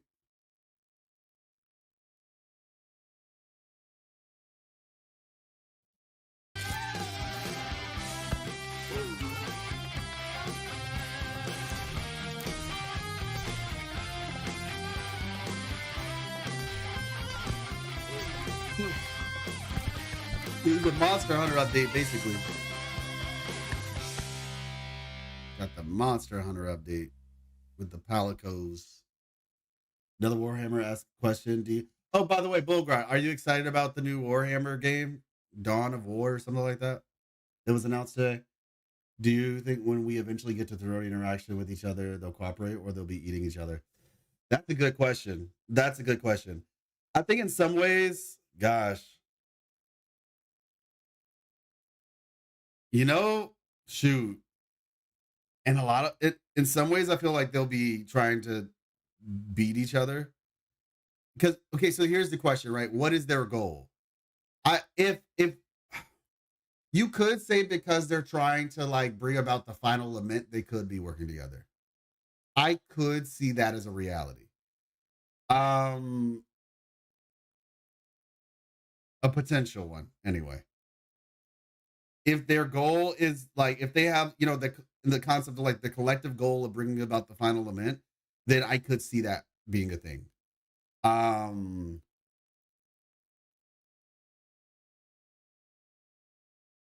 Yeah, I guess what I'll say is I probably would lean more, depending on the answer to that question would determine on what they would do. Why put a Threnodian in Huanglong? T-Money, they didn't put a Threnodian in Huanglong. The Threnodian was already there.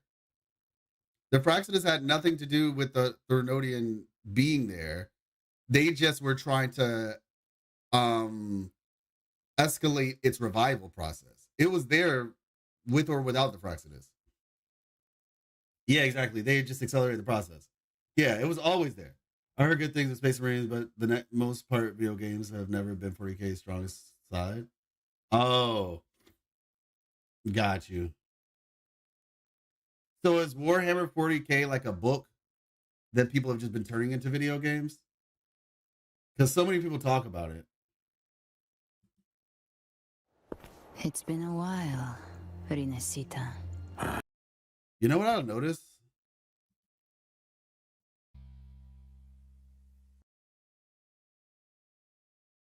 Tabletop RPG. Oh. It's been the sky looks kind of Rinesita. weird. Sky looks kind of weird. What prey do we hunt this time? Okay, got you. Question: do you know Kyanza? If so, why has he stopped posting on YouTube and Twitch? Like I know of Kyanza, but I don't know him that well. We've spoken like maybe once or twice, but that's honestly about it. I know he has like health things that he has to deal with from time to time. And I have actually prayed for him, not like over the phone or anything like that, but I told him I would pray for him, and I did. Yeah. So yeah, the only thing I know really about him is just that, like I said, I've spoken to him back when the game first came out. I want to say is when we spoke, and yeah, I know that he has like some health things, but I don't know all the details of his situation. My pull for Brenna for gameplay is insane. I have a feeling it probably will be. Yeah, so one of the things that I want to say about her, this thing right here might be a remnant creature similar to like Pero and Uton with Baisha. What prey do we hunt this time? The Threnodian. The Threnodian. This place is so weird. This is so weird. It speaks. Doesn't that make it more similar to Abby? Pero speaks. Pero speaks. Which, and now I know you can say it just says Pero, but another example, which I think you'll agree with, is what's her name in the Avenel? Not the Nimbus Sanctum. Lorelei. Lorelei speaks. Like she fully speaks. And she's a remnant creature. Pero does speak, though, to be fair. Pero communicates. Maybe not, like Roshia might be the only one who can understand it, but Pero does communicate. But yeah, Lorelei, that's kind of an undisputed thing. So yeah, I'd say it's likely a remnant creature. Because we don't really see echoes. Like Abby's kind of an anomaly where you see an echo hanging out with a person. Most of the time, they're remnant creatures. Showdown is about to start. Yeah. Yeah, see, this whole whatever this is just has me like so confused. Because this is the Avenolium, but it's like got Septimont themes. That's what makes this very confusing to me. And you also still have these statues. Like, are we ever going to understand what these statues all around the place are? Like, what's the deal with these things? It's like the Avenolium if Septimonians made it. Exactly. Imagine if we go a year more and then suddenly one day Arsinosa opens her mouth and demands we ride her. Oh my gosh. Insane.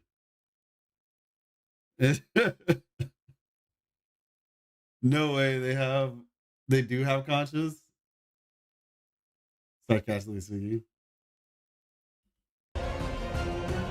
Yeah, this is kind of bonkers. Because like this is not. I don't know, man.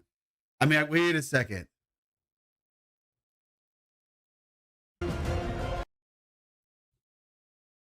You see right here? I don't know if you all can see that. Let me see. Let me copy. I'm gonna pull up Chrome so I can screenshot it. Well, actually, I guess I could have. There's another way I can screenshot it. Okay, hold on. Screen. There's something. Maybe it's just me, but y'all can let me know if we're seeing the same thing. Is there any reason she's actually mute? She must be on the same range as Lorelei is. Bullgrat. We were told by Lupa 2.4 part 2 at the beginning that because she was made like she's an echo. She's not a remnant creature. She's not like Lorelei, even though she's probably as strong as Lorelei, possibly stronger. She is an echo still, and she was created, and it's kind of interesting. They told us at the beginning of Septimont that there was something about Septimont, that the items in Septimont absorb frequencies. And she was essentially a statue that got turned into an echo because it absorbed frequencies. Why do objects why do the objects here have this feature? I don't know. Like, legitimately, I do not know. But yeah, that seems to be the case. Now, I'm gonna open this picture up, and but yeah, basically, she's that way because she's a statue. She's quite literally a statue. Screenshot. Okay.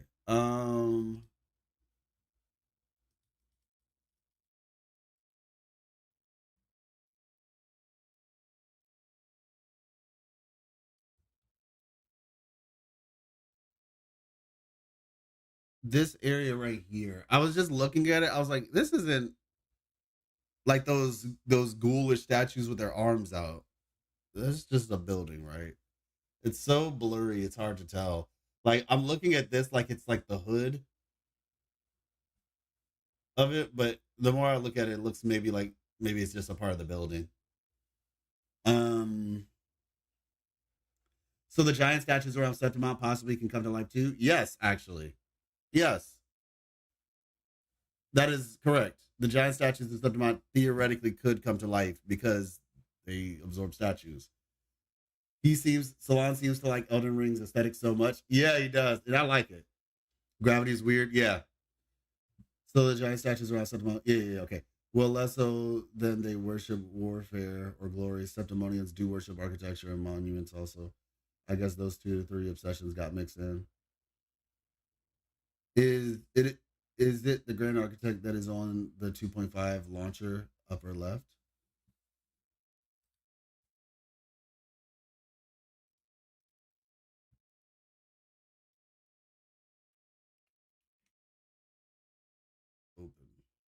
Open sesame.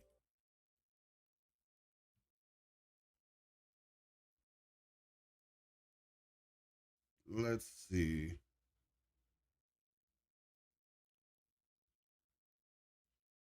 They do come to life in 2.4 part 2. Yeah, that is true. That is true. There was a way. Oh yeah, we have to. You said the upper left? Update.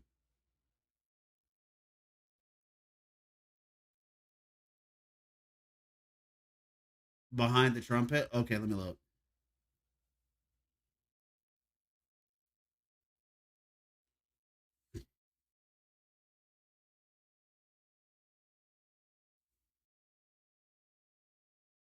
Ah.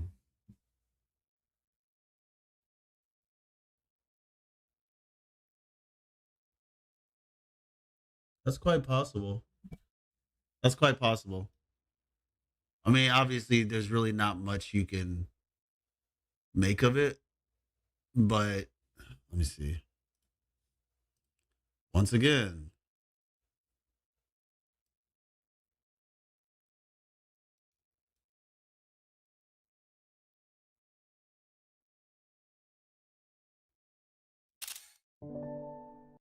okay.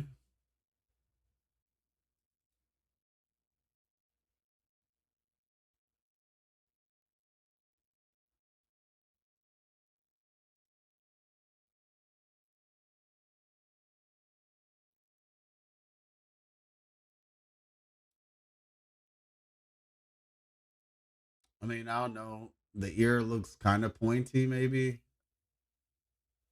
but 9 times out of 10, that's the Grand Architect. I think that's a fair assumption. Google Wuwa 2.5 launcher, better image. Got you. What we try to find? Hey, Wireless. How you doing? Let me see. We are. That might be Nestor? Question mark. I don't know. That it's anybody's guess at that point. Ooh, we just specifically trying to find. We're more so just taking a look at the teaser that we got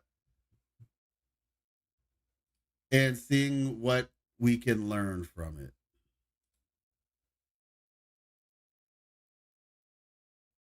Okay, here we go. Open image, a new tab. Oh wow, this is a 4K image. Huge. Interesting. I'm gonna say it's not likely. It's not likely that is Nestor. This looks like it could be like hair follicles right here. This person is wearing gloves, and they also have a canine tooth. So, I guess not Christopher, right? No, because his hair is too short. Yeah, so I guess for the future, maybe Fenrico. No, Fenrico's right here. Fenrico's right there. So yeah, I'm gonna say be on the lookout. Some people think it's Grand Architect. Vampires will walk confirmed. Facts. No, yeah. Honestly, I think for right now, keep an eye out for somebody with like a sharp, canine, wearing gloves and short hair, or at least in the front, short hair. That's the best we got. Yeah, that's what I'm saying. Like a lot of this stuff is just like, oh look, it's Frolova before the Fire Nation attacked. Yeah, a lot of this stuff is just like these little pieces, you know, these little breadcrumbs. And then you're gonna get that one piece of information that blows everything out of the water. You just described the weasels and sanguis.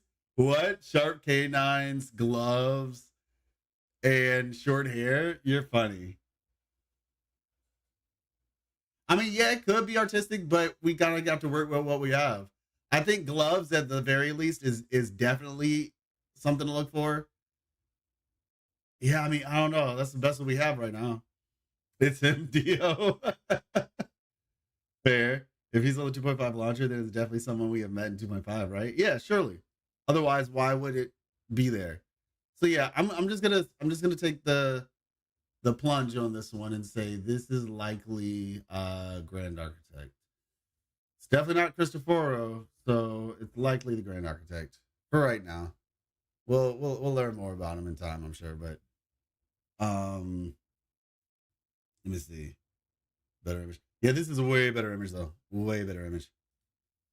But yeah, so all right. And 2.6 is gonna be insane.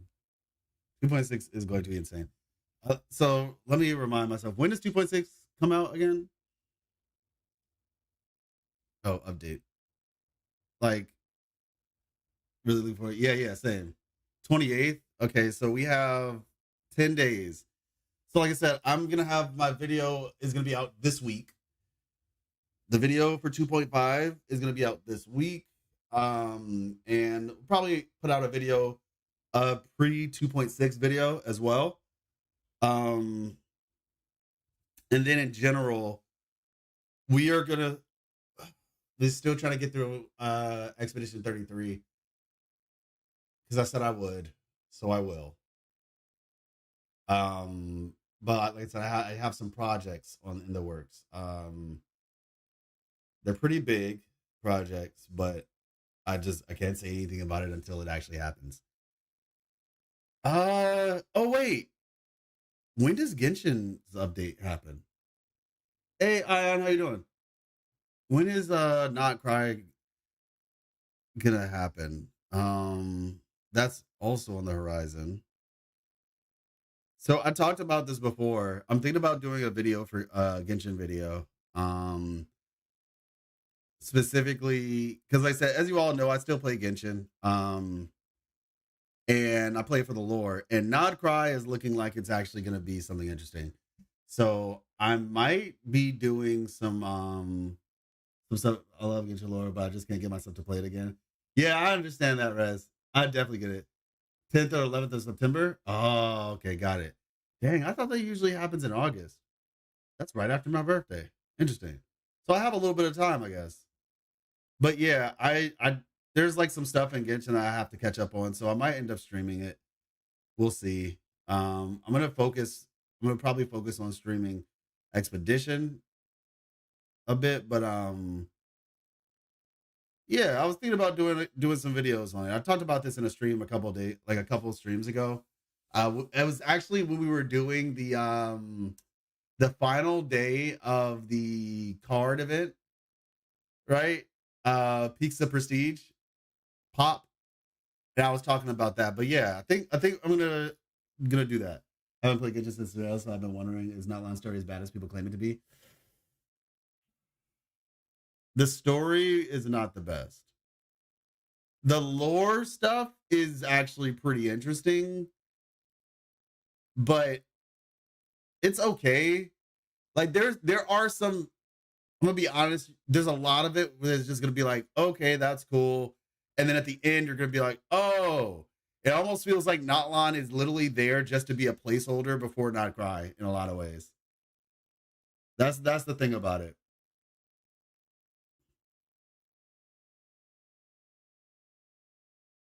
So yeah. That's the best I can say. It's not all bad, but there's definitely some parts in it, for me at least, that just felt like, okay, this is going on way too long. there are some bright spots, I guess you could say. Like, I do think they did a good job with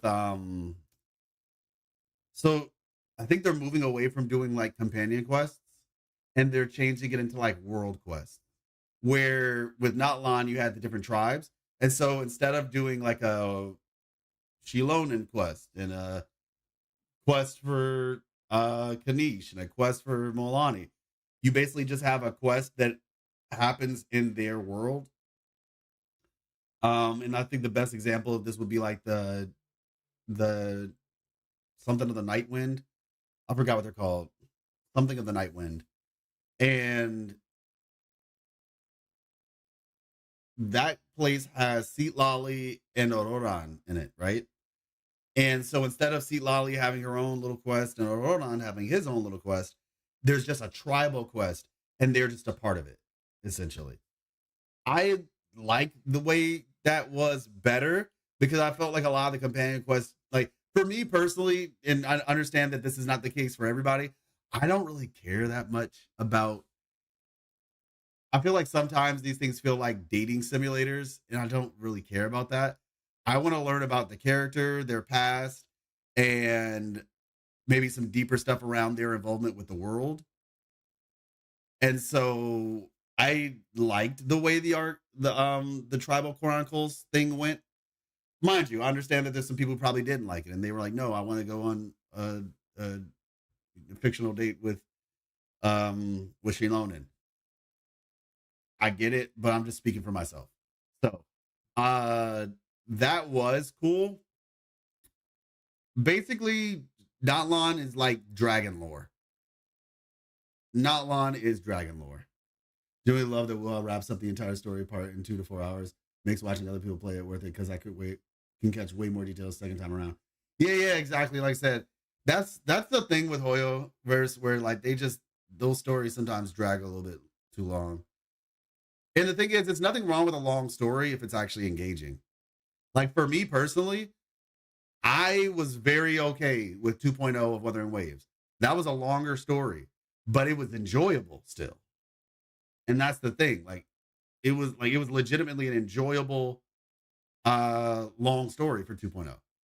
And so I know some people were saying the part where we got to the Fool's Troop was a little bit longer than it needed to be, sure. But that's like one little dot out of all the other stuff that we got. And so, yeah. But like I said, not to mention, just from a content creation perspective, as I'm trying to grow as a content creator, I need to be able to reach bigger audiences. Wuthering Waves is definitely still going to be like my main thing, because it's literally my favorite game. But like I said, I do play Genshin, and it's like if I'm playing the game, I might as well try to do some content on it. So yeah, we're waiting for Arknight's Endfield to eventually come out. And so in the meantime, hopefully this is like heavy copium speaking, mind you, but hopefully Not Cry is actually interesting. I guess in my mind, and you can call this cope. You can call this cope, okay? But in my mind, I just don't see, I mean, like, yes, Genshin is the bigger game. Like, we all know that. That's not like a crazy thing to say. They have more numbers. Like, Genshin is an anomaly in the gacha space. It's how I started to even know about the gacha space, was because of Genshin. And so, but the point still remains that if they don't get their stuff together, the market, you know what I'm saying? Like their market share can decrease. Now, mind you, they do have 3 games, so they can afford a little bit more, to be a little bit more lax technically. But yeah, like I said, just generally speaking, I feel as though if they, like I said, they acknowledge that their story kind of got away from itself. So as a result, I feel like with Not Cry, I'm hoping that they just focus on the main stuff, because that's when the story is actually interesting. When they're talking about the dragons, when they're talking about Conria, right? When they're talking about the Fatui, that's when the story is interesting. When they start talking about, like, and it sounds messed up to say, but Natlan was like, it was just kind of disappointing, man. Like, it just felt like a placeholder in a lot of ways. And it could have been interesting. That's the problem. It could have been interesting. But it's just like, because I know for most people, Fontaine was actually really good. A lot of people enjoy Fontaine. I enjoy Fontaine too. I didn't enjoy the world as much, though. I will say that. I actually enjoyed the world in Natlan way more than Fontaine. Just being honest. Like the world and exploration and stuff. Because part of it, because I wasn't the biggest fan of the water stuff. And it felt like they spent so much time on the water stuff that a lot of the other aspects of it failed. The underwater area was pretty cool, I will acknowledge. That sounds okay. I just said I didn't like underwater, and then I said I like underwater. I'm talking about there's this place where you go with like statues and stuff. It was like a little offshoot thing. Most of y'all who played it know what I'm talking about. That was like pretty cool. It still had a lot of underwater stuff, but it did feel a little bit more it felt a little bit more concentrated, I guess. A little bit more of a focused experience. But yeah. Underwater was cool, but sometimes slow, and I really disliked the jail part of the story. Oh, yeah. Yeah, the underwater, I just didn't like. Tower of Fantasy, in my opinion, had the best underwater segment that I've experienced out of the two. Because with Tower of Fantasy, you could actually fight still. With Genshin, they just gave you like a weird subpar version of fighting, and I just did not like that, personally. NTE Silver Palace. Yeah, I'm looking forward to Silver Palace. I'm going to try NTE. Enfield, I'm also going to try. Just do multiple games and be a lore CC so it won't lock yourself into the tag Wuwa lore CC only. Yeah, exactly. And that's the thing. That's what I'm trying to do. I'm trying to just be a lore CC in general. And I was actually talking with somebody recently about Genshin, and I think I figured something out pretty cool about like I've been slowly keeping up with the lore for Genshin. I'm not anywhere near as knowledgeable about the lore as I am about with Wuthering Waves. But even still, there's some things that I think I figured out that are interesting. Because I have my own unique way of going about learning things. And so I think that I figured some stuff out. Because like I said, I have been paying attention, don't get me wrong. So yeah, that's probably what's going to happen. Everything in Genshin in 2 times speed would be enjoyable. In 1.0, the moon was giving the crownless some kind of power. The moon? Well, that was just Overthrax, I think is what you're talking about. But yeah. Looking forward to the lore gallery they talked about in 2.6 live stream. Yeah, same here. Same here. Same here. The lore gallery is going to be fun. Whatchamacallit. They're also going to be adding like some lore to the weapons or something like that, I guess. Or like point is the story is getting to that point where they are like finally updating the lore aspects of it. And so I think it's going to be playing a lot bigger of a role going forward. I'm going to be honest, 3.0 is going to be insane. Like this, I know this just sounds like, oh yeah, of course it's going to be great in the future. But I mean, I'm just saying, like, I really feel like 3.0 is going to be the place where they take all the lessons that they learned and put it together. Genshin has amazing lore, but falls off a lot when telling the lore in a rewarding way in main stories. Yes, I agree with you. 100%. 100%. But like I said, my copium is that with Nodcry, they will realize that if they don't get their act together, because it's not even just Wuthering Waves, and that's the thing. It's not that they have to worry about Wuthering Waves. They have to worry about Wuthering Waves. They have to worry about Arknights. They're going to have to worry about Ananta. They're going to have to worry about NTE. They're going to have to worry about Azure Promilia. They're going to have to worry about, you know what I'm saying? Like, Duet Night Abyss. Like, when all these games start to come out, they won't have a choice. Wuthering Waves by itself is doing a little bit, but when all those other games come out, they are going to have to really put their money where their mouth is. Which more turn-based games came out to pressure HSR? Same. I want a true open world turn-based game. That's what I want personally. Give me an open world turn-based game. There are rumors 3.0 won't have a new region. What? How does that work? How does that work? Please enlighten me. Raviel says, I know, right? I wished I didn't spend a single penny on that game. Sheesh. No, I understand that. I do understand that. I guess that's why Kuro started splitting story quests between banners. It's sad to see how Genshin is going, considering it shaped how modern gacha games should be. Yeah. Open world turn-based like Doofus. What's Doofus? What is Dofus or Dofus? What's Dofus? I was more so just saying like kind of like how Persona, or not even Persona, because it's like open area. Persona is a good example though, but I'd say I mean I'd even take something like a hub based system like Persona or Metaphor or something like that. But oh, an old MMORPG. Got you. What lesson from 1.x and 2.x in the story do you think 3.x could reflect? So storytelling, I think, so basically what you're asking me is what do I think the game needs to improve on? I think that 3.x is going to have a more, okay. What do I want from the future of Wuthering Waves? Right?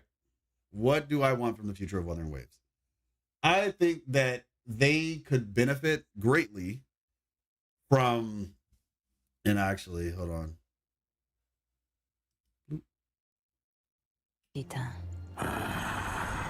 What prey do we hunt this time? So, all right. Persona 6, but you get to explore the entirety of Tokyo. That'd be cool. Turn-based isn't as enjoyable, at least for me. Open world turn-based could be interesting, though. Fair. Have you played Persona 5X? I want to play Persona 5X. I just feel like I'm behind now. But I'm a fan of Persona, and I was thinking about like doing content for Persona 5X. But yeah, I don't know. Maybe I could. I know it's not necessarily too late, but I wonder how the community for that game is. Suppose they don't care because they'll still make hard money. Well, that's the thing though. When all these other games come out, I don't know if that's going to be the case. Like their money's going to be hit soon. All right, so let me answer the question. What do I want for the future of Wuthering Waves? Right? What do I want? Actually, let me do this real quick. This feels like one of those videos, one of those discussions. All right. I wish I could like play this video on a loop or something.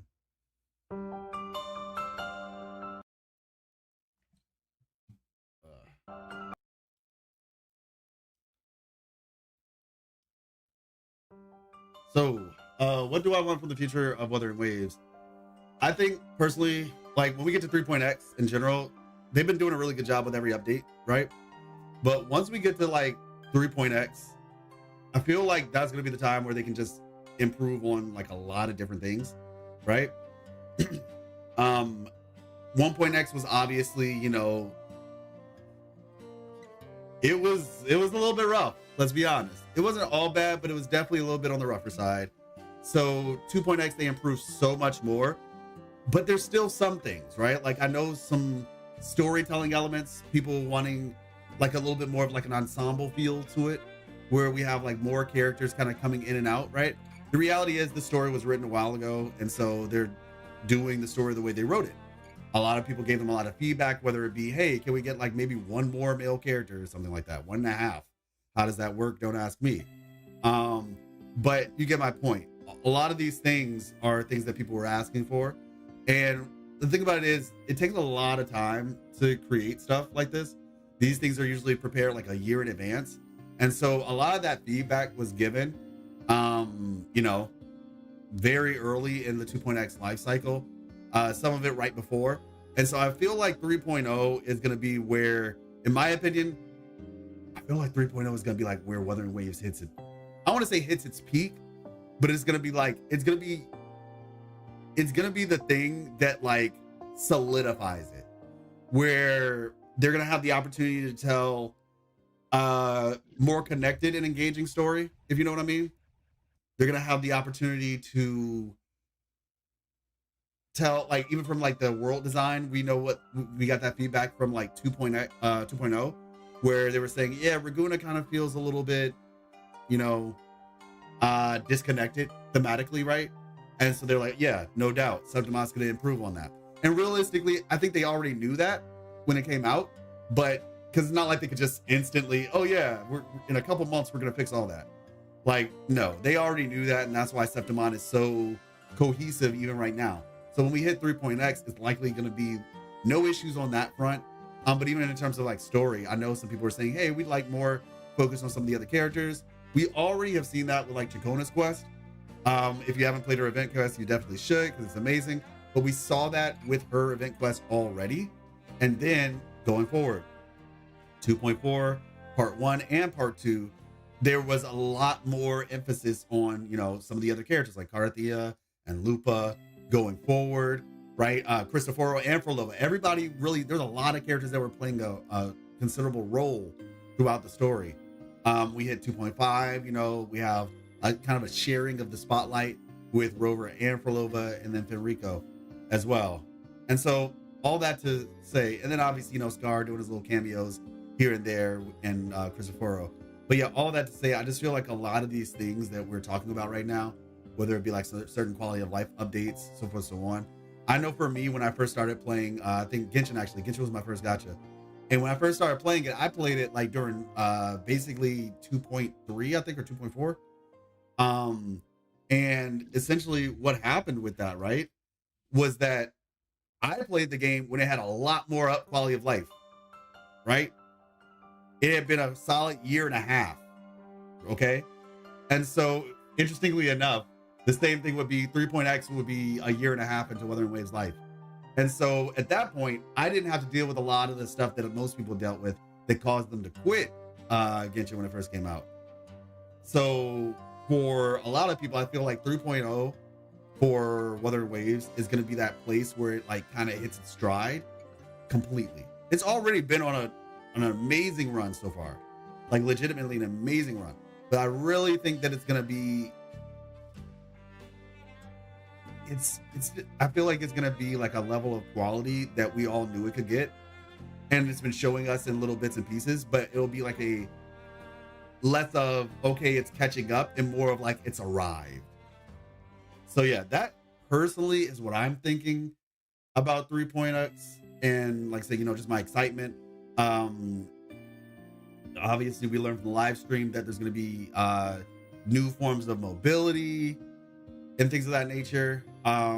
So yeah, I'm very much excited for the future of Wuthering Waves, and I do think that this will be a kind of a coming of age for the game. And even beyond that, from a lore perspective, because I do cover the lore, I do think that with, you know, 2.x in general, I do believe that at the end of Renacida, I think something big is going to happen. I think we are going to get some information that basically opens up the entire story of the game. That's my personal thought, right? Like, I feel like the story is going to open up in a way to where it's like we'll have a full understanding of where we came from and where we're going. Like, there's been a lot of mysteries in Septimont so far, right? But as this stuff continues, you know, we have the whole thing with the central hub, and what is this thing in the hunting grounds that the Sentinel wants us to find. And so yeah, or the Sentinel left for us, rather, Imperator left for us. So I really do think that once Septimont kind of is close to wrapping up, we're probably going to get like a really big reveal that will kind of leap us forward into what's probably going to be like a really, really amazing year. So those are just my theories. You all let me know in the comments what you think about maybe how things have been going so far with Wuthering Waves, as well as what could potentially happen in the future. Catch you guys later. Feel free to check out some of my lore videos. Have a whole playlist. If you haven't subscribed or, you know, yet, feel free to do so. And until next time. Hey, what's up, Core? Core Keeper of Tethys. No! I was basically like recording a video, but I am going to be going soon. So we're kind of wrapping up a little bit. Let's see. Don't forget Cyberpunk collab in 3.x. Yeah, exactly. You can play the video on a loop. Just right click it. Right click. Oh my God.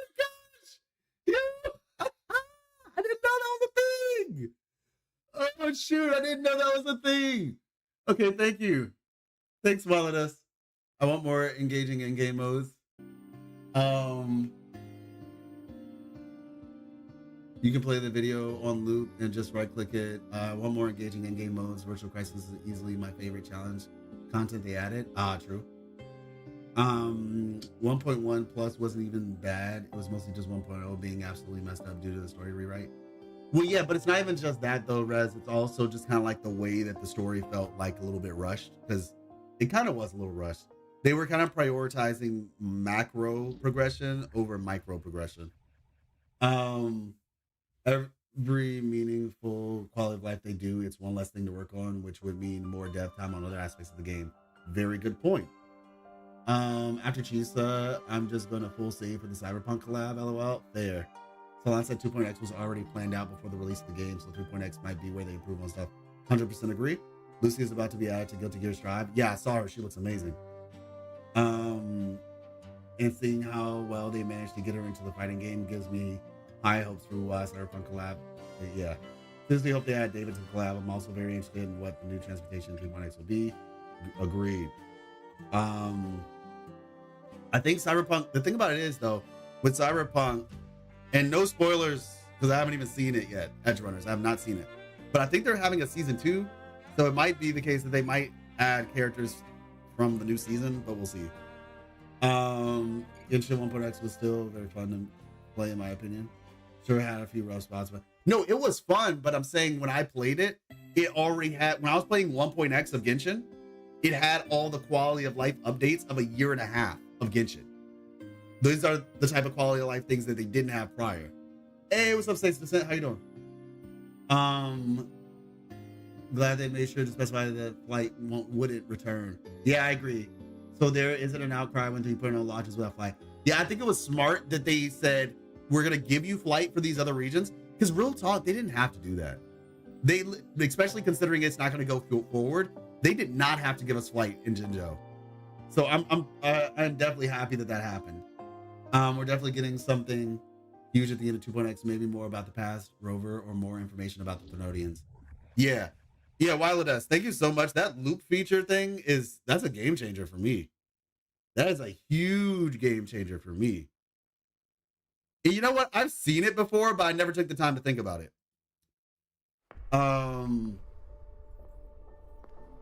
You have a phone on you? Why are you asking that?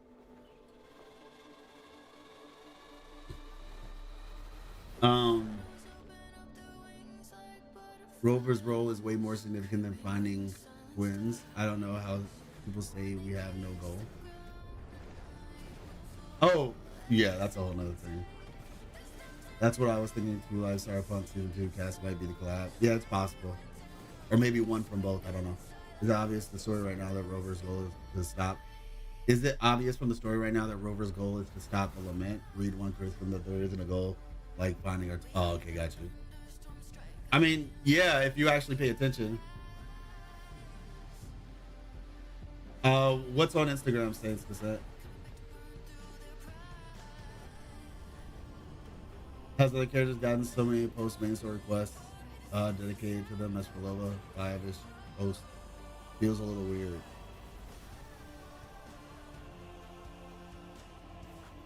Oh, okay, I see what you're saying. Feels a little weird. Well, I mean, yeah, Falova's an important character. No, I'm good, bro. I'm good. Let's see, yeah, probably season 2 will launch while the collab is live. To be honest, I would like characters from season 1. Got you. This song feels so League of Legends world coded. Love it. Yeah, you're right. This does feel like League of Legends. I agree.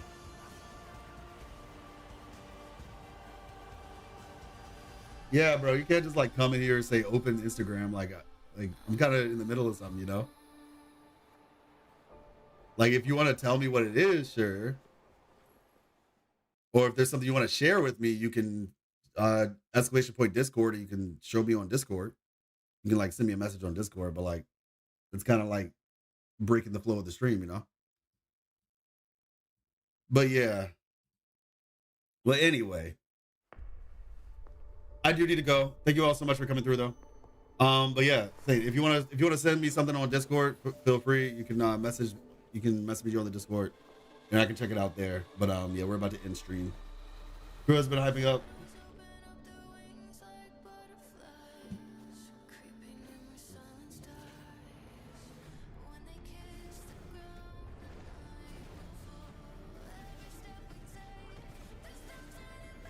Oh yeah, appreciate y'all though.